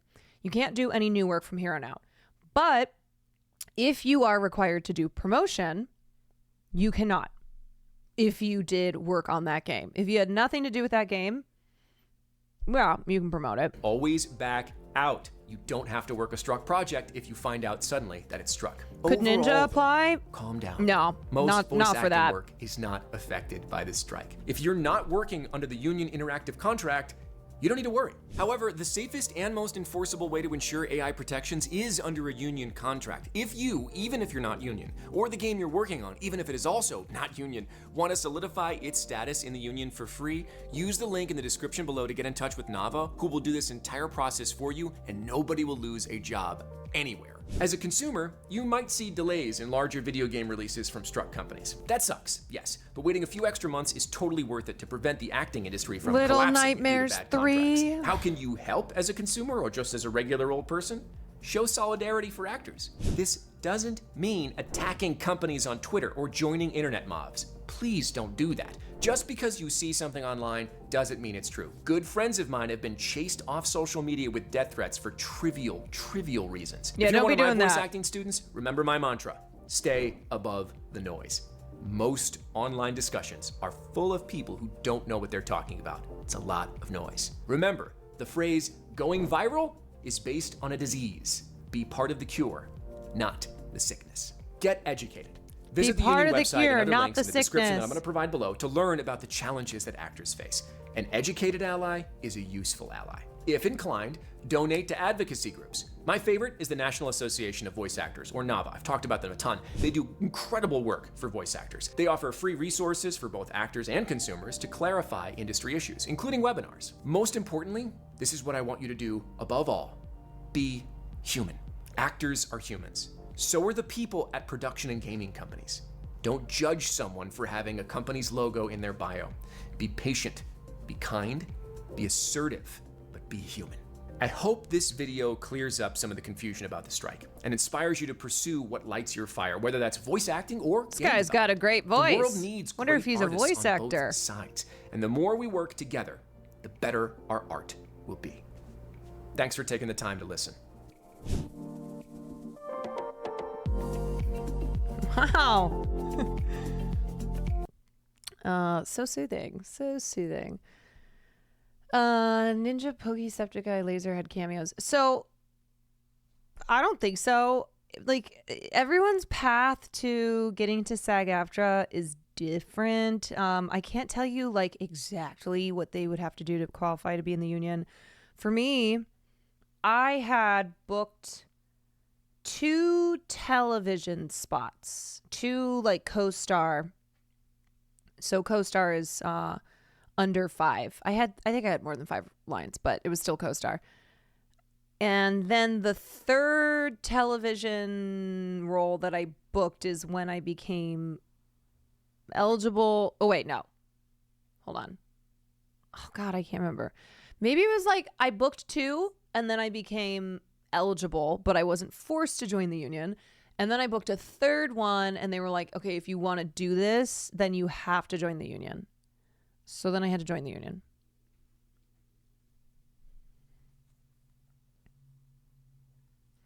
Is AI voice even advanced enough to replace an actor yet? It's scary that we're close enough to that technology for actors in unions. Is it advanced enough to replace a human actor and be just as good, if not better? In my opinion, no. And I think that's something that I feel pretty comfortable in objectively saying no. However, to companies who don't care about a reduction in quality and care about more profit, it's good enough. So it's not a matter of like being as good as human voices. It's can it imitate a human voice good enough?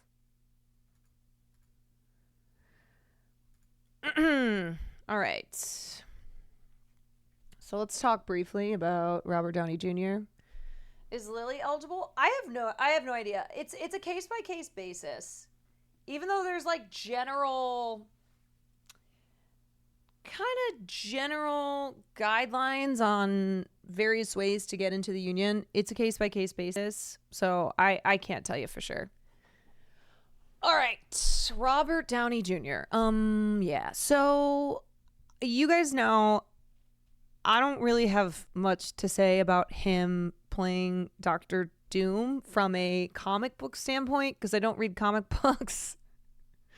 I'm not a comic book fan.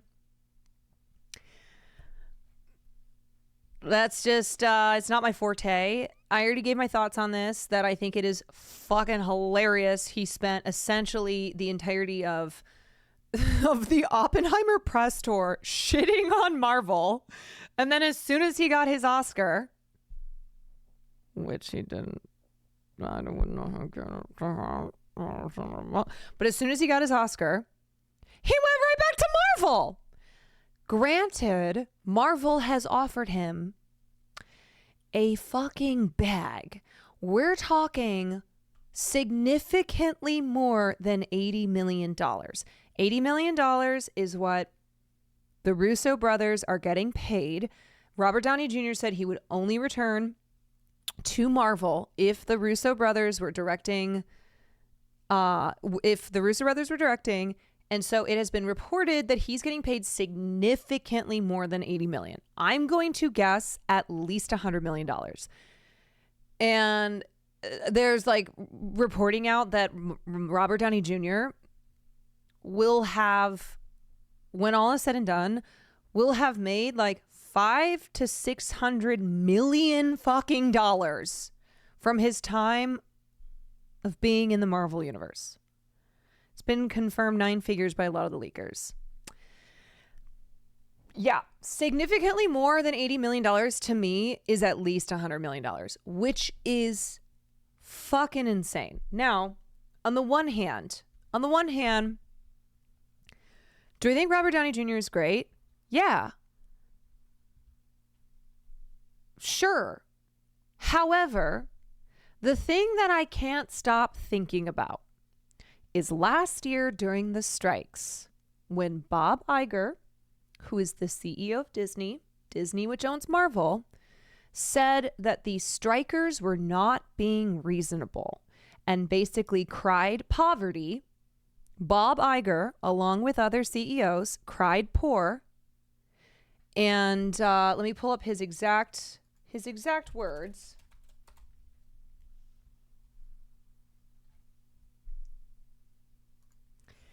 Disney CEO Bob Iger says that the guilds are not being realistic in their demands. He said their actions come at the worst time as studios struggle to adapt to the disruption of the media landscape, including the transition to streaming video, the decline of traditional TV, and an uncertain economic climate. Sky Eva, thank you so much for the gifted.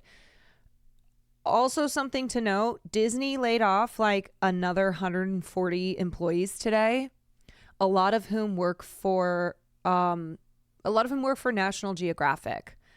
Disney, this is a trend in, I mean, it's not just Disney, but Disney has done quite a few layoffs. And Bob Iger was out here last year saying, it's very disturbing to me. We've talked about disruptive forces on this business and all the challenges that we're facing and the recovery from COVID, which is ongoing. It's not completely back. This is the worst time in the world to add to this disruption.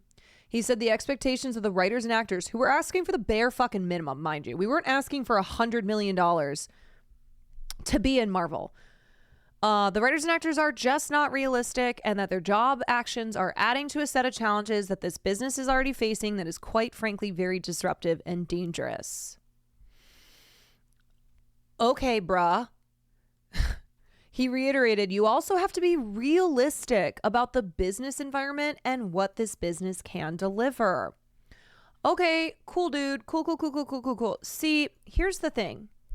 When you say this, and then the next year, the news comes out that the Russo brothers are getting paid $80 million, and Bob Iger's getting, Bob Iger, who makes $27 million a year for his salary as the CEO of Disney, which that's a shit ton of money. But Robert Downey Jr. is getting paid significantly more. So let's say let's put it together and say almost $200 million, almost $200 million for the director and the lead of your film.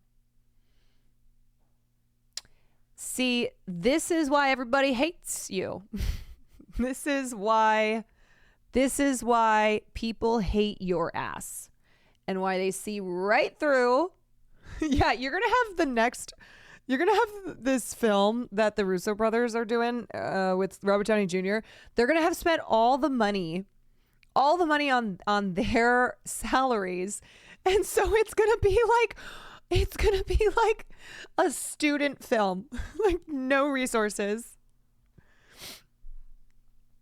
Just everything else is going to be super cheaply done. My note on the Robert Downey Jr. news is I remember him talking about how being in independent films could be a more grueling experience because they're exhausting and sometimes they suck. And then you just go, what was I thinking? But I'm interested in doing all different kinds of movies. Sometimes the little movies are the ones that wind up taking the most out of you because they're like, hey man, we're just running a couple days behind. Do you think you can stay through your birthday and come back on the 4th of July? And by the way, but like the crew, can you pay for the craft services? And oh, but by the way, man, when you go to Sundance, it's like, can we just sit you in a chair? We can sell this for 6 days in a row. So it will make $180 when it opens one theater. God, this is so powerful. What were we doing? What do you think of the movie? You saw it last night. I mean, yeah, like independent productions don't have the powerhouse of a studio behind them. So they got to do what they got to do. Like, sorry, they don't have a private jet. Like, that is the truth. Robert Downey Jr. is part of his deal with Marvel, with Disney, is that he's getting like a private jet and he's getting the fanciest trailer in the world and all this fucking money.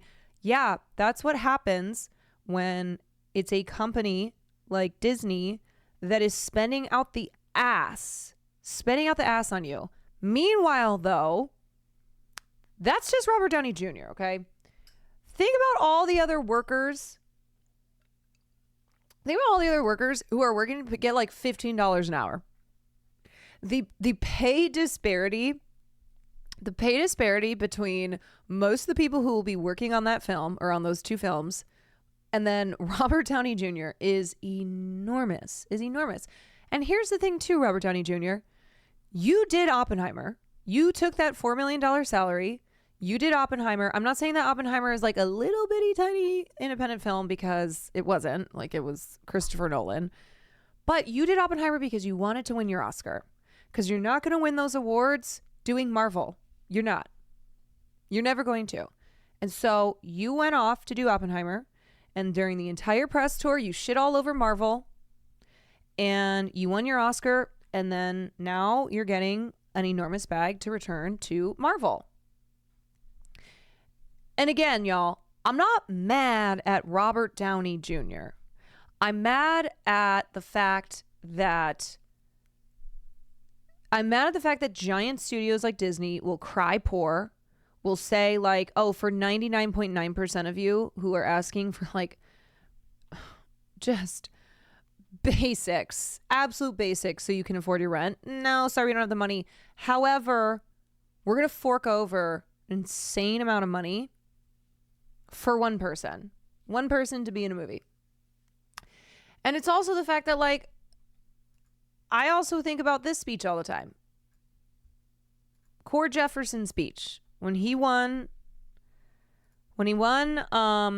for American Fiction. This is a risk-averse industry. I get it. But $200 million movies are also a risk, you know? And $200 million movies. How about $200 million salaries for the director and star? And it doesn't always work out, but you take the risk anyway. And instead of making one $200 million movie, try making 20 $10 million movies. Or 50, right? 50 $4 million movies. That this is a risk-averse industry. Yeah. His speech really resonated because that is the truth. It's like these studios will continuously spend outrageous amounts of money, like hundreds of millions of dollars, on films that don't always succeed. I mean, Marvel's is the biggest flop in film history of all time. And yet when it comes to mid to low budget films, when it comes to $10, $20 million films, oh, too risky. Oh, can't do that. And that is unfortunate. You know, you think about, like, how many times are we watching a movie, an older film, and we go, this would never be made today?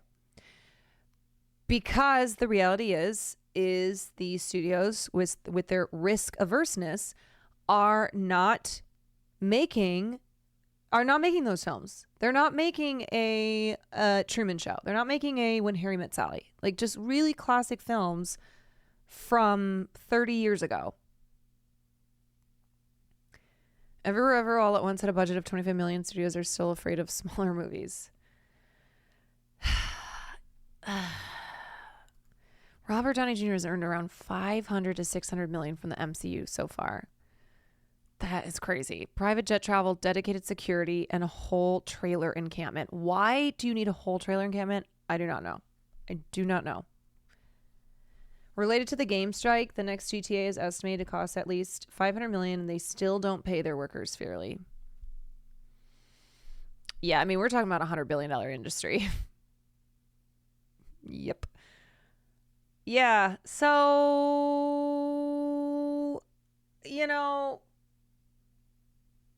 it is also something where every single day I'm always reading what's coming out of the trades. I'm always reading, like, anything related to the state of the industry in, like, LA Times, and everything I read is just more and more people and businesses closing up shop, feels like half of creatives in Los Angeles have had to leave. Like I'm like, it's not actually half, but there is a serious problem in this town, in this industry, with lack of opportunity, with lack of opportunity because so much production is moving outside of LA, or there's just a decrease in production as these companies are trying to right the ship after they had just willy-nilly spent so much money for so long and are having to,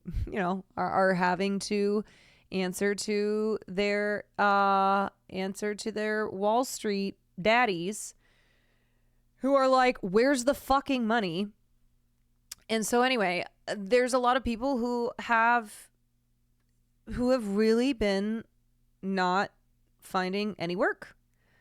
You had COVID, you had pandemic, you have 2 strikes, and you have these seismic shifts in the industry. And so like, it's just really hard understanding that reality and then seeing this, like,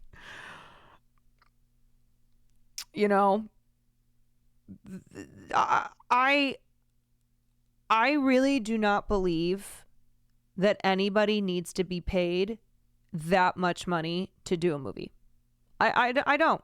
I don't think that is something that should be applauded. And I do not want that to be, I don't want that to be like the norm for a very small percentage of actors and creatives who work in this industry. I think you should be paid that much. Well, thank you. Thank you so much. I agree. Somebody should pay me $200 million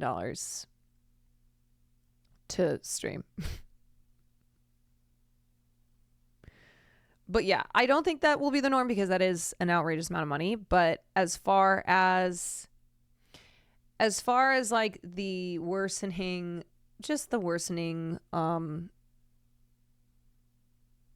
income gap and the just the pay inequities, and also spending that much money on another superhero film, that like you didn't need to do that.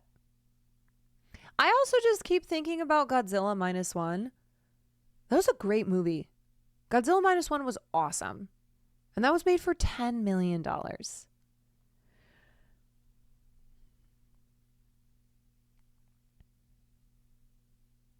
Has Caroline Weinstein reacted to Bomani Jones' take from Mid-May on the reduction in screenwriter jobs since the strike? I'm a fan of both and would be interested. Was it a video? I've certainly like read articles and covered other things that have talked about that problem.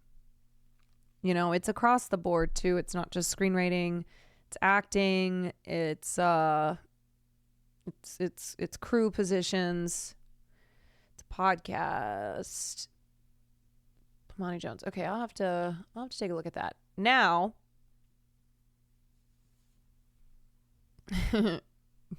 here's the other part of the Robert Downey Jr. news.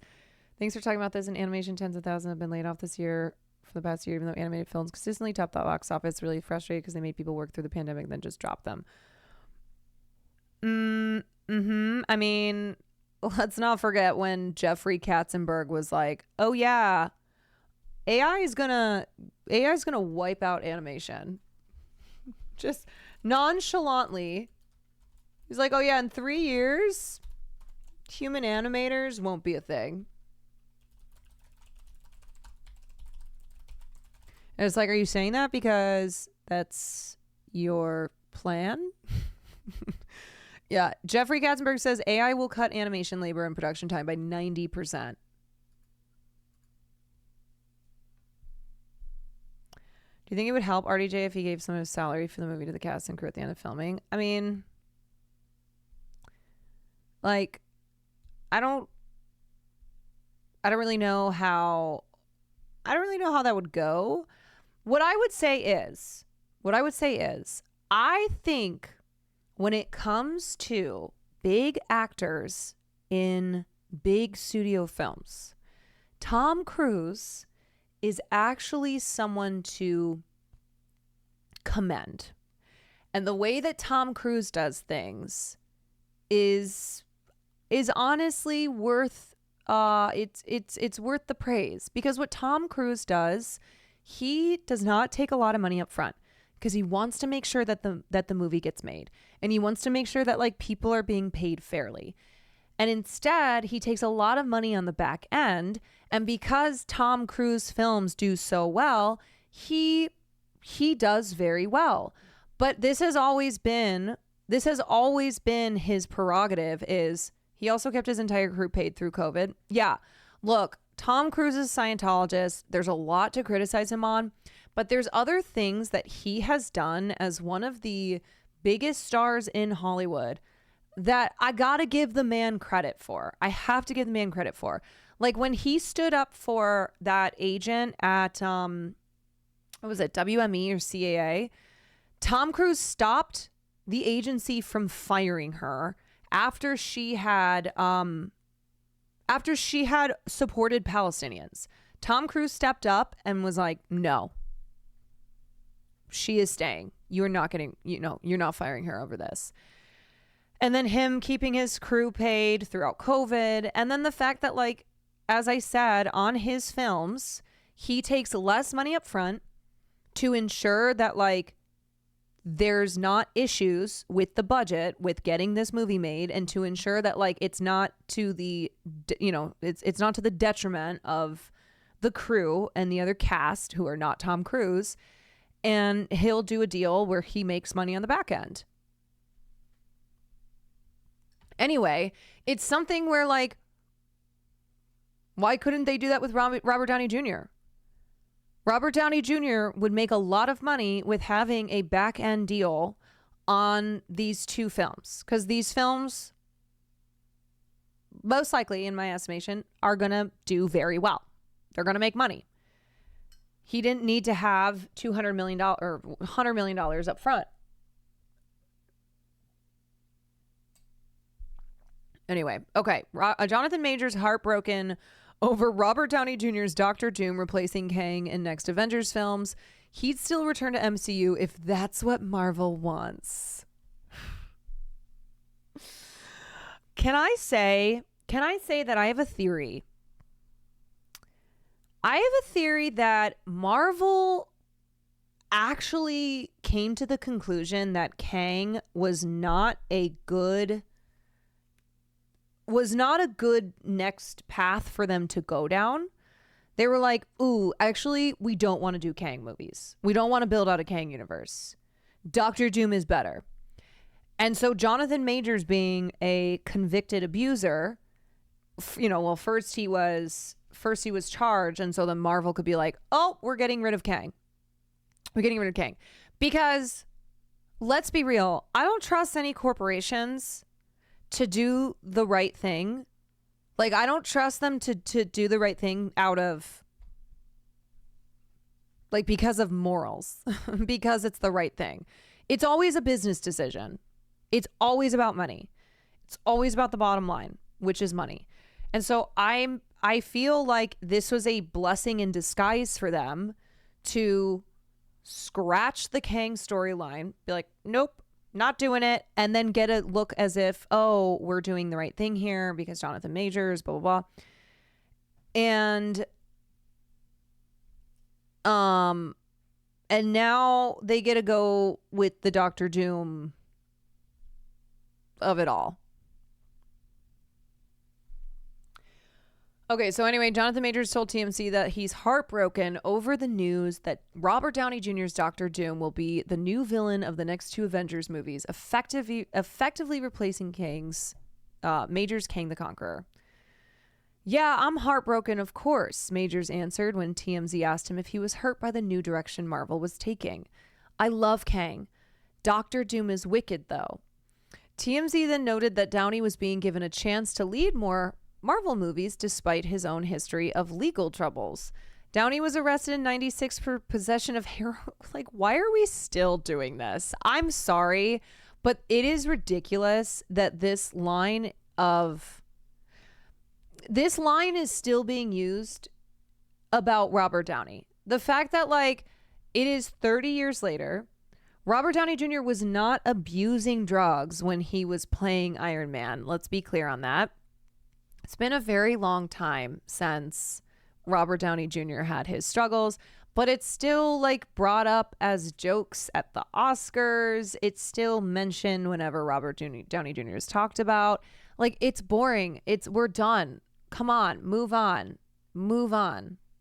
He's been sober for years. Like, this is just not relevant anymore. I'm sorry to tell you that.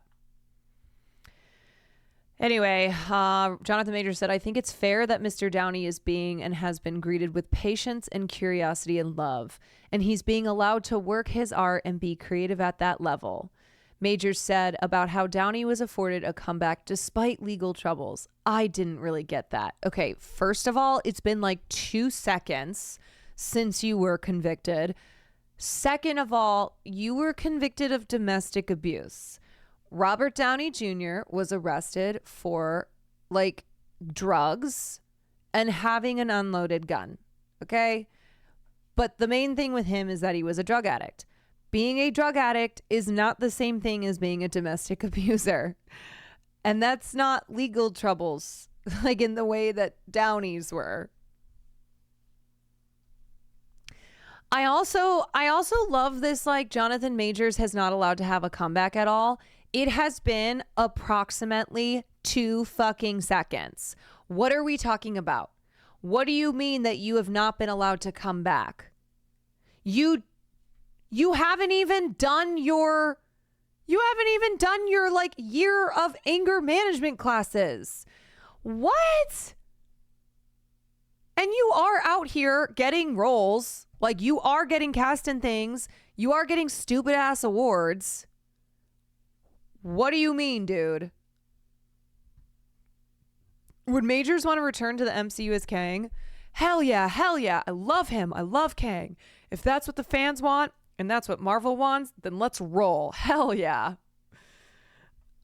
Okay, there are a lot of you in here who are fans, who are Marvel fans, who are comic book fans. I can't speak to this. My answer is fuck no, but that's also because I don't give a shit. I don't even know who Kang is. Anybody want it? Anybody want it? Anybody specifically want Kang played by Jonathan Majors so badly? Anybody need it? Okay, well, Jonathan Majors, I hate to break it to you. The community has spoken. The chat has spoken. I don't think that this is something people are really pushing for.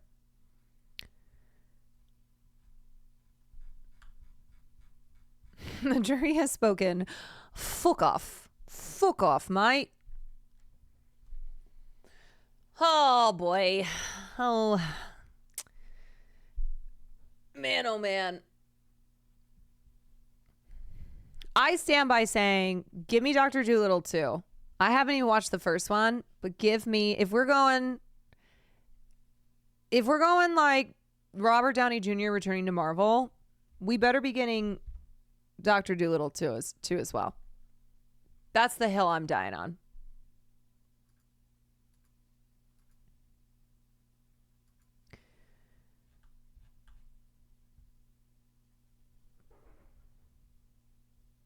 Marvel is banking hard on Downey Jr. to fix its ails, and it's throwing the whole house at him. So yeah, the way that like Will explained this to me is that Marvel has been floundering. I mean, I know this just from my own understanding of what's happening in the film industry, but DC is currently revamping.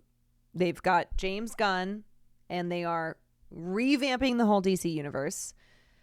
And Marvel has had some very serious flops, some serious underperforming at the box office. They now have the biggest flop of all time in the film Marvels. And so, yeah, it does seem to be that they are throwing the whole bag at Downey Jr. and the Russos they're spending big. They're putting it all on red.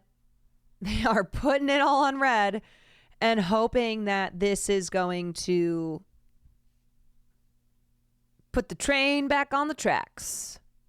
This is going to start, pumping out those billion-dollar box office performances again.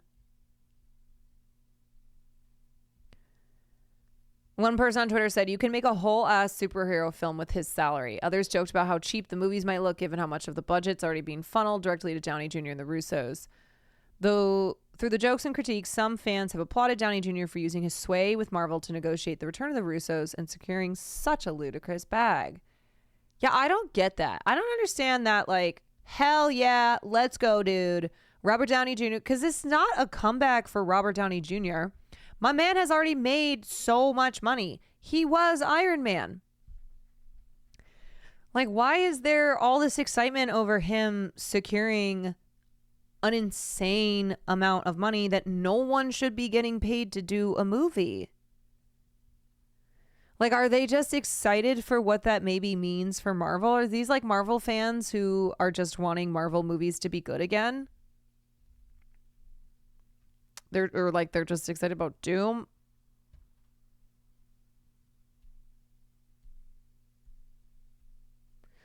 One person on Twitter said that by comparison, they made $12.50 an hour working 70+ hour weeks on Black Panther Wakanda Forever and only got a paltry raise to $14 on the first incarnation of Marvel's tumultuous Blade production.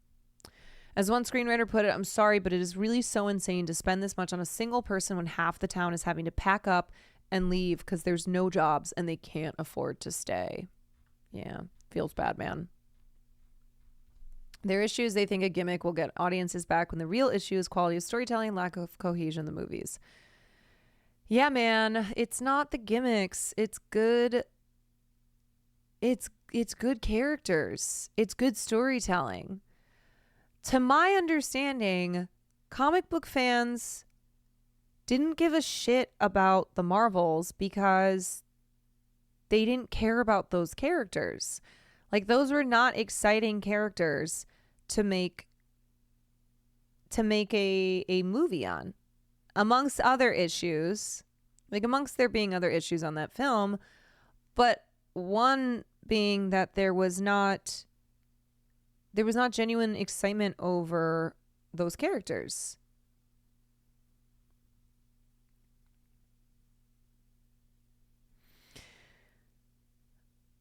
Too many movies I can't keep up. I know. It's something where I only can have so many things that I pay attention to and like information that's in my brain. And the whole comic book universe, anime, that genre of things is something where I go, I'm not even going to try to get into it because it's too big. There's too much. I can't. Guardians had virtually no... Yes, so I know that Guardians is pointed to as the example of, well, no one knew who the Guardians of the Galaxy characters were. Nobody cared about the Guardians of the Galaxy characters. But look at how successful that movie was. Because the story and the characters were fucking great. But it's not something where you can just repeat the Guardians of the Galaxy success by being like, oh, we're going to take these obscure characters and people are going to go see this movie because they loved Guardians of the Galaxy. When are we going to understand that good character writing and like interesting storylines is key? Like, you have to have that.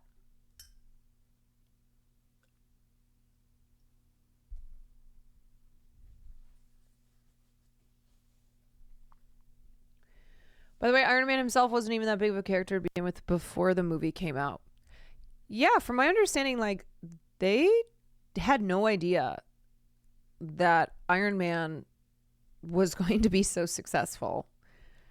And looking at Robert Downey Jr.'s career, like, it still was kind of taking a risk on him.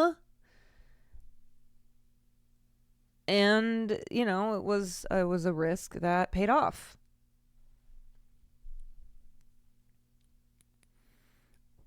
You know, that was a film that they all thought was going to be a bomb and wasn't a bomb. And it seems now what's happening is, oh, we think this film's going to be a success, and it's not a success.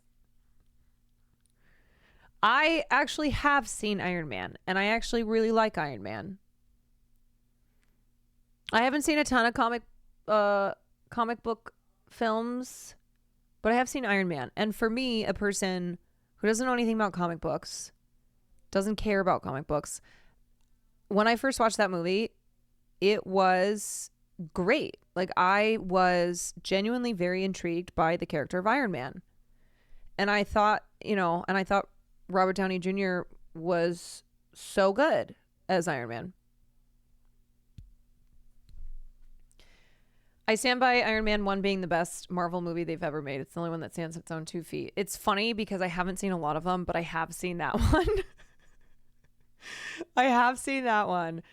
And even I can tell the difference of like Iron Man and then, I don't know, any of the other fucking movies that I've seen. I have seen Guardians. No, wait, have I? I think so. Will loves Guardians of the Galaxy. I've definitely seen 3 because he put it on, and so I watched it. Have you seen Winter Soldier? No, I don't think so. I saw one of the Avengers movies because Will wanted to go to the theaters and see it. I saw I saw Black Panther and Shang-Chi, and I think I've seen maybe the second Iron Man as well. And then I think, is Winter Soldier the first Captain America movie? Because I've seen the first Captain America movie.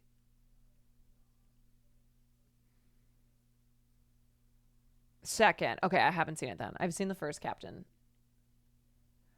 Why are we talking about bad cinematic universe when we could be discussing the Monsterverse? First one was the first Avenger. Here, let me just do this. All Marvel films. Okay. First Avengers film.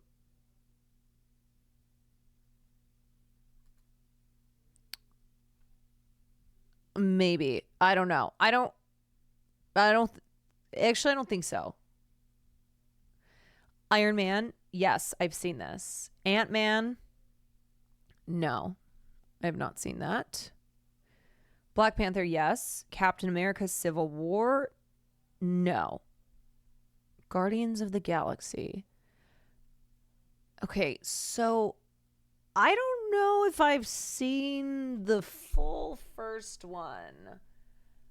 I've seen a lot of 3 because I remember Will put that on recently and I watched it, and I've seen, I think, parts of the other 2. Maybe I have watched the first one. I can't remember. Fuck. Here we go with the partial movies. It's the planes. It's when I fly on planes. Captain America Winter Soldier, no. Captain America the first Avenger, yes. Doctor Strange, no. The Incredible Hulk, no. Thor, yes. Thor the Dark World, I think so. Avengers of Infinity War, yes. Thor Ragnarok, no. Avengers Age of Ultron, no. Captain Marvel, no. Spider-Man Homecoming, yes. Black Widow, no. Shang-Chi, yes. Ant-Man and the Wasp, absolutely fucking not. Spider-Man Far From Home, yes. Doctor Strange in the Multiverse of Madness, no. Eternals, No, I have not watched Eternals.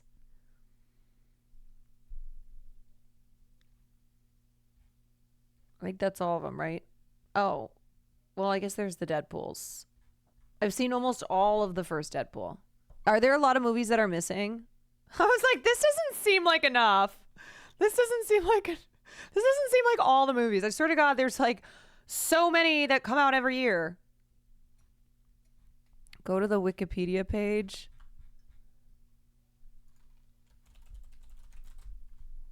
Like, that is... Holy shit. Holy shit. Wow. Okay. Iron Man, yes. Incredible Hulk, no. Iron Man 2, I think so. Thor, yes. Captain America, the first Avenger, yes. The Avengers, no. Iron Man 3, no. Thor, the Dark World, no. Captain America, the Winter Soldier, no. Wait, maybe if that's the second Thor, then maybe I have. I don't know. I can't remember. Avengers, Age of Ultron, no. Guardians of the Galaxy, maybe some of it. Ant-Man, no. Captain America, Civil War, no.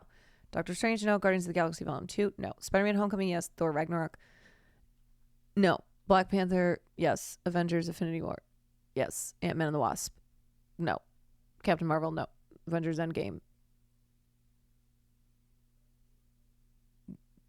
yeah. Actually, yes. Yes. Spider-Man Far From Home, yes. Black Widow, no. Shang-Chi, yes. Eternals, no. Spider-Man No Way Home, yes. Doctor Strange, nope. Thor Love and Thunder, nope. Black Panther, Wakanda Forever, no. Wait, yes. Ant-Man and the Wasp, no. Guardians of the Galaxy Volume 3, some of it. Marvels, no. Deadpool and Wolverine, no. Well, that just came out. Captain America, Brave New... Oh, these... Okay. Now we're into movies that haven't released. Now, here's what's coming up. Here's what is coming up. We have Deadpool and Wolverine, which just came out. Captain America, Brave New World. Another Captain America? I thought that he retired. It didn't, it's Sam or who is it? Anthony Mackie. Okay, Anthony Mackie's taken over. Thunderbolts? What the fuck is Thunderbolts? I don't know. That's coming out next year. Fantastic Four. Fantastic Four is coming out next year. Blade, Avengers Doomsday, and then Avengers Secret War. So those are the two that Robert Downey Jr. is signed on for. Oh, Hogan, thank you for that gifted to Robert Downey. Thunderbolts it's villainish working for the government. Oh. Doomsday is 2026. Oh, yeah. And then the next one is 2027. Mm-hmm.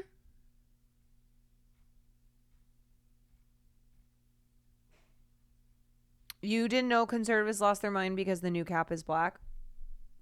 Well, now that you say that, makes sense. Classic. That's one of those things that, like, it's a, oh, yeah, duh, of course. DEI Captain America. DEI Captain America. Like, there is nothing you can say that would have me being like, really? That's how they reacted? Captain DEI. Marvel's Blade loses director.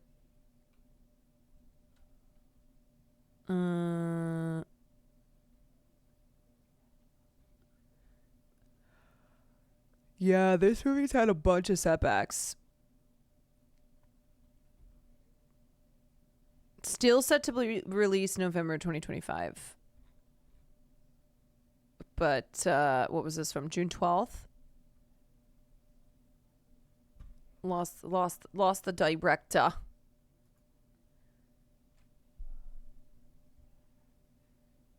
Apparently Jordan Peele's been having some meetings with Marvel.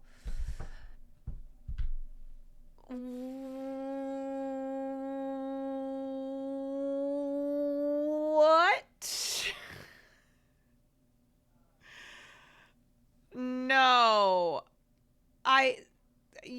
I don't believe. Pretty sure that got shut down. Okay, so we met about X-Men. No, fuck no. Jordan Peele, just keep doing your thing, dude. But like, keep doing from the, a new Jordan Peele nightmare. From the mind of Jordan Peele, a new nightmare. I know, it's the Marvel bag. I understand. Look, if Marvel offered me right now to go direct Avengers 12, I don't know, or what's Black Snake, I'd be like, yes.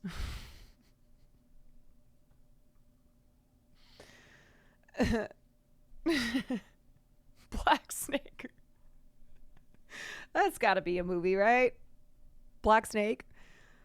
Okay, guys, I'm gonna grab some water, and then I think Black Snake. Would you write Madam Web 2? You know what? If they want to offer me the Marvel bag to write Madam Web 2, I'm taking it. I'll be all up in that shit. Madam Web 2? Hell yeah.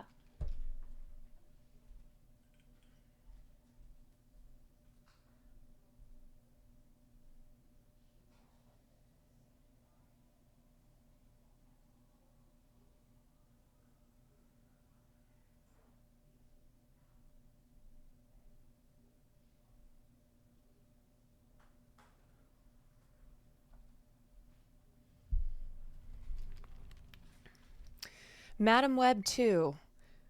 The mother comes back as a ghost, goes to Africa again, or Asia, or wherever she was bitten by spiders, and gets bitten by a spider ghost and dies again. That was quick. I just grabbed some water. The Amazon. Right, yes. She goes back to the Amazon. And did I already cover the Francis Ford thing? Yeah. Wait, unless this is a new Francis Ford thing.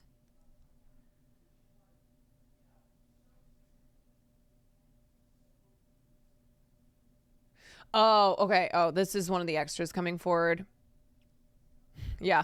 So I covered the Francis Ford, Coppola, like, bad behavior on set, watched the videos, talked about it. Now the extra in that video, in one of the videos that we watched, Raina Menz has come forward with a complete denial that Coppola misbehaved at all during those scenes.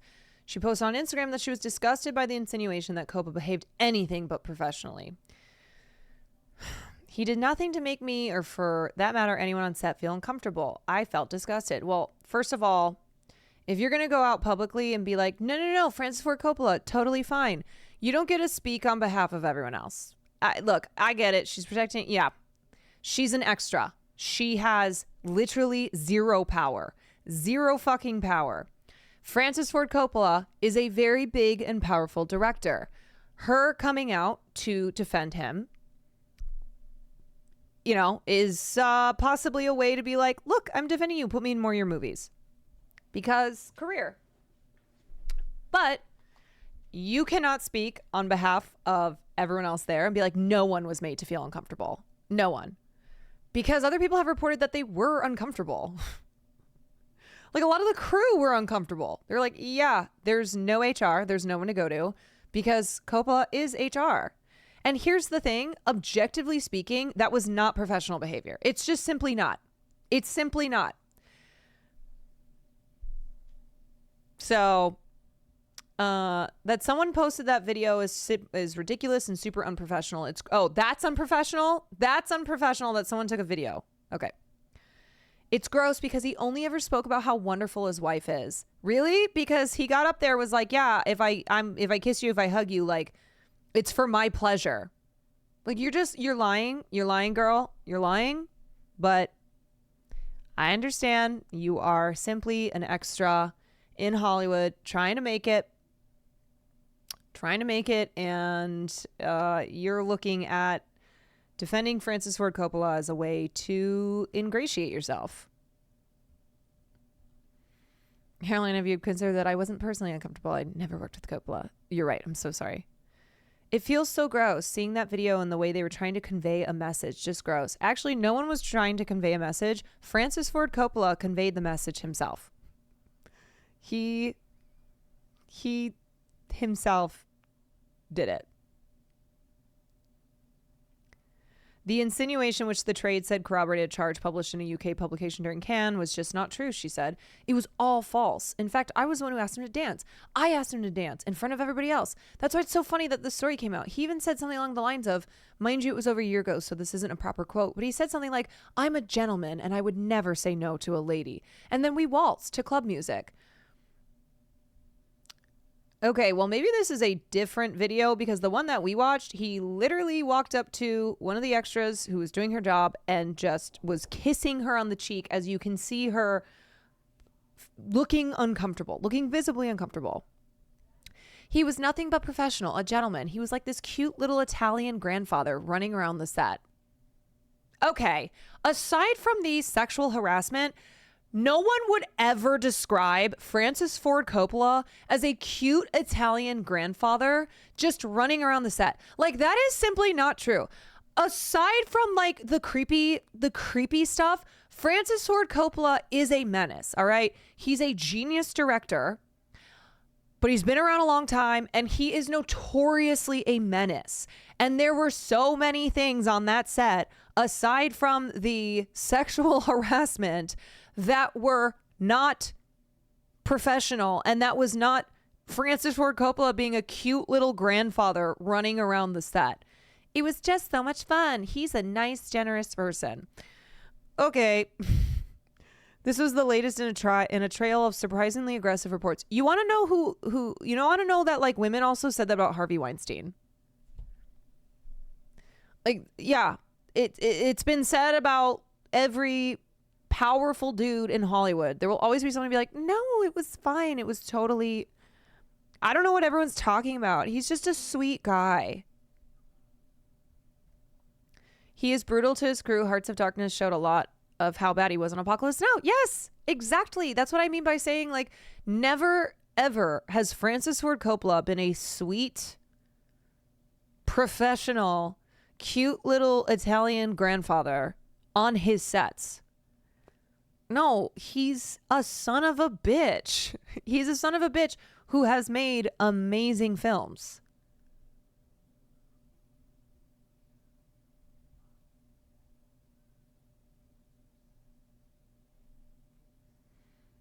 Yikes.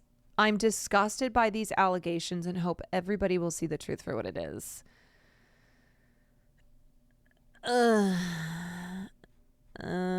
Well... Yeah, and that documentary was made by his own daughter.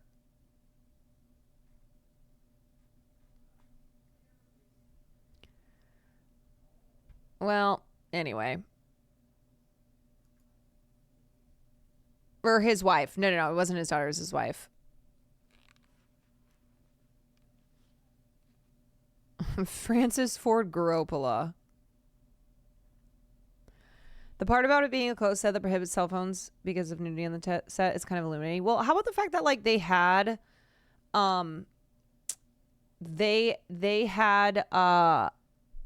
sex, not sex therapists, coordinators, choreographers. What's the title of the job I'm looking for? And anyway, intimacy coordinators. Yeah, they had intimacy coordinators and they were not allowed to be on set for that specific scene where there were numerous extras who were scantily clad or just straight up topless. And it involved like it was like very clearly a scene that the intimacy coordinators who were on set should have been involved with. So also a red flag. Anyway, that's one of those things where it's like, I see clearly for what this is.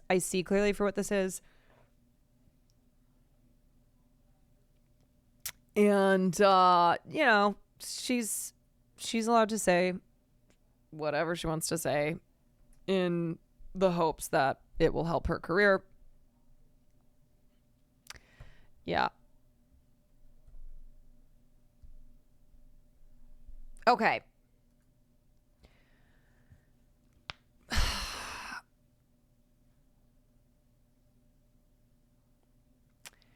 I want to end the stream with some gaming. The video, in case you haven't seen it. We watched it, which is why I'm like, okay, girl. I want to end with some gaming, but I genuinely, I know I'm a hater. I know I'm a self-hater. And I know I've done a lot of self-hating throughout the course of Elden Ring. But I actually don't think that right now I can beat the final boss. I think the final boss of Elden Ring. I think I need more help. Yes, you can believe in yourself. I don't know. I don't know. Like maybe if I do 1,000 run-throughs. I feel you, Radon makes you feel like that. I just feel like that second phase, I can't even make a dent in. And it's one where it's also not something that I'm like getting to the second phase every time. I'm not as concerned about the first phase. It's really the second phase. What are you saying right now? This isn't you. No, this is me. This is me. I'm the biggest. My biggest hater. I don't know. You've said this so many times. You always beat it. I know, but this time it kind of feels different. Felt that same way before I beat it. But I don't want to. I don't want to not beat it. So I don't know if like you need an equipment. I just don't know what upgrades I can do. Because I think I've kind of maxed out my weapon. And if I get another summons, it only increases his health. You can do a short narrative game if you'd like. Yeah, I don't want to put off Elden Ring for too long.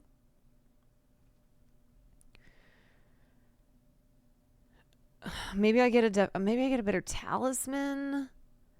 IDK. You still have one main boss left. Okay.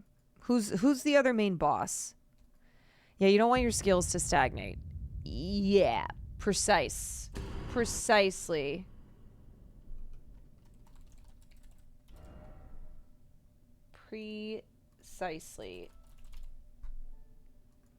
Oh, I still have to fight the Scad Tree avatar. Still have to fight. Wait, I just remembered that my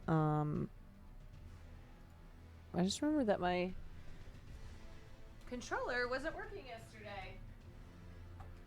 Bum bum. Let's see if it works today. Please and thank you. If the controller doesn't work, oh, maybe I can go borrow Will's.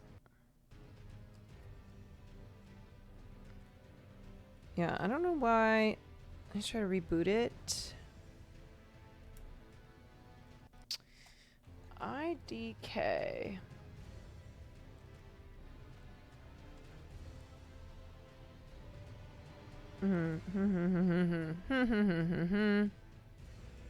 Start an easy game like World of Warcraft.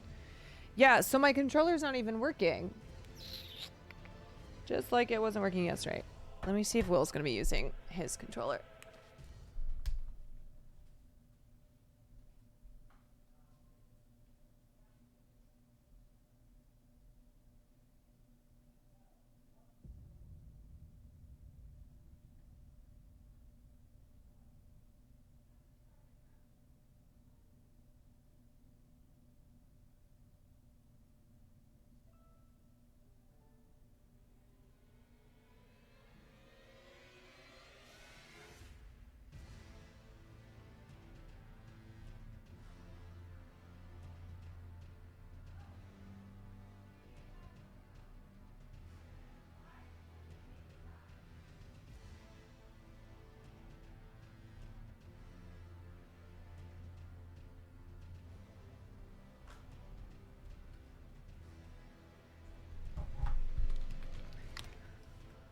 also earlier somebody asked me what moisturizer I use.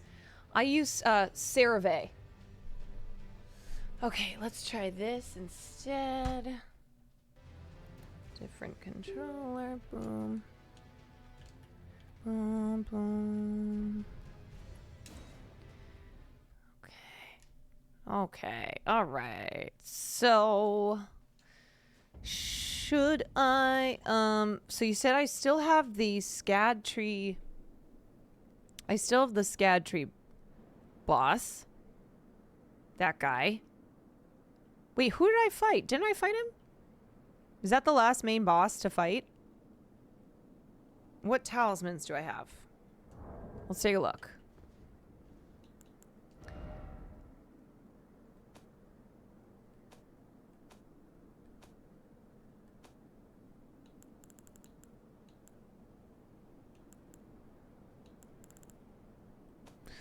Oh, I already beat the SCAD tree guy. Wait, where the fuck are the talismans again? This page.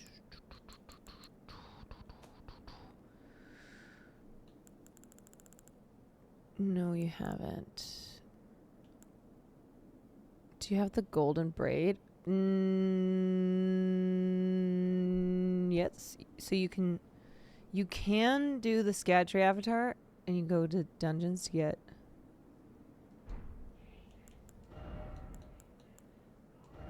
Okay, here's what I have.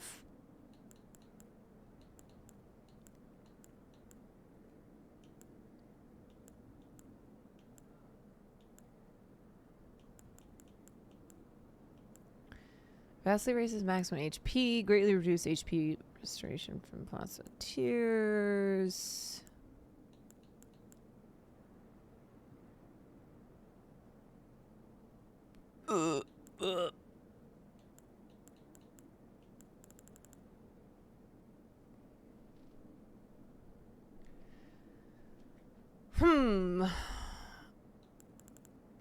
Do I have the holy braid?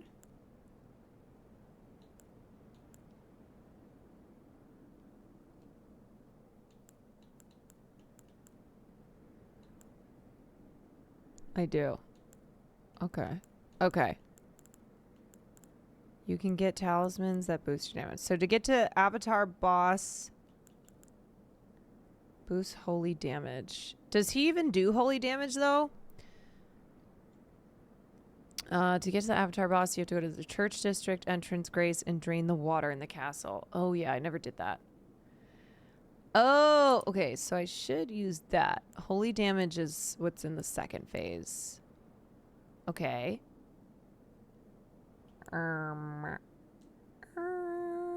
He does indeed. Okay. What great rune are you using? I don't think I have a great rune.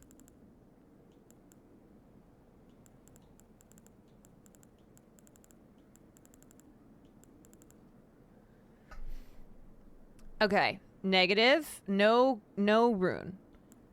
I would recommend getting damage resistance talismans.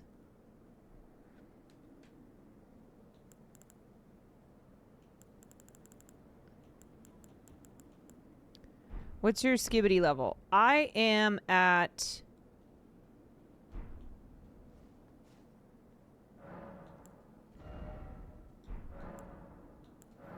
I am at 15.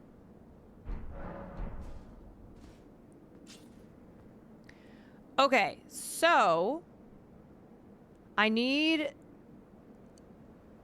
to get a damage resistance talisman. Maybe some more skibbities. Maybe a great rune. So should I go to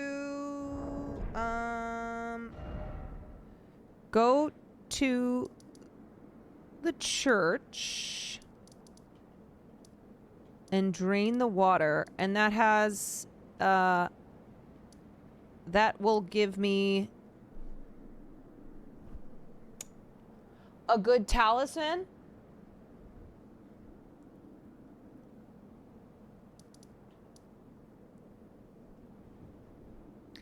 15 isn't bad, but at 20, you would get another 25% damage reduction. Oh, that's pretty good. That's a lot of skibbities, though.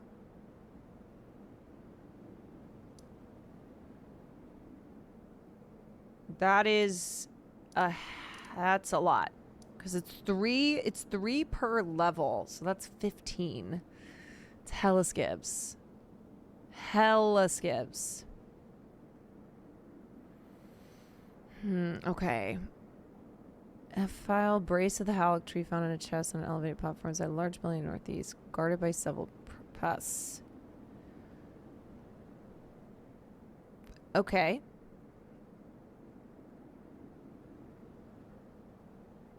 Also, I didn't set the category.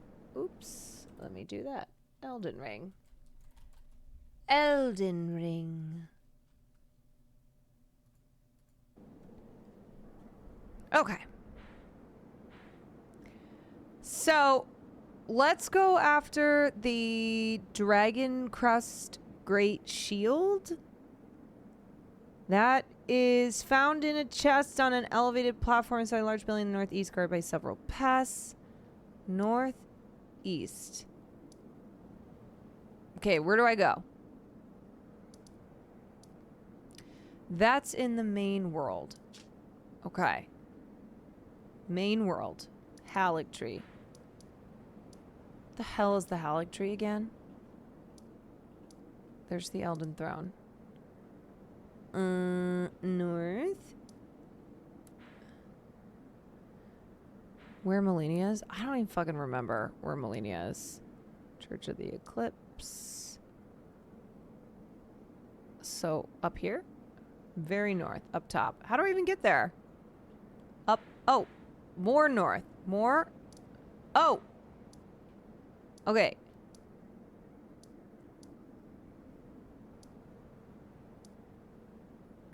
So we got the town plaza, drainage channel, Halic tree roots, Melania.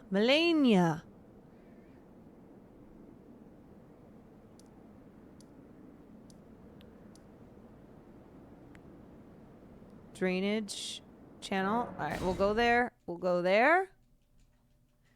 We'll go there. Let's see. Okay.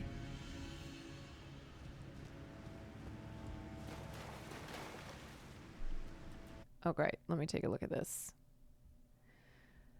Okay, where is it? Where to find it? It's found in an elevated platform inside the large building in the northeast. This platform can be raised through the eastern exit from the drainage canal, then navigating across the branches and concrete beams to reach the roof of the building. Okay. All right.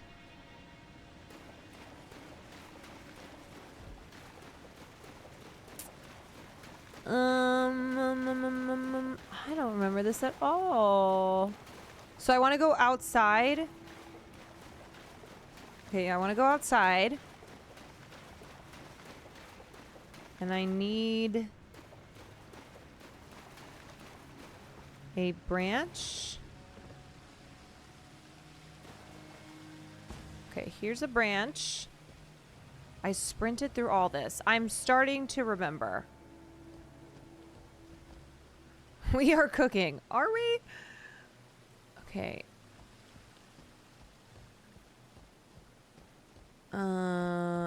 Great. So maybe like up here? Nope. Shit. Okay, I'm dead. I'm dead. I'm dead!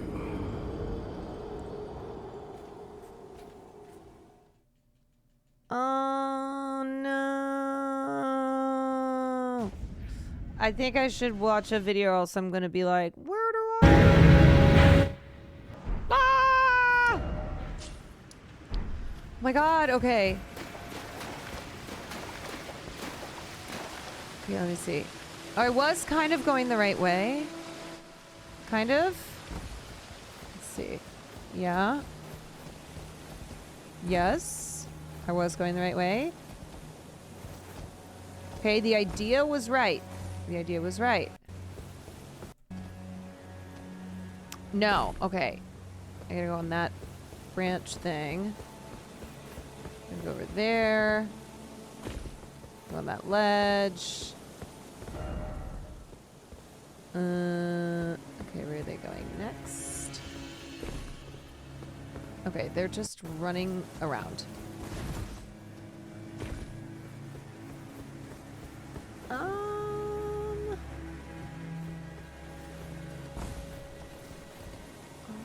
Okay. Kind of confusing. Kind of confusing. I took the expressway down.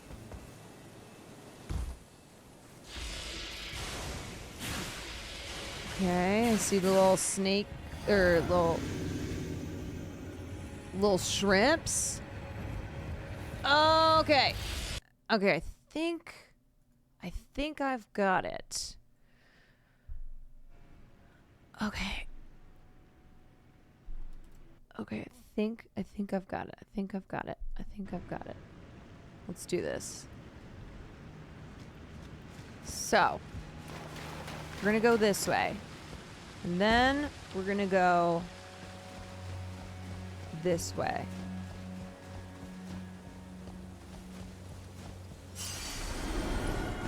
Oh, shit. Okay. We go this way. We gotta get to this thing. This part of questing is tedious.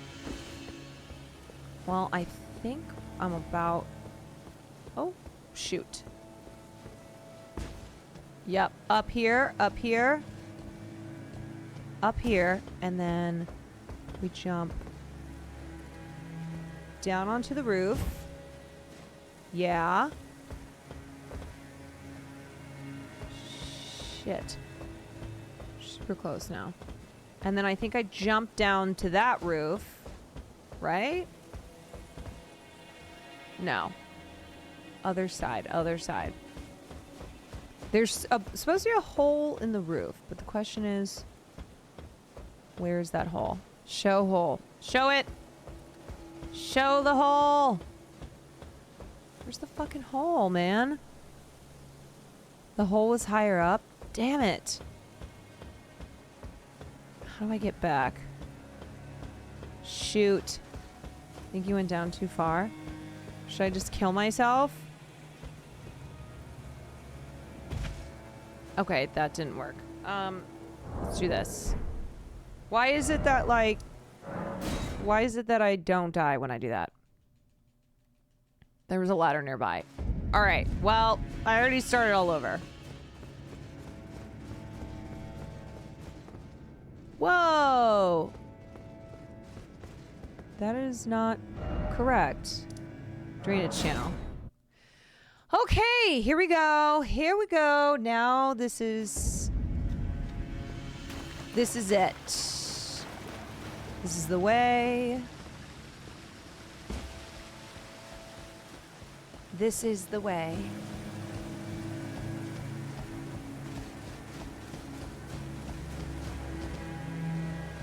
We go this one, and then we go to the other one. What's she trying to do?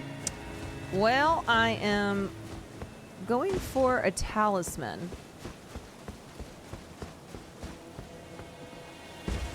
Okay.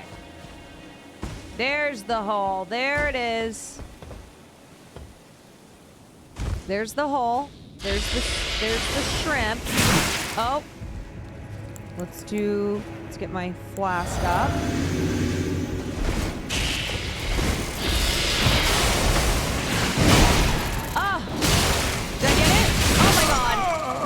Okay, I think I got it, though. I think I got it. God, they are so aggressive. They are so aggressive. Holy shit. Okay, so now I've got this talisman. Correctamundo.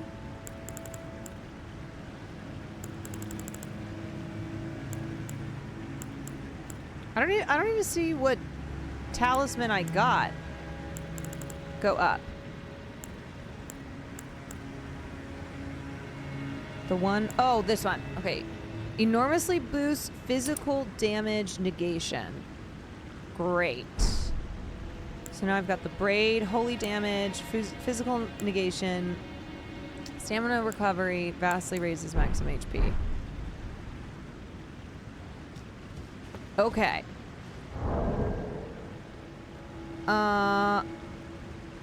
Take off the HP one. I need that health though. I need that health. I think I need it. I think I really need it. Okay, am I done over here? Can I go back to the other land? You guys think I don't need it? The HP one is only one hit in the final boss. Okay.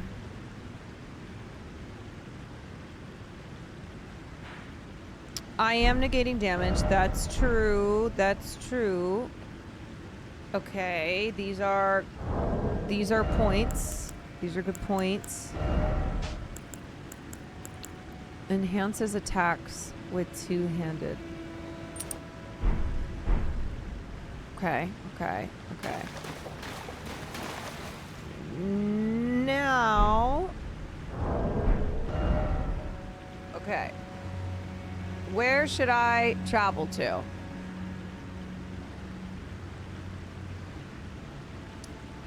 Do I want to, I want to get some more, I would like to get some more skib. Oh yeah, fight the swamp. Drain the swamp, drain the swamp. Drain the swamp. Drain the swamp.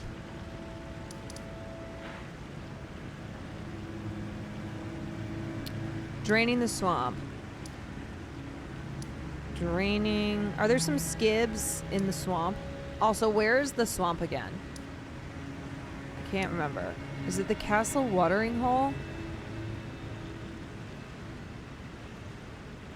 You can kill some hippos for some skibbities.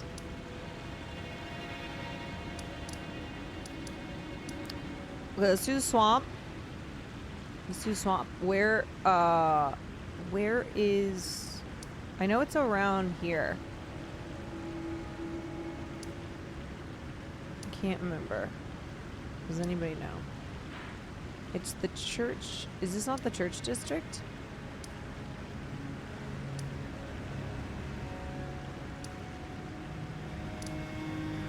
Okay, church district. But if I gotta drain the swamp, isn't it? Okay. So I go here.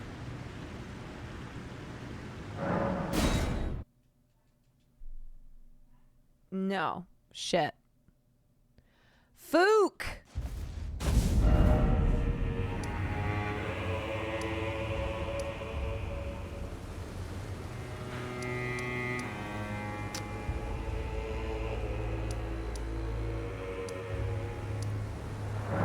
There we go. Okay. We are on our way. We are on our way. Now, gotta drain that swamp. Gotta drain the swamp.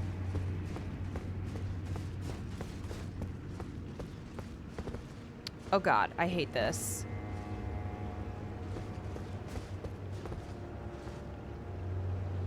Wait, do I have to do this whole thing again? Where I leap?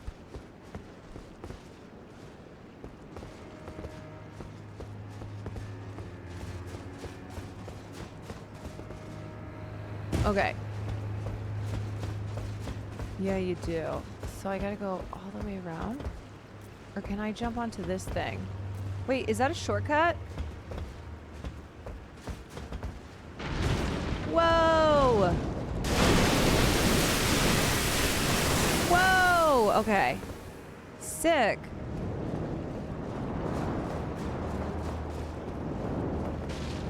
Wait, I think I'm stuck. Hold on.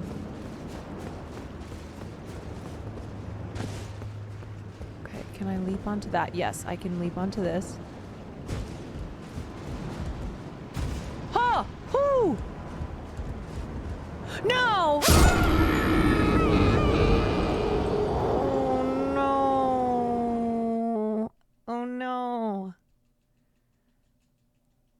Was this the right thing though?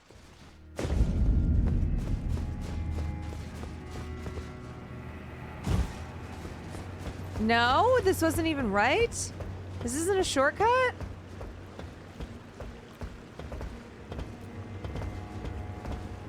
Then why am I even doing this? There's an item there. Is it any good? Is it even worth it?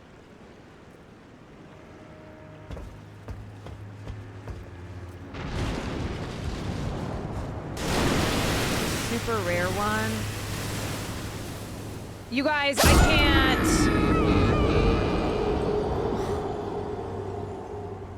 I can't. I can't. Okay. I can't believe this. I can't believe this.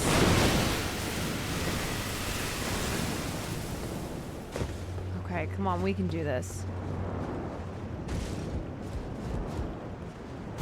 Whoo, doggy. Okay, we can do this. I got it. I got it down. Oh my god.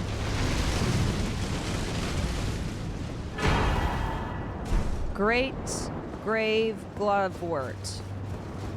Alright, we did it. But now I gotta go back, right? Oh, shit.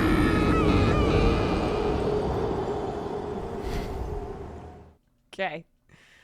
Okay. It's a shortcut.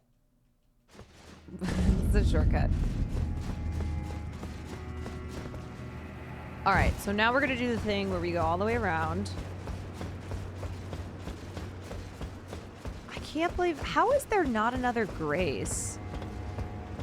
I feel like I got a Grace, no? Ooh! Every time I do that, it feels like I'm gonna die.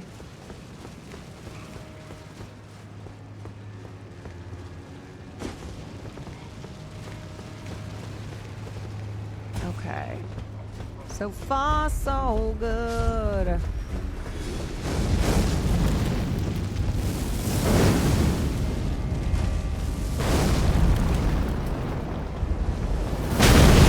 No shit! I hate this area so much. I hate this. I got hit with a flame. There should be another one. God damn it! Storehouse, back section, specimen storehouse, Grace. Then take the elevator. Okay, well, how do I get there? Back section. Yeah, this random dude just came in flaming me. I should have it all ready. Oh, okay.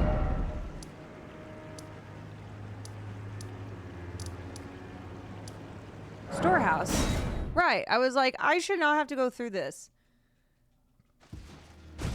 Okay, now.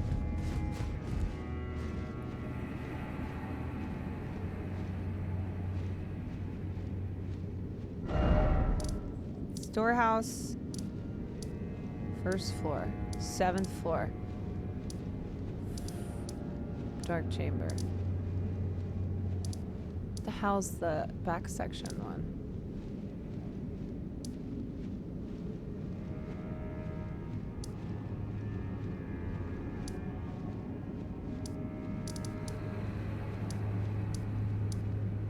It said back section? No, it says 7th floor. It says 7th floor. Right next to the one. Oh, right there. Okay. Sorry, I couldn't see that one. Couldn't see that. All right, store. Store. This is very exciting Elden Ring gameplay.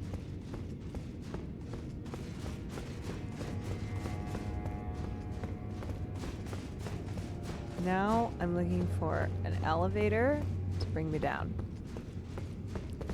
Bring me down. Yes. Right here. Pull the lever, Kronk. Wrong lever. Okay. Where's this elevator? Oh, I forget. This takes so long. It's the slowest elevator in the world.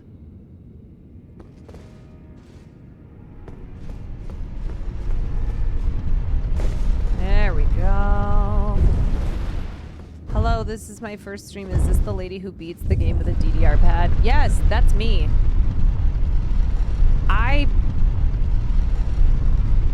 I'm just going back and replaying on the controller.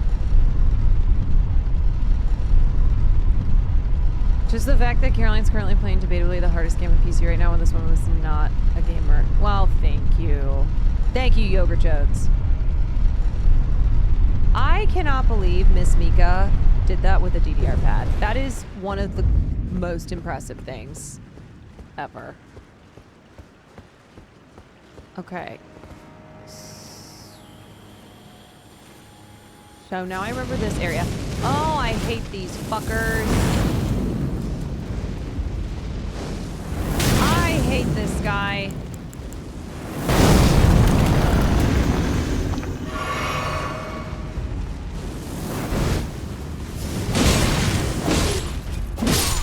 Piece of shit! She played 2 games at once with the controller and the DDR pad. How? How? That's insane. There's a path here to another elevator that will take you to the lever. Okay. That's water. Don't want to go there. This is also water.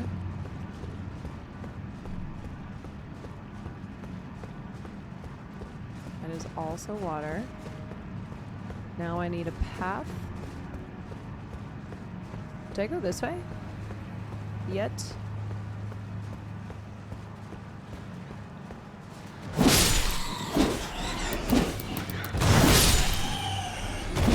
There we go. Okay.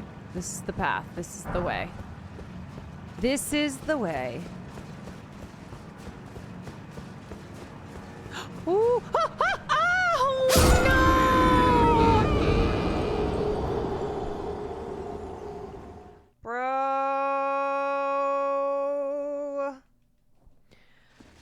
Dude, I have to go and take the world's slowest. Oh, I didn't send the elevator up. Damn it. Damn it. Oh my god, this is so annoying. Oh man.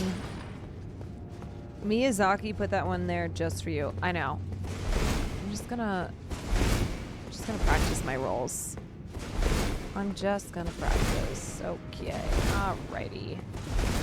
I'm gonna send the elevator back up next time because it's the slowest elevator in the world. Look at this thing. Look at it. Okay, note to self. Upon return, send the elevator back up.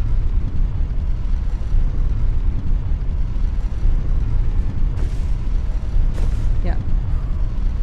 Who do we complain to about this? Who do I make my complaints? To whom? Miyazaki? Listen, buddy.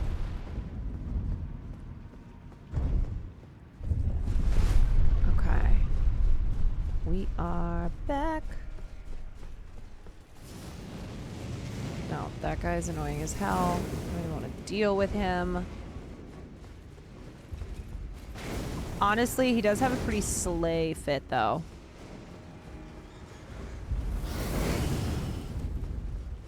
Set me on fire. I don't even care. Cannot believe I fell in that crack.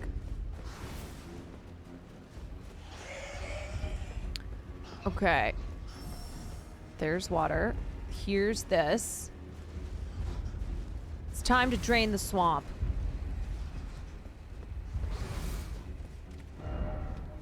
Likely tears. Okay. Push lever. Push lever. All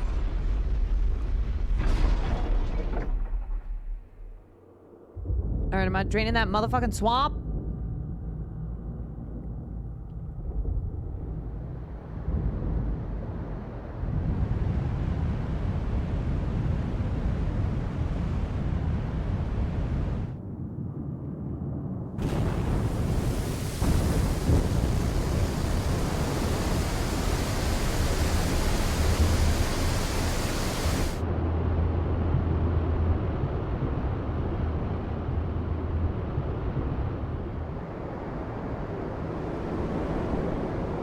Wow, it's draining.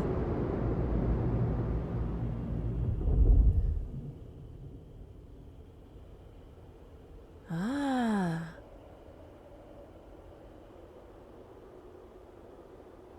This part is actually so cool.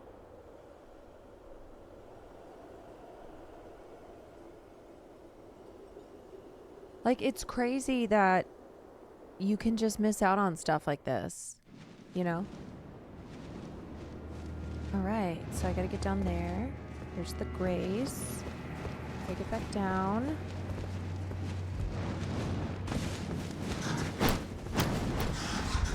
Just gotta get down there.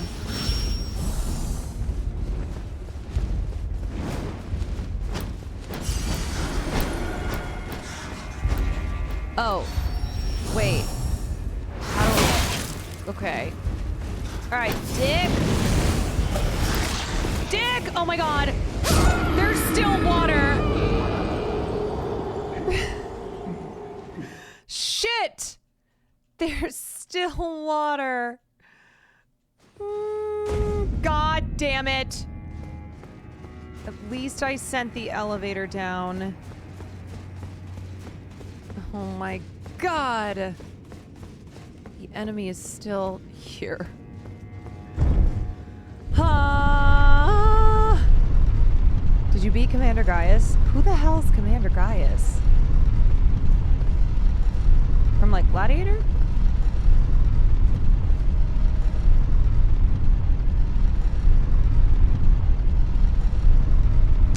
The guy, oh, the pig guy. Hated that fucker. Hate that guy so much.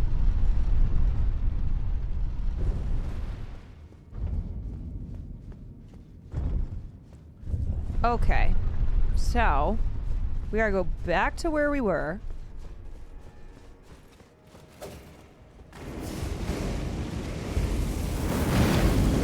Excuse me. This girl is on fire. Pardon, pardon. I did send the elevator back up, I'm pretty sure. Ah! Oh my God.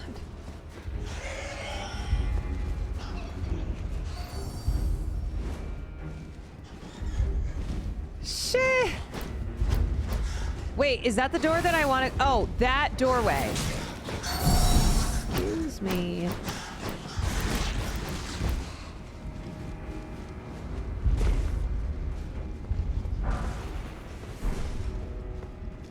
Hello. Okay, we are on the ground. We're gonna get this Grace. God, can you imagine if I fell? That would have sucked. That would have sucked. All right.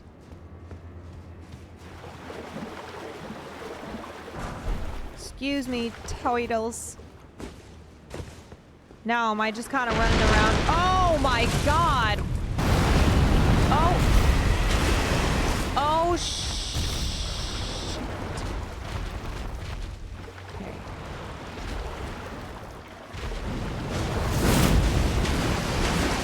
Oh, this guy is... Shoot, I can't even see him. What the hell?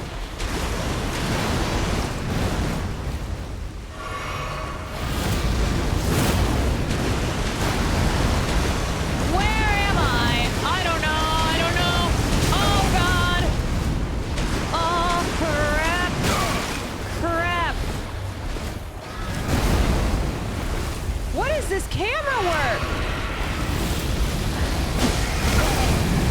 What is this camera?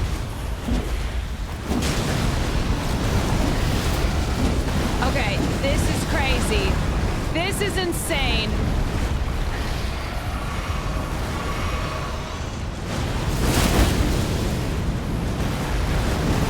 What is happening?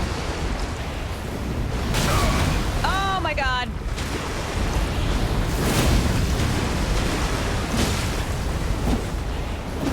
Okay.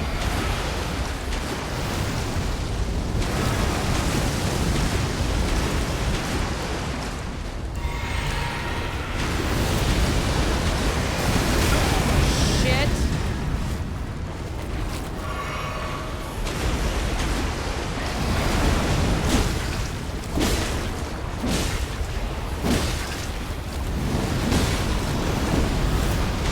Holy moly. Okay, we're almost done. Nope, that was not close. Where? Yes! We got him. We got him. Okay. The Mantle of Thorns. All right, is that what I was looking for? Is that what I wanted? The Mantle of Thorns? That camera work was crazy. No, that's not what I'm looking for. Okay. Where are my skibbities?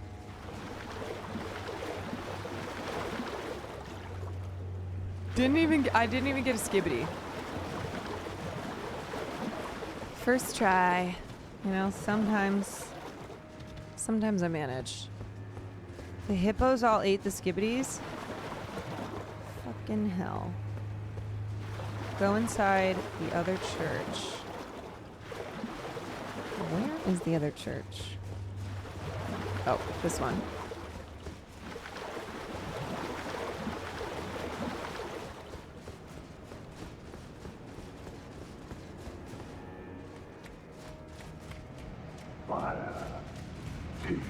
Who's this dork?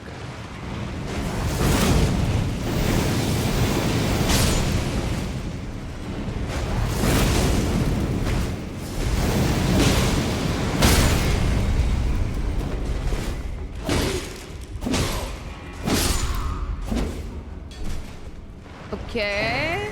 Thank you. Thank you very much.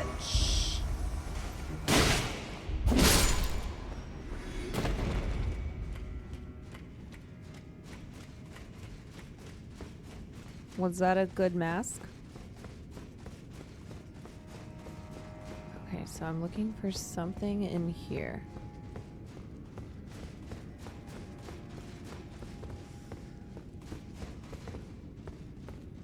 Okay, so this cookbook, okay.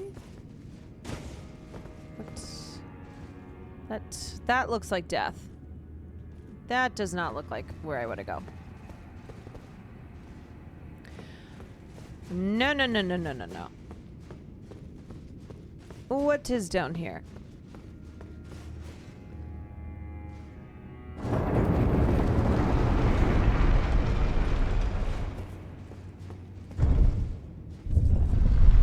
Okay, we descend deeper. We descend deeper. Deeper.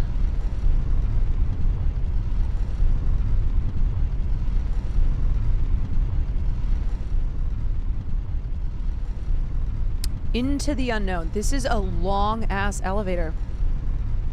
What?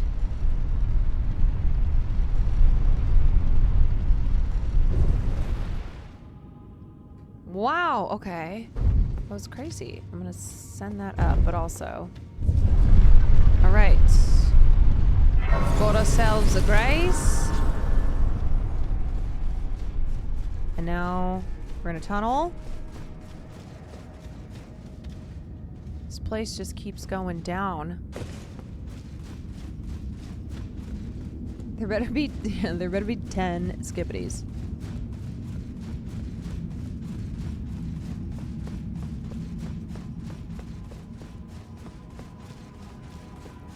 Please. Iris of Grace. Okay.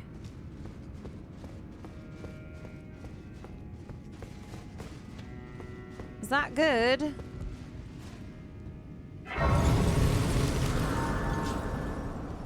Worthless. Okay. Marika's rune. I got a rune. Good luck, Caroline. Why? Is something coming up? Scad tree base. Okay. There's gotta be skibbities here. That's a big rune that I got. Okay. This is where all the skibbities come from. So there's gotta be ones around here. Why do you keep saying I believe in you? You should go rest at the Grace. Oh, wait. This one?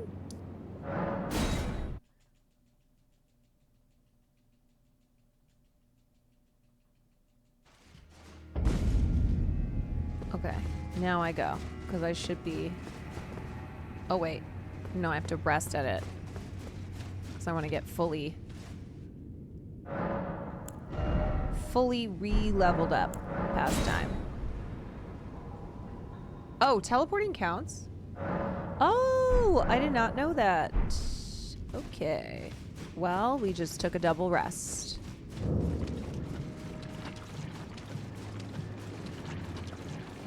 Just got here. This is the DLC. Yes, it is.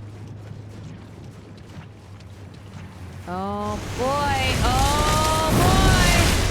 Oh, boy. Okay. Oh, Christ almighty. Oh, this guy is nasty. Wow! Wow! No, I didn't even hit. I didn't even get a hit in. I didn't hit him one time. One time! Okay. Okay. That guy kind of came out of nowhere. Here we go.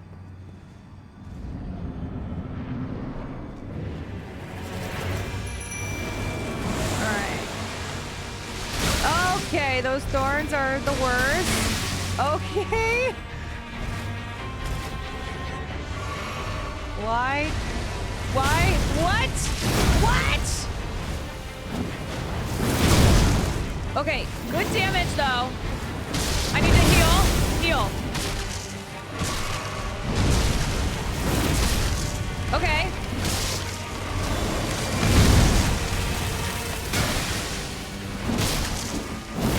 Ah! Shit! Heal! Heal!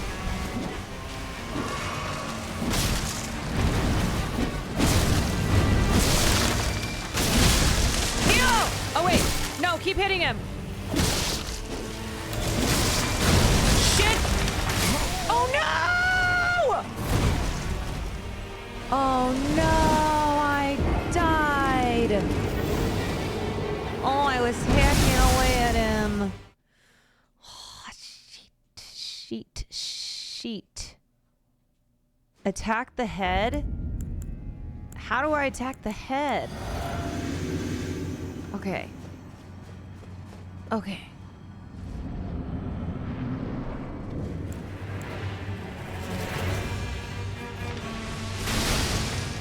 Okay. Did I not fall mimic? Shit. Heal. Okay. Oh, blood loss. Oh, no. Scheisse.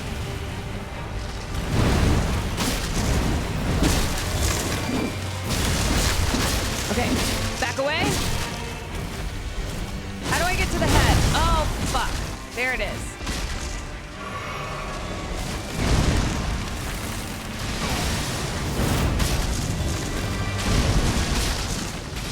Oh, shit. I'm caught in thorns.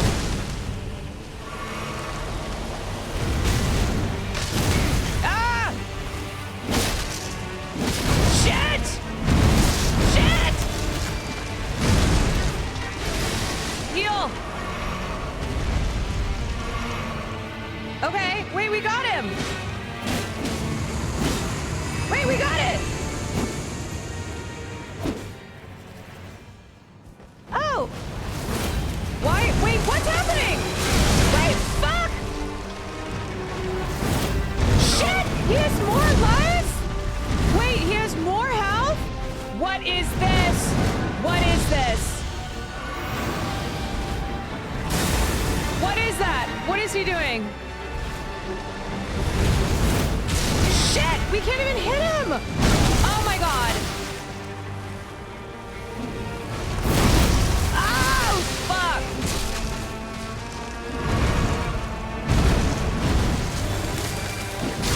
How am I supposed to hit this bitch? Okay.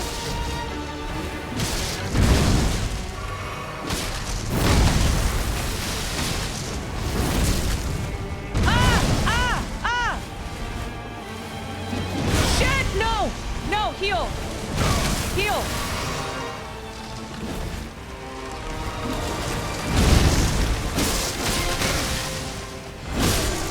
Wait, did we get him?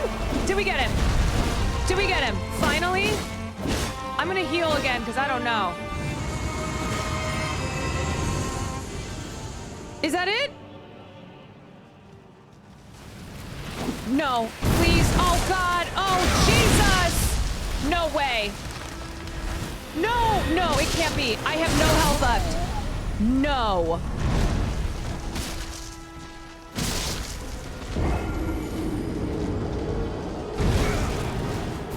You guys.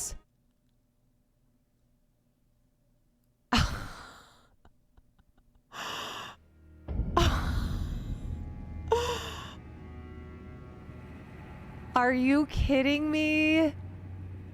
So what went wrong there? A lot of things went wrong. I didn't really dodge moves. I used up all my health. I didn't no. Just have to pace the heals and dodge. Good. Holy shit. Okay. I gotta pee. Now I know 3 phases. 3 phases. 3 freaking phases.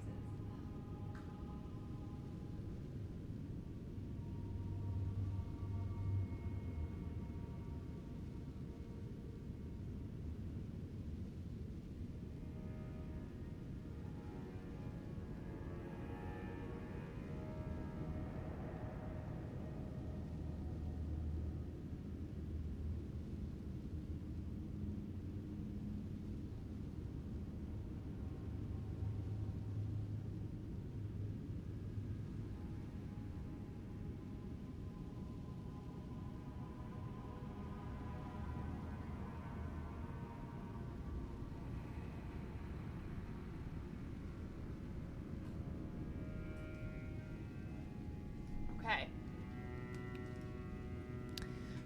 3. Have you heard of the rule of 3s? No, I have not. Is that a thing in gaming? Okay. All right. Let's try to do this. It's so annoying. I should have known. 2 doesn't make any sense. Okay, we call Mimic. No, shit. Wait, what the hell? Shit! Oh! God damn it! Blood loss already. Not going well. Oh, because I'm under health. Shit. Fuck. Oh, damn it. Okay, let me just hide behind this tree really fast. Fuck me! I'm dead. That was so botched. That was so bad. That was bad. Oh no. Oh, not like this. He said, fuck your tree. I know, I was just trying to hide behind my tree. Damn it. Okay, so I gotta... What the hell happened? Let me lock on. Call Mimic. Now move! Oh, shit. Okay. Now, get to this guy. Nope, nope, nope, nope. No! God, these thorns, man!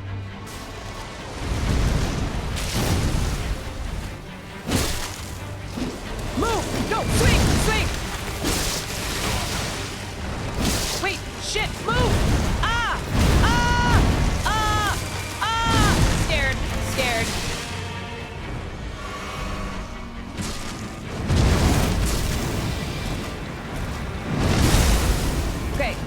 that do? Okay, wait, we got him the first time. Okay, great. Come on, Mimic, back up, dude. Wait, is he dead? Okay. Okay. Now he's gonna come back. Wait, what the hell? Wait, shit!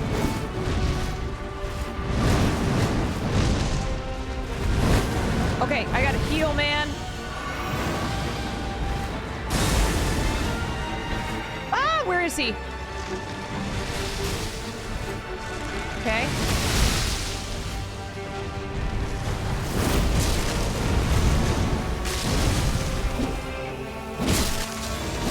Shit!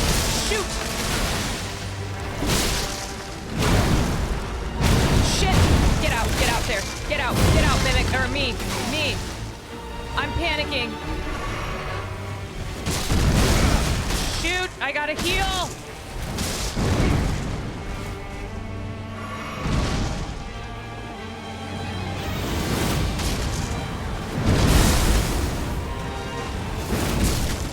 Okay, oh shoot. Damn it. No! Why am I, oh,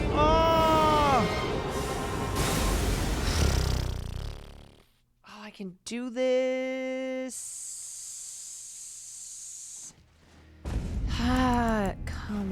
Come on, dude.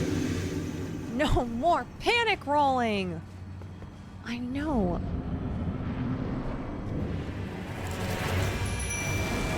Okay. Here come the things. Nope. Okay, I missed that thing. Why can't I? Wait, I died. I'm dead.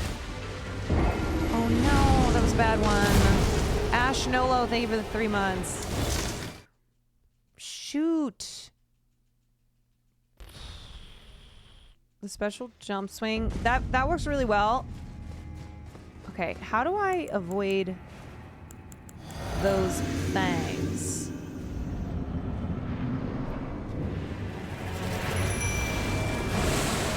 Like, do I just kind of like...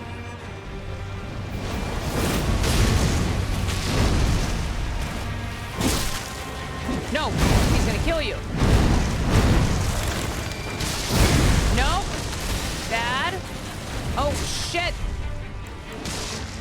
Shoot!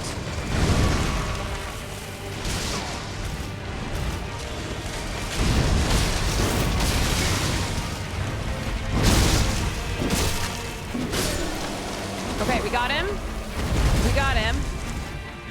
I'm gonna heal. I'm gonna back up a little bit. I'm gonna back up. Alright, where is he?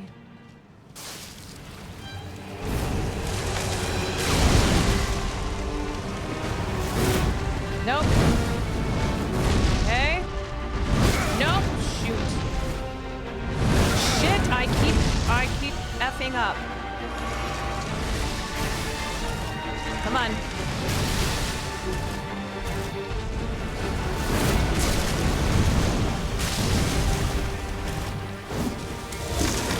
Shit!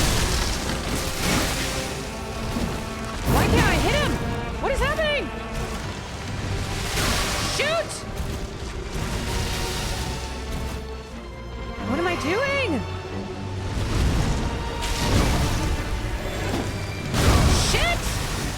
I'm not hitting him at all. God damn it. Oh, I'm wasting all my things.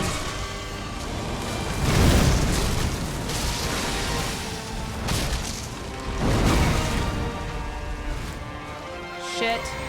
This is not good. No, I'm really royally fucking up.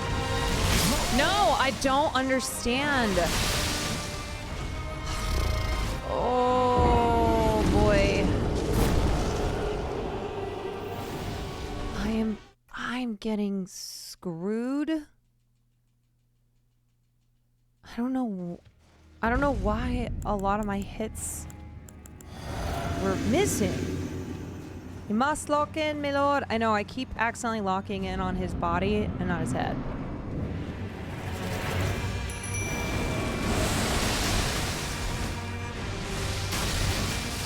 Okay. Free me, Lord. Shit.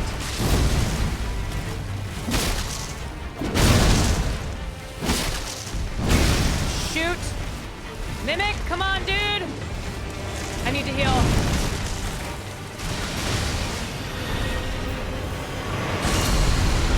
Whoa! Whoa! What is that shit?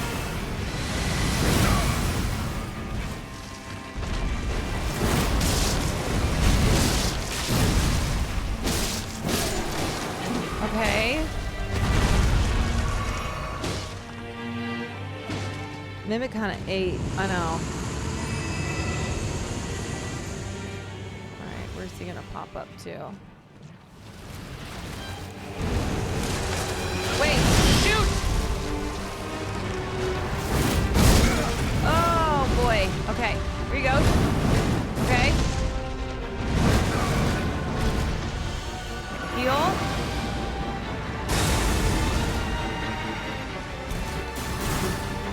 Okay, Mimic, come on, dude.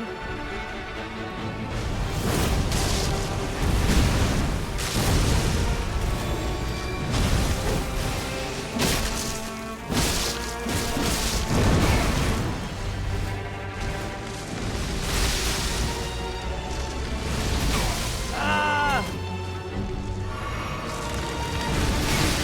God damn it. Fuck me.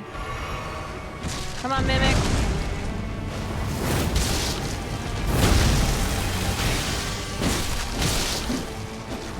Shit.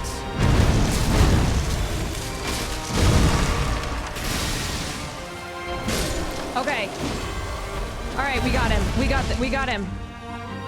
Last round. I feel like he's about to go insane. He's gonna go crazy. How is Mimic taking like no? Okay, I don't know why. I don't know why I cannot lock on.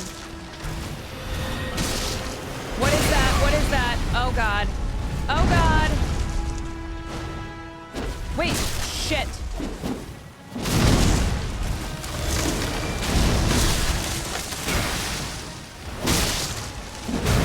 Shit, I can't see.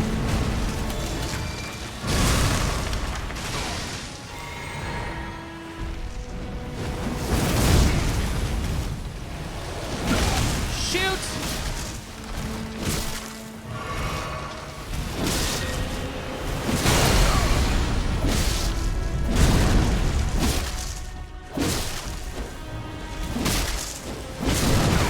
Shit! Oh god! Oh god! Oh god! Come on, Mimic!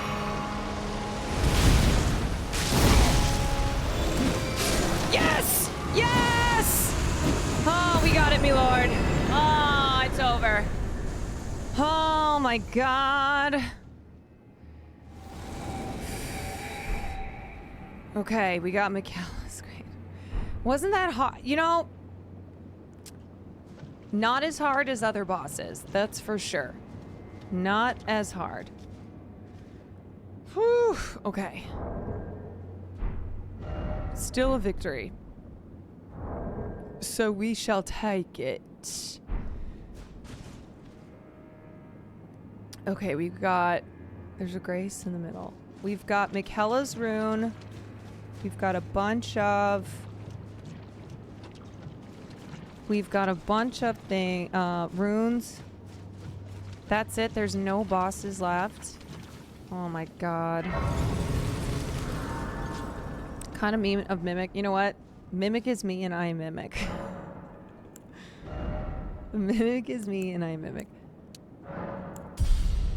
Okay. Man. I wish I had another skibbity. Level up. Yeah, fuck. No, I have not beat Radon. No, I have not. I don't know what to do.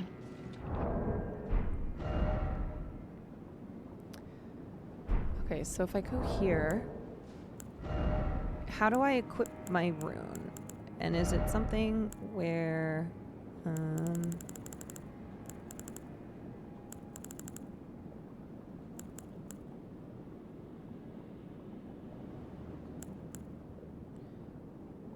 Oh. Wait, what? Oh, it's just money? That's money.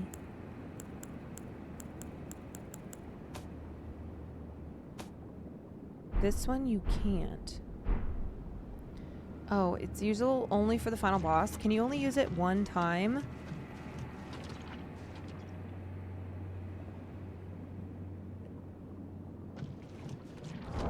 No. Read the description of it. Okay. Retains not but the power to resist charms. Okay. Infinite uses.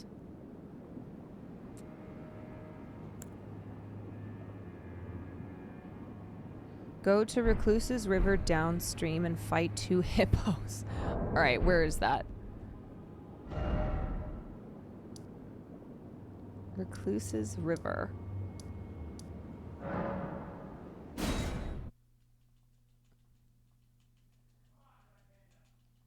The skibbities have been eaten by the hippos.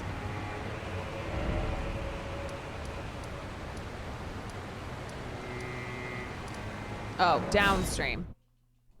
I went upstream. They drop mega skibbities. All right, let's go kill some hippos.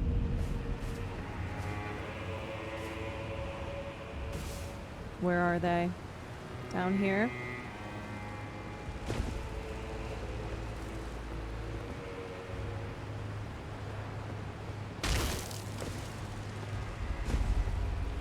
On the giant dicks. Hello. Oh, I'm still alive. Okay.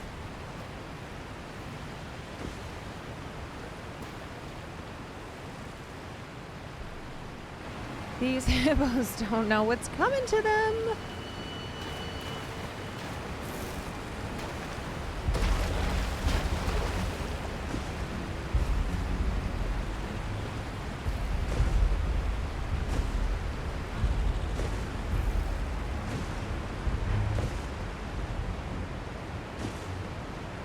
Is that a hippo? No, that's a turtle.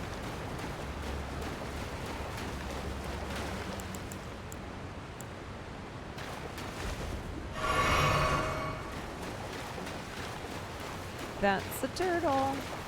Oh, I can get my horse.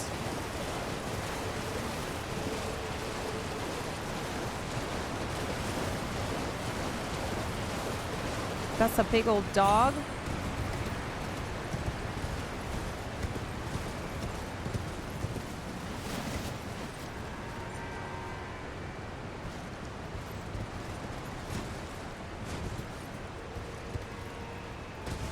Wait, don't go down here. Oh, shit! Fuck! Okay. Well, I needed to get up anyway, and I didn't know how to do it. So let's try it again.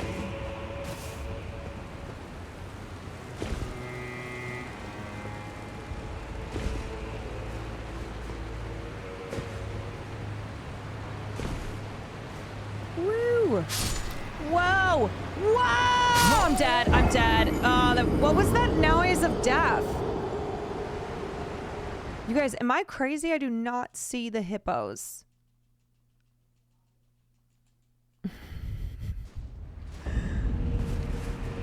All right, one more time. One more time.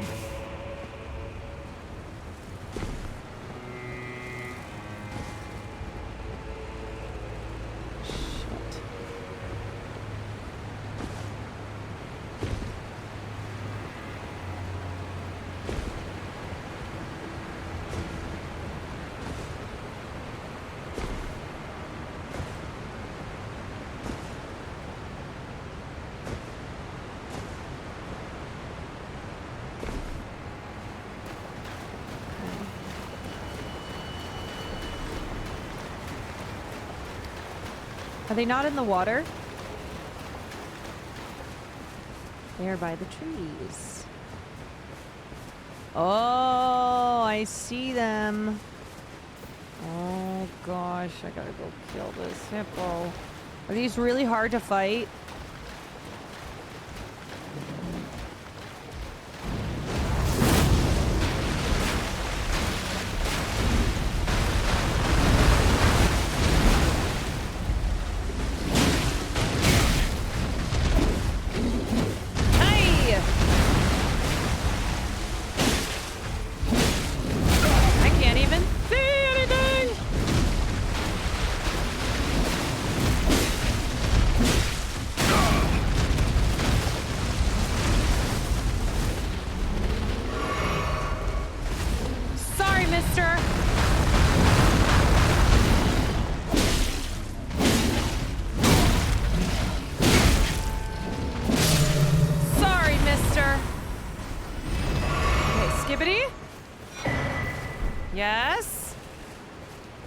Wait, Miyazaki says that's a hippo? That's a fucking rhinoceros, but...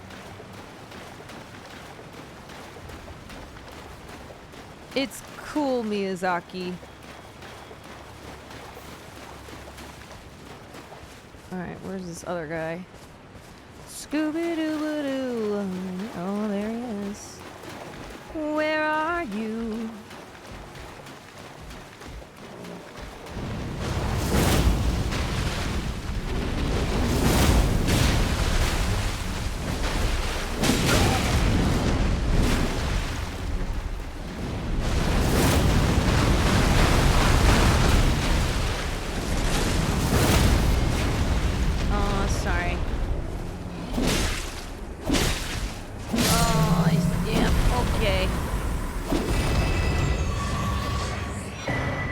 Okay, are there any more? Or is that it?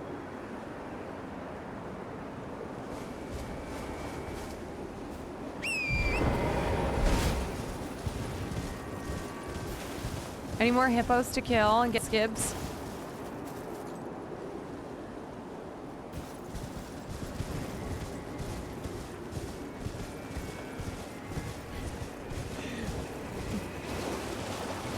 I think that's it. There's a place with 5 lying around. I think I already got those. That was fast. Okay. All right. Yeah, I think I already got them. That was pretty sick. They were literally just lying around. I wonder if I have enough to upgrade. I wish there was just a field. I wish there was a field of skibs. Okay. Great. I got one upgrade.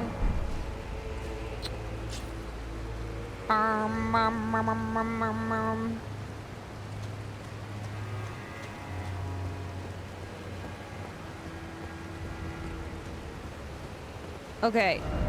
Before I end, because I'm probably gonna end soon. Let's go. Let's get a couple whacks. Let's get a couple whacks at Radon. I don't even remember where he is.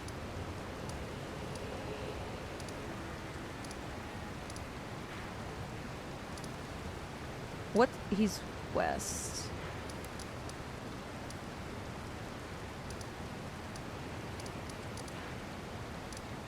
Yeah, I literally do not even remember where we fight him.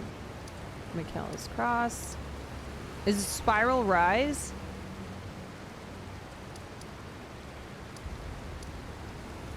Divine Gate, front staircase, first rise. I think it's like here.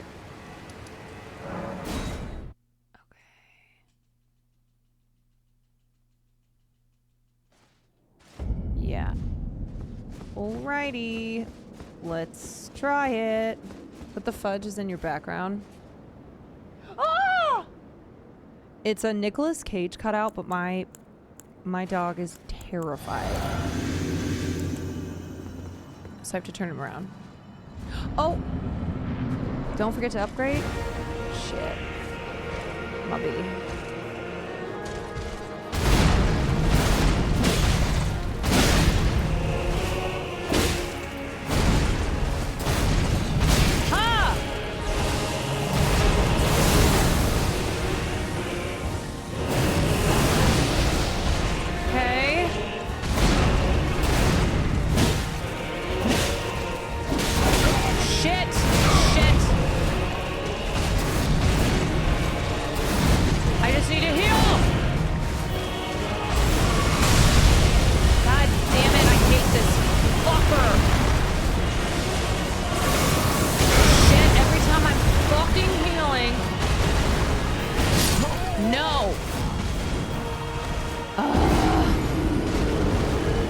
Every time I'm healing, every time I'm healing, he kills me. No, I need Mimic, but I don't know when to call him. It's really hard. Okay, should I try to use that rune? Yes. Wait.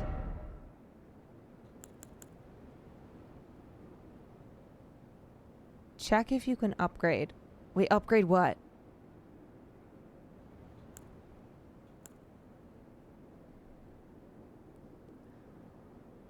Upgrade skibbities. Oh, I already did. I already upgraded. I already did it. Okay, how do I use... No, it's only useful for the second phase. Okay. Well... let's try again.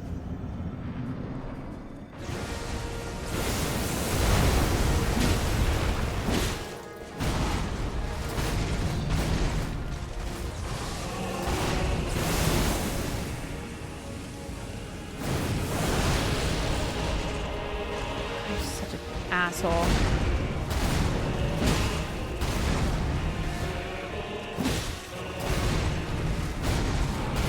Okay. Shit. God damn it. Need to heal.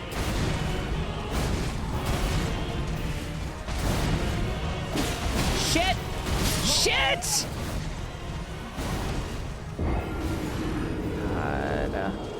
God damn it!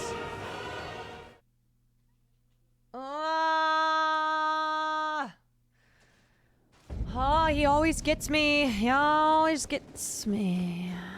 Gets me. Remove the lantern. Yeah, let me take that off. I do not need that anymore. Okay, okay. Come on, dude. Maybe I'll see if I can bring Mimic out this time.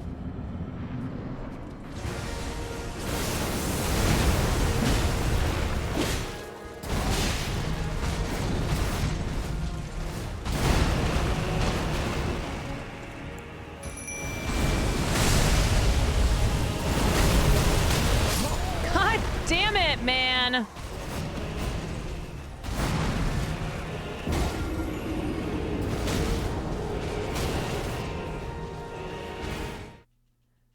See, every time I try to call Mimic, it just screws me up.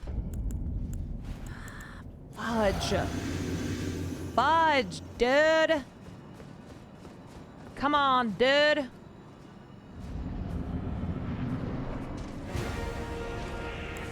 Okay, sometimes. Oh, yeah.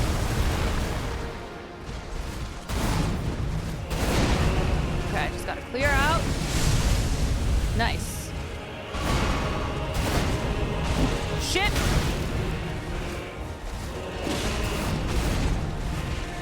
Okay, now hit his ass.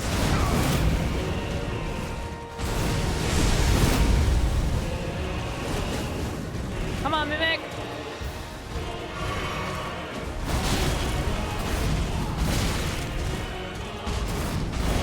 Shit.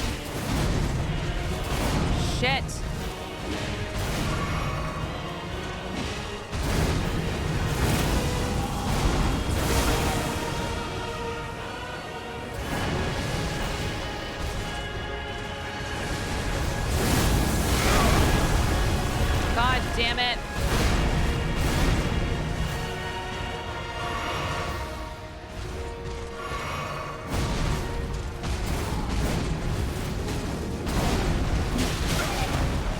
God damn it.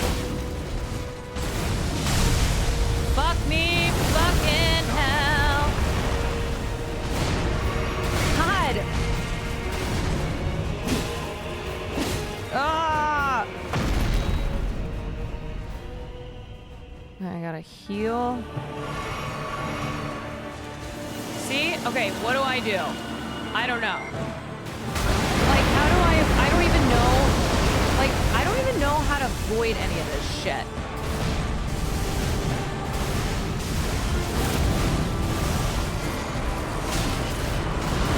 What in the fuck?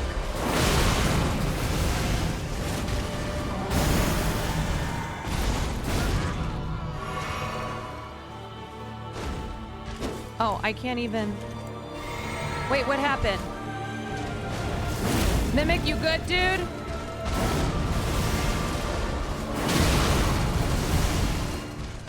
Shit! Fuck me. Fucking... I don't know, you guys. I don't know.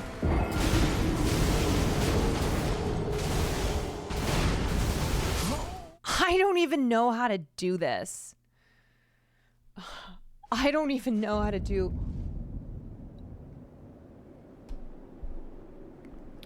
Try jump tacking as he prepares the holy nuke. Equip gun? Yeah, can I get a gun? Can I get a fucking gun? At the beginning of phase 2, you have to run from the center as fast as you can. Holy caramba. The second phase is just run.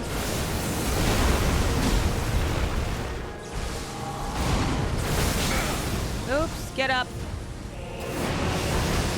Okay, I guess that worked.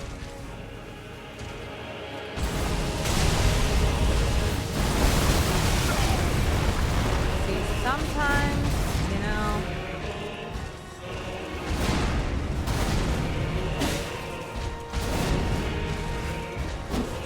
Shit.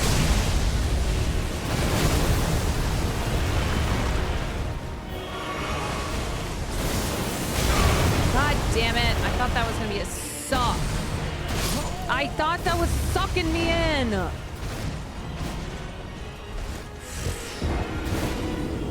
Yeah, this is the one.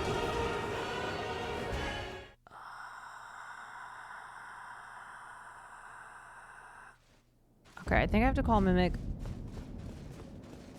after the meteor attack. Okay.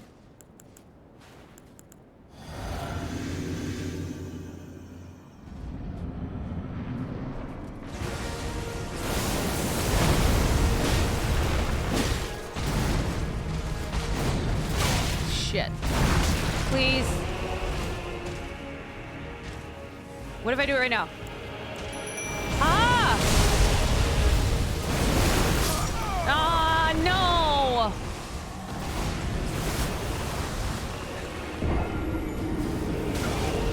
Oh my god. Fark. Farks. Okay, we learned something. We can't do that. We can't do that. Damn it. Oh, this motherfucker. He's such a dick.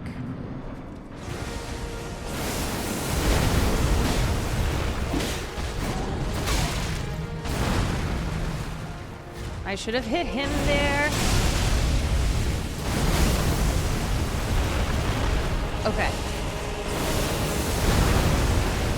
I'm not hitting him. I'm not choosing opportunities to hit him yet.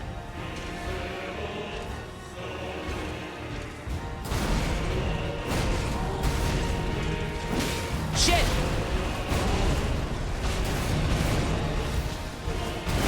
Please don't hurt me.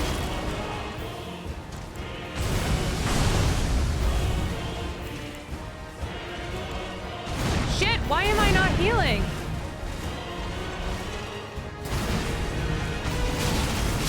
I don't know why I was not... I don't know. Oy vey, oy vey. That was weird. I kept hitting the thing, but it wasn't healing.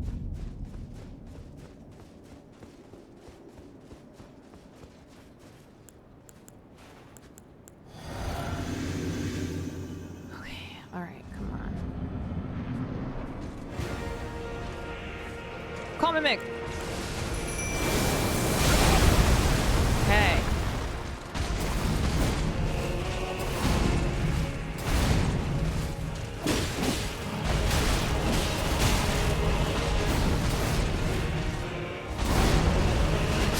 God damn it.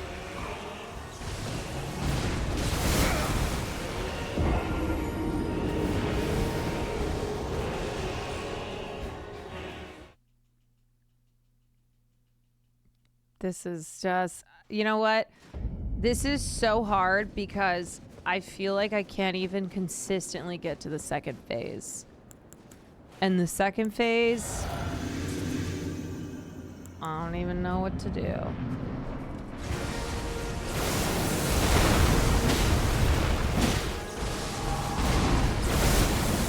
Oh, okay.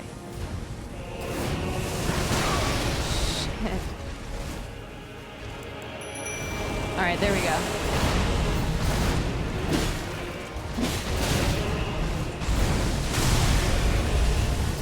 I have nowhere to go. I'm backed up against the wall. Come on, Mimic. There you go, dude.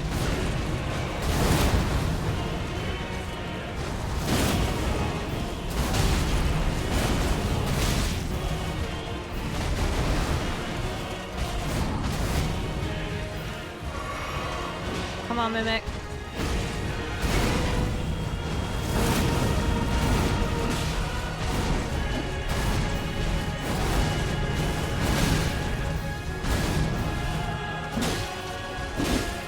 Okay.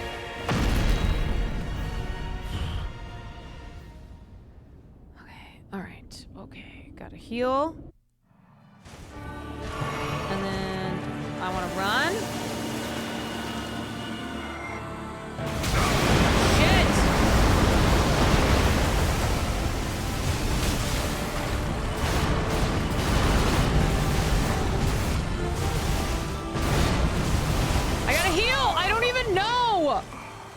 I don't even know.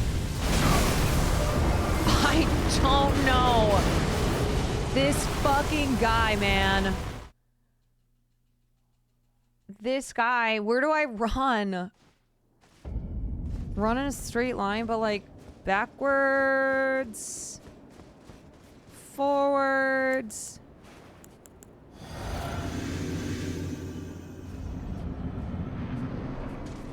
Straight back.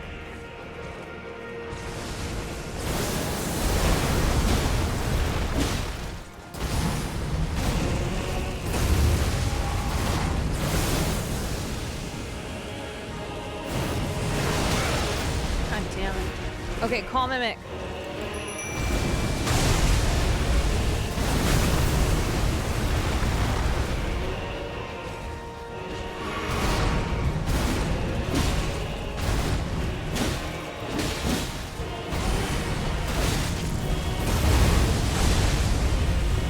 Come on, Mimic. Shit. I'm dead. I died. I knew I was gonna die there. I knew I was gonna die. Ismenes, thank you for the prime. I knew I was gonna die. I knew I was gonna die. I knew I was gonna die. I knew I was gonna die.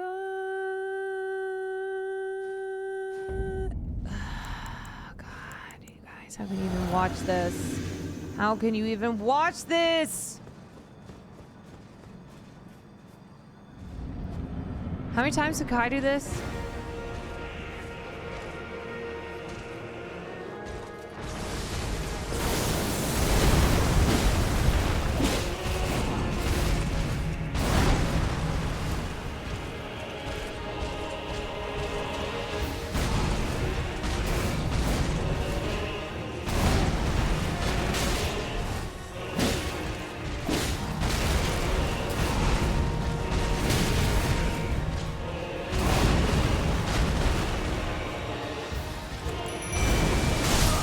God damn it, I fucked up. Yep. Yeppers. Yeppas. Yeppas. Guy took like 800 times. I feel like I'm at 800 times. All right. It's like, why does Will still love the Jets? Good point.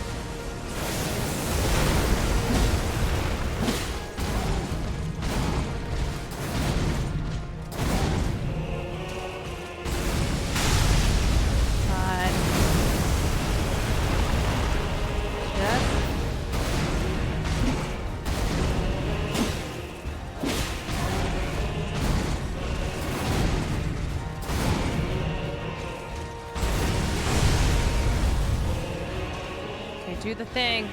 Do the thing where you do the rocks. Come on. Come on, dick.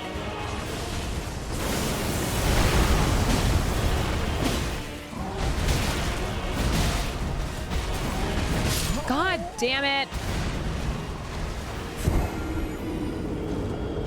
All right. Okay.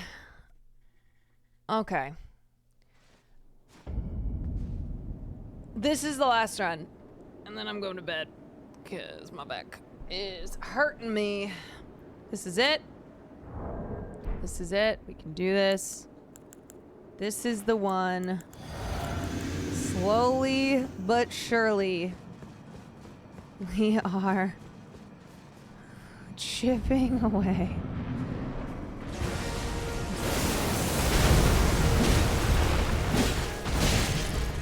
God damn it. I'm not playing. I'm not playing well.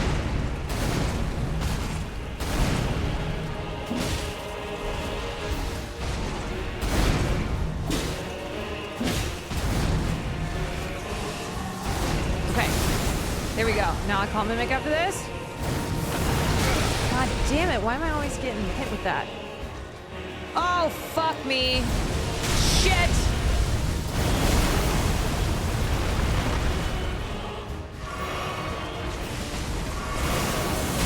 Shit, fucker.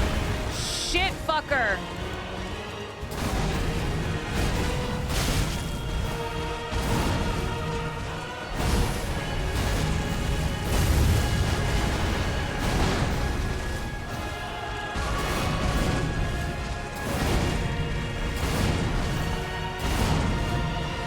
Shit, fucker.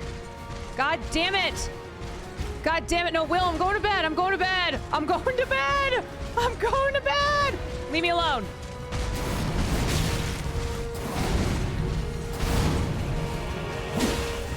Shit, I'm going to bed. Fuck me. Fuck. Fuck. Oh, Will, I can't. I can't. I can't. That was the last run. That was the last run. That was the last run.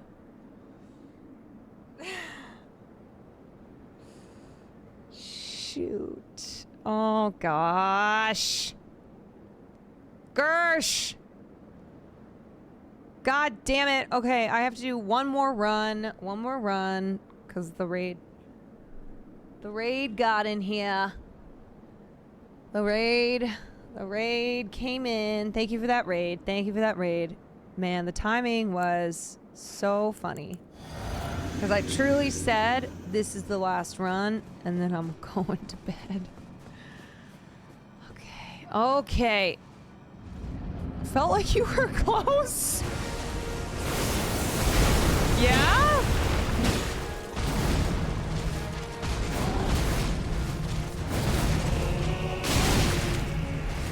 God damn it, I don't think I'm close.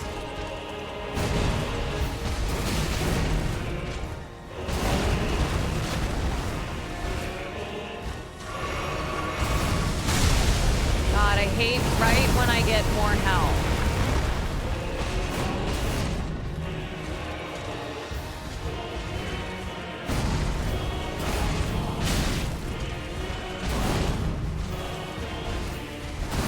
Shit, I don't know what I'm doing. I don't know. I don't know. I'm not playing. I'm not hitting him. I'm not. Oh, you Guys, this is bad. Okay, let me just stretch. Well, that didn't count. That didn't count. Let me just get up. Let me just stretch real quick. Oh, my body. Oh.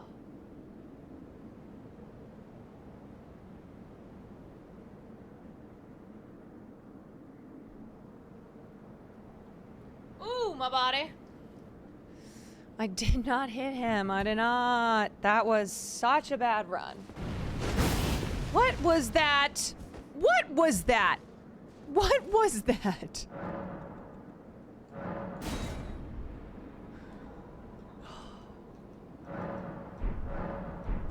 Okay.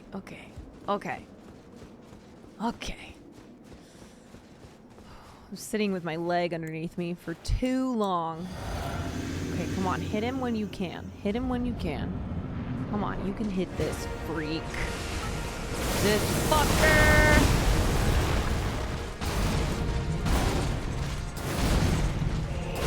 Okay, hit him there. Nope. Don't let him hit you, though. No, why did you do the double? Nope, that was bad. Nope, that was bad. That was not good. Dustman, thank you for the bits. Thank you for the bits. It's because I mean to hit one time, but then I click it multiple times. You don't have an opinion on RDJ being Dr. Doom? I've stated my opinion. He should not have won the Oscar. That's my opinion. Okay.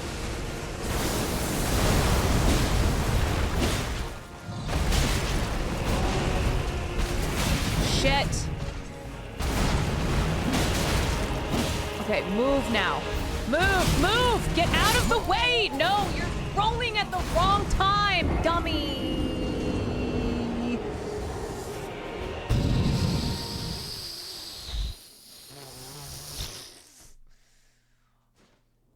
No!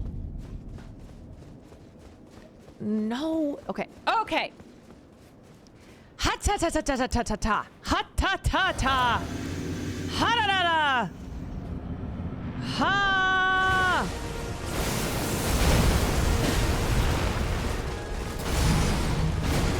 Okay. Flame of death. Flame of death. Shit!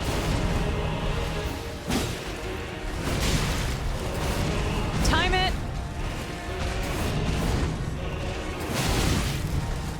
Shit! Fuck me! Fuck! I'm dead! I'm so dead! Panic rolling.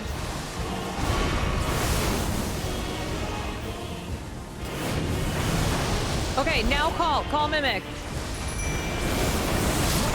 God damn it!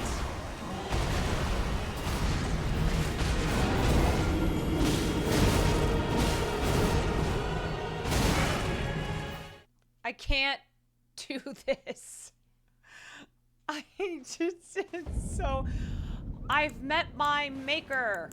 I mean, I've met my match. I've met my match. I've met my match.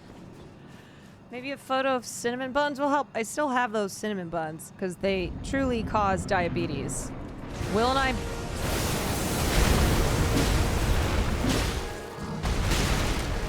No.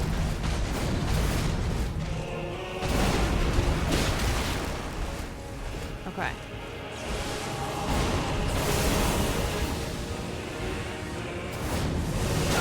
Okay, I really hate when I get hit by that. God, fuck me! He's just killing me. He's killing me. He's killing me. God. Harder than Melania? For sure. With Melania, I got to the second phase pretty quickly, and then I also, like, consistently got to the second phase. This one, I'm not consistently getting to the second phase, and also, the second phase is so hard.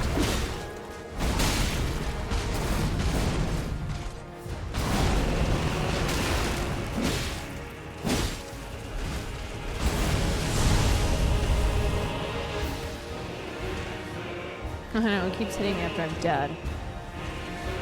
Okay. Come on. Hit me! See, this is when I really want to call Mimic, but then I know he's going to do something crazy. Like, fuck, okay, I'm calling Mimic.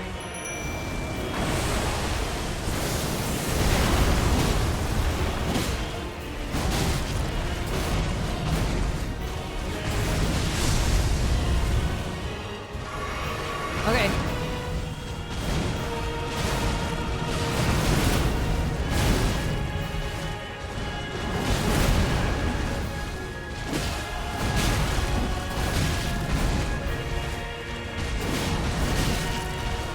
Shit! No!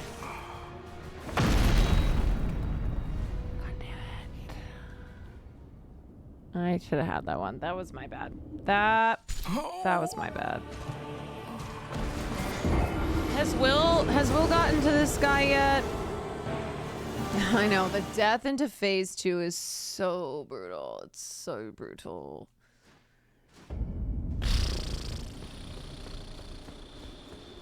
Big R's sword hitboxes are insane. Big R. Big R. Alright, I'm doing last one because I feel cooked.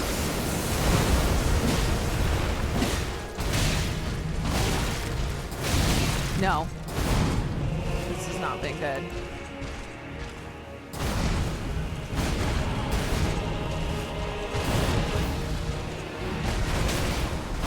Okay, that was bad. That was bad. That was bad. I didn't feel that one.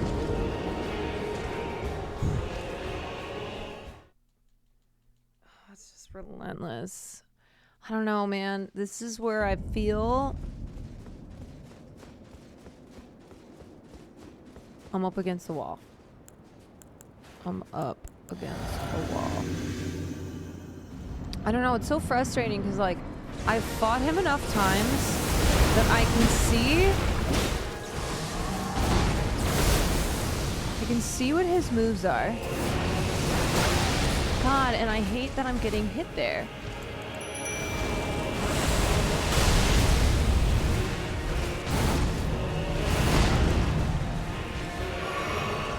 Alright, Mimic, come on. Help me get to the second phase.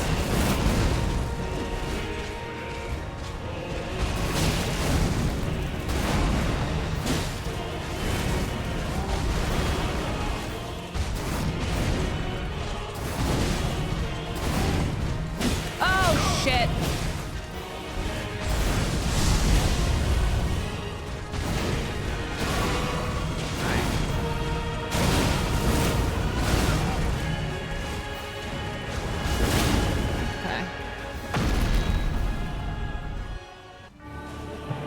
Okay, so run back, straight line. What? What the fuck? Wait, what the hell was that? You guys, that was insane. That was insane. What the hell? He doesn't do it like that. He changed moves. He changed moves. He literally switched it up.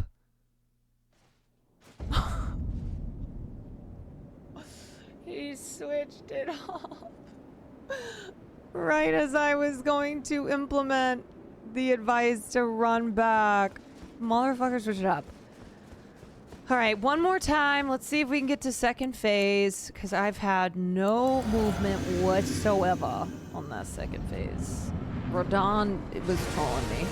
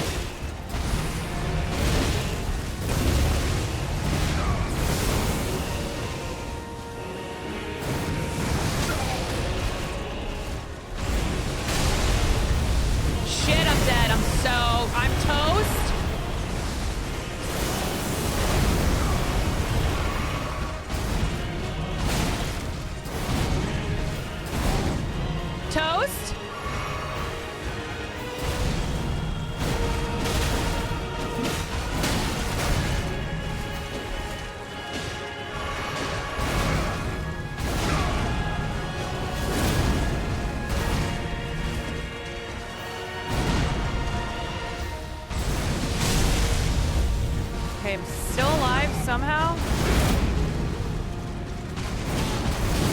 Okay. Here we go.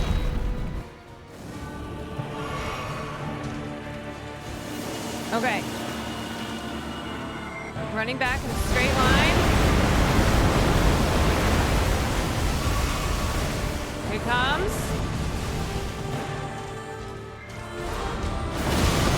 Ah! Shit!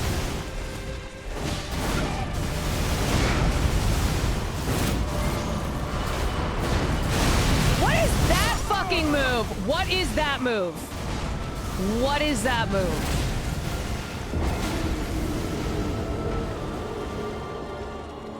I don't even know what that is.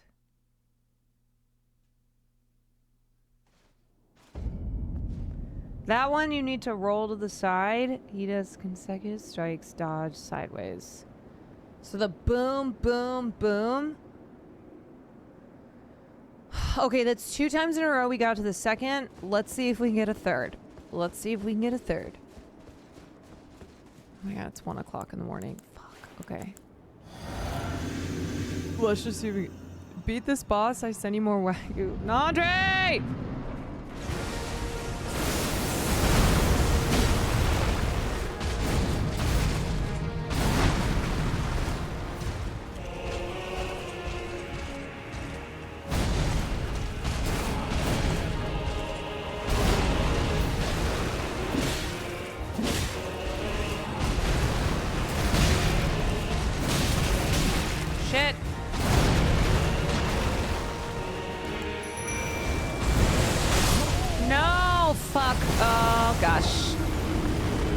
That was risky.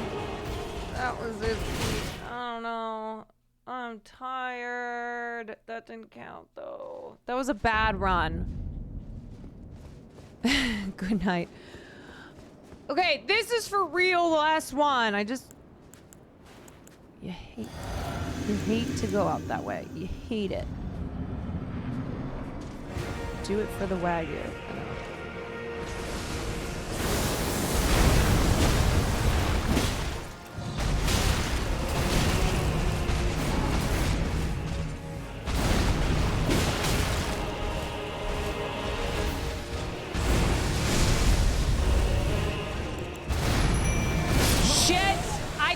Calling Mimic at the wrong fucking time! Every time I think I can do it, every time he sucks my ass in. He sucks my ass in. He's sucking my ass. He's sucking my ass, man. Sucking my ass.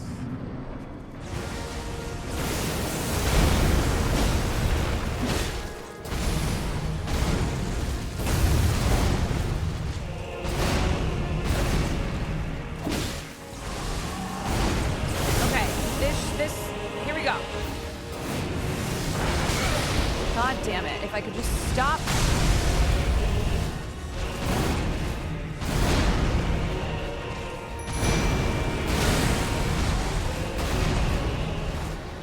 Mimic, I need you, dude. I need you.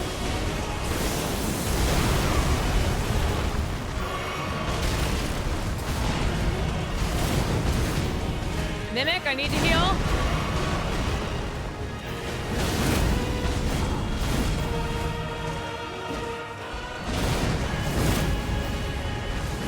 Good job, Mimic.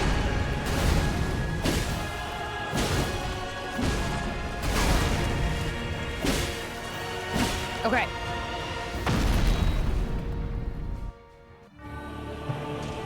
I don't want to, like, give him ideas. Okay.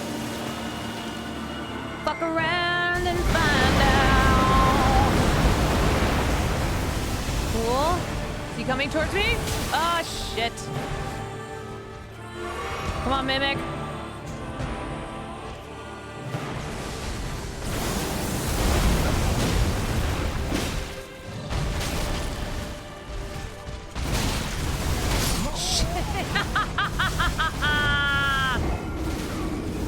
Oh. second phase, man.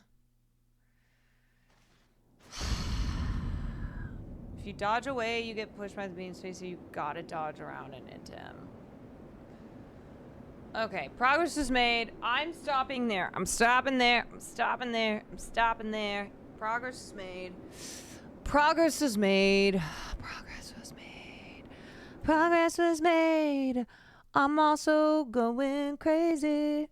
Remember that dodging backwards is riskier. I know. It takes everything in me. My instincts are screaming to dodge backwards. It takes everything in me to not do that. What'd you guys, Will Neff heads, my arch villains, what'd you guys watch for movie night? Forgot to ask. Oh boy. You guys, I love this song so much. It's from I Saw the TV Glow. It's a good stream to end off, it's a good song to end the stream with. Jesus Christ. You watch Contact. Well, I hope you had a good film class. Hope you had a good film class. My community, thank you. Thank you. Thank you. As always. Thank you as always. Nanji's stream title says, I just saw the best horror movie of the year. Curious. Because I know it wasn't Longlegs. He didn't love Longlegs. Curious what it is. Anyway, all right. I'm going to send you guys over there. Okay. Okay.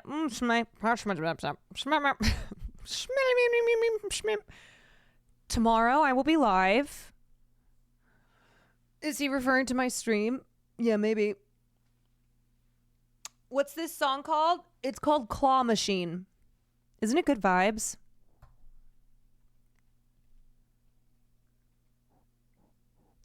Anyway, I'll see you guys tomorrow. I will not be live Friday, but I will be live tomorrow. So I hope to see you back here. Good night. Be kind to one another. And I'll see you when I see you next. Goodbye.